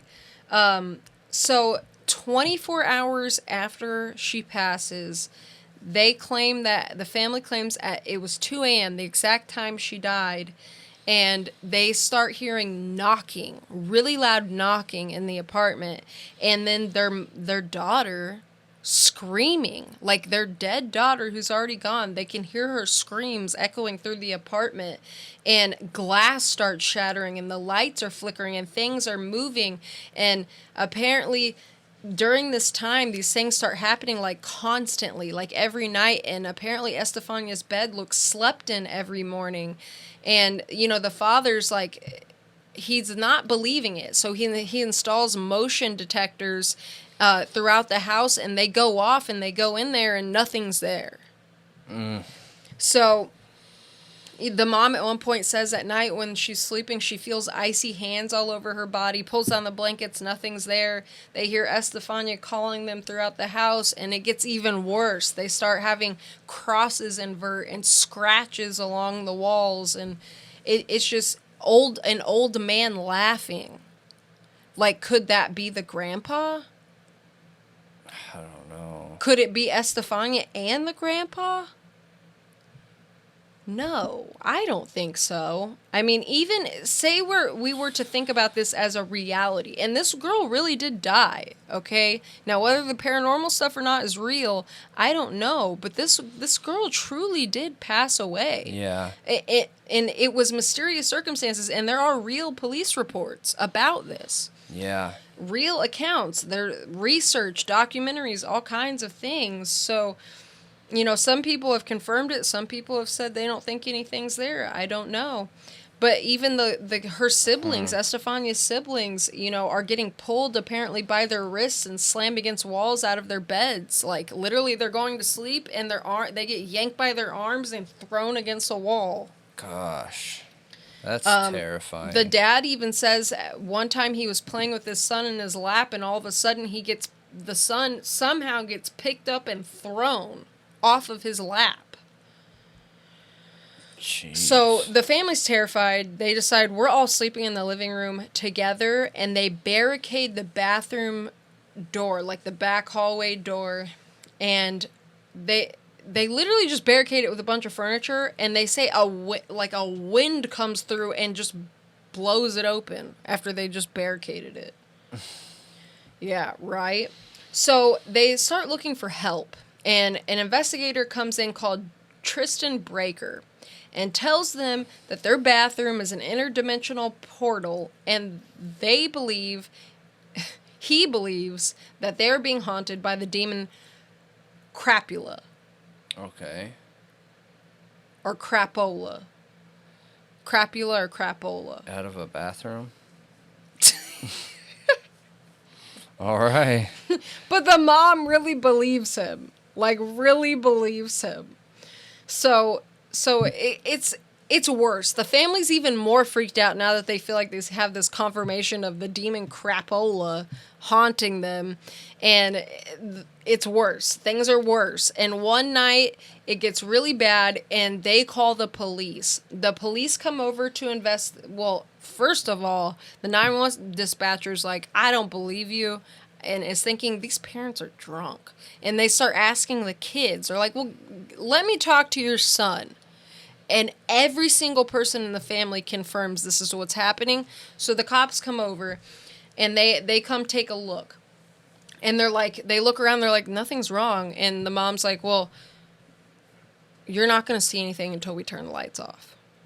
And they're like, okay, turn the lights off. They turn the lights off, and they experience the same thing that's been going on. They said they start seeing shadow figures. Things are getting thrown.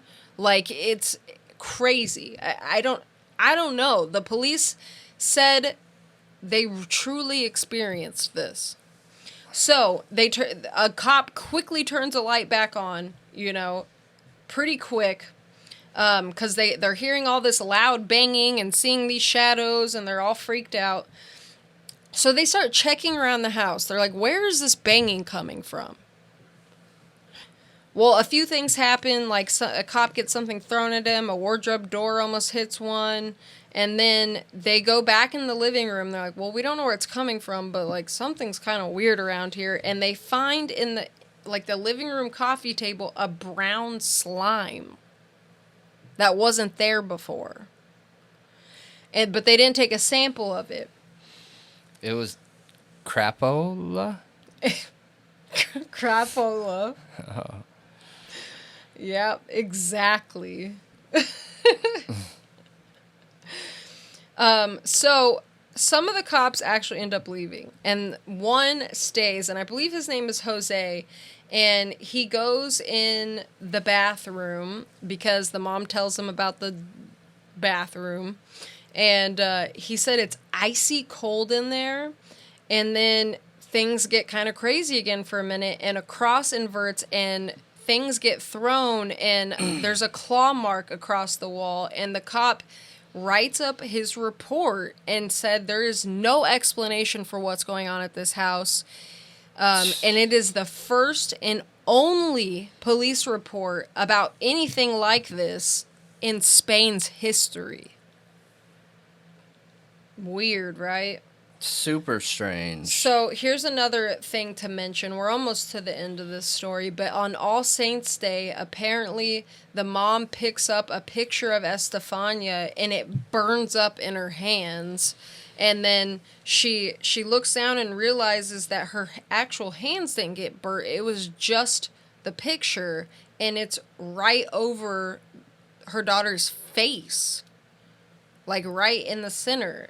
Really weird, right? So the family starts learning how to live with this. They even start using the bathroom again, sleeping in their own bedrooms, and they start having some like researchers come out to investigate. Some researchers apparently picked up voices on audio telling them to leave. And then October 1996, del abuelo y la mayor de sus hijas.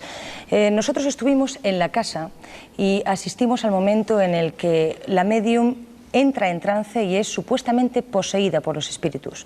Jus Morán recogió ese momento. En casa de la familia Gutiérrez se viene manifestando la presencia de espíritus desde que el abuelo murió y expresó como último deseo hacer la vida imposible a la familia desde el más allá. El abuelo había mantenido discrepancias con Concepción, su hija, por motivos económicos. A esta se vino a sumar otra muerte, la de Estefanía, la hija mayor de los Gutiérrez, que falleció el año pasado de forma inexplicable. Según el parte forense, Estefanía murió por asfixia pulmonar de manera súbita y sospechosa. Además, la niña, que contaba 14 años, solía jugar con la ouija, práctica considerada peligrosa para los expertos en parapsicología. Me echaba espuma por la boca, por la nariz, lo que sea, la ha poseído a mi hija. Mi hija ha sido poseída. A partir de la muerte del abuelo y de la niña, dos posibles espíritus salen y entran por el cuarto de baño de la que era habitación de Estefanía, un espacio que hoy está cerrado e inutilizado. Además, en el domicilio se escuchan ruidos extraños, los electrodomésticos se ponen solos en funcionamiento, aparece de vez en cuando una silueta humana y una especie de bola atraviesa el largo pasillo. El grupo de parapsicólogos Unidad Cero está investigando el caso y han obtenido algunas psicofonías como esta.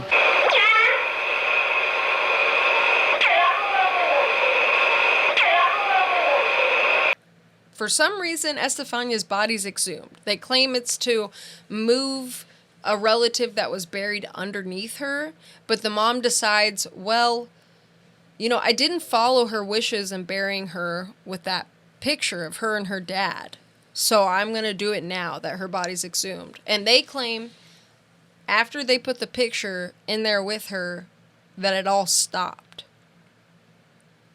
No way. Yeah. Yep.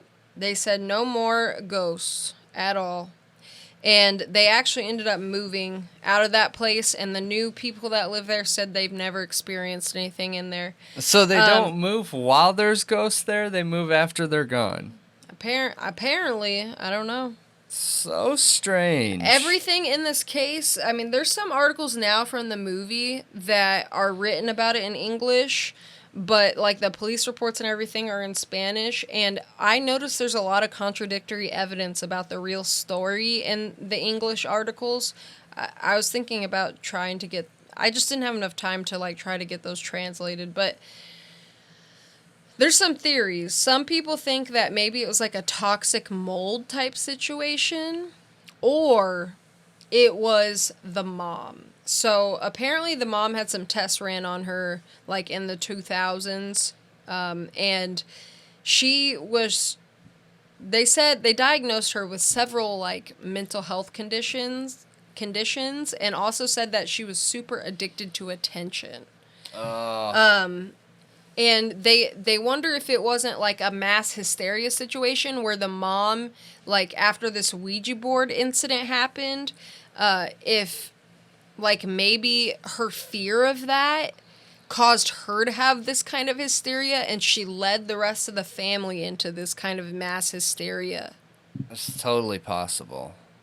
Yeah. I think that's totally possible. But what about the cops? That is my one question. Is I would not expect cops. Like, anytime I've had something weird gone on, and I've only called the cops a couple times in my life when something really scary was going on, it's actually only been once. It's actually only been once when I was younger, and I thought somebody broke into my house, and then I had convinced myself of something else. But anyway, the cops come out, and nothing's wrong. Everything's fine. Like, I feel like the cops would so quickly debunk it and be like, this isn't real. These people are insane. Yeah, unless there's some kind of mass hysteria that can be picked up quickly. Would toxic mold cause that kind of, like... Oh, gosh, I don't know. That fast? Like, the cops walk in, inhale toxic mold, and are like... The only thing that I would think that's weird is if it's toxic mold that's causing hallucinations, it's very rare that you all see the same thing. Yeah, exactly. If you're hallucinating, it's not normal for everybody to see the same hallucinations. Yeah. And we're talking about a family of 7 kids, 2 adults, and many cops, and neighbors, and family and friends. Yeah, it's strange. And everybody says they saw the same thing. Strange. I don't get it. But I don't understand. The cops did deem originally Estefania's death as like suspicious. That it was suspicious. I would hope so. And it was pulmonary asphyxiation, and they said it was because of the seizure. So, I almost wondered for a minute, like, is this mom crazy? And she was like abusing her kids and blaming it on ghosts. I mean, that's a good theory too. I don't know. Like, I feel bad even saying that because if this is what they truly feel they went through, I feel bad saying that. But it makes me wonder, you know? Yeah, me too. Me too, because the dad didn't believe it, so, you know, it'd be easier to get all the kids on board, and then the dad just sees a couple things, like things with strings and things being thrown, and just enough to be like, I don't want to see no more. Yeah, because she could easily run into one of those rooms with a motion detector and then run out and be like, oh my gosh, did you see that? It went off and nobody's in there. Yeah. Yeah. I don't know. And it's just hiding for abuse. Yeah. Maybe. But that would be absolutely insane. Yeah. And we've seen more insane things. And that still doesn't explain the cops seeing it. Unless she had this whole charade set up in her house, like booby traps everywhere. Like, I can touch this and this will happen. And like, yeah. You know what I mean? Yeah, I got a master remote in my pocket. But there's been books written about this. There's been little documentaries and the Veronica movie on Netflix. I don't know. I just wonder about this girl's death. Like, is it untreated epilepsy? Is it another condition that we just don't know what it is that was untreated? Or was this real? It's so hard to say. I don't know. It's strange. Mass hysteria is really strange. It is. If that is what it was, real. It is real. Yeah. But no, I'm curious what other people have heard, because we don't dive into the ghost stories very often, but know that a lot of our viewers are like real into the ghost stories, like investigate them. I mean, take a serious interest in them. So I'm curious if anyone's heard of it. Yeah. Or know things, or have seen research, or, you know what I mean? I've seen people go deeper into this story than I did just now. Yeah. People have gone pretty deep into it. So I'm interested to learn more about it. I really want to see what the police report is translated to English. Yeah. Me too. But yeah, I hope you enjoyed the spooky story, or tragic story, because it's actually real. I don't know, it's a movie. Like, the first impression I had it was a movie, and that thing was pretty scary, man. Yeah. It was pretty scary. You know, there were people going around saying they couldn't even finish it. It freaked them out so bad. Do you remember watching that movie? I think you saw it too. I think so. Yeah. But yeah, let us know what you think if you have any more information on the case, because I do know we have a lot of viewers that are super into ghost stories. But yeah, let us know. We always want the input. Yeah. And that's it. Yes, that is a wrap for Thought Riot Podcast, and we are super happy that you stayed all this time with us, and we want your input, we want your comments, we want your likes, and everything in between.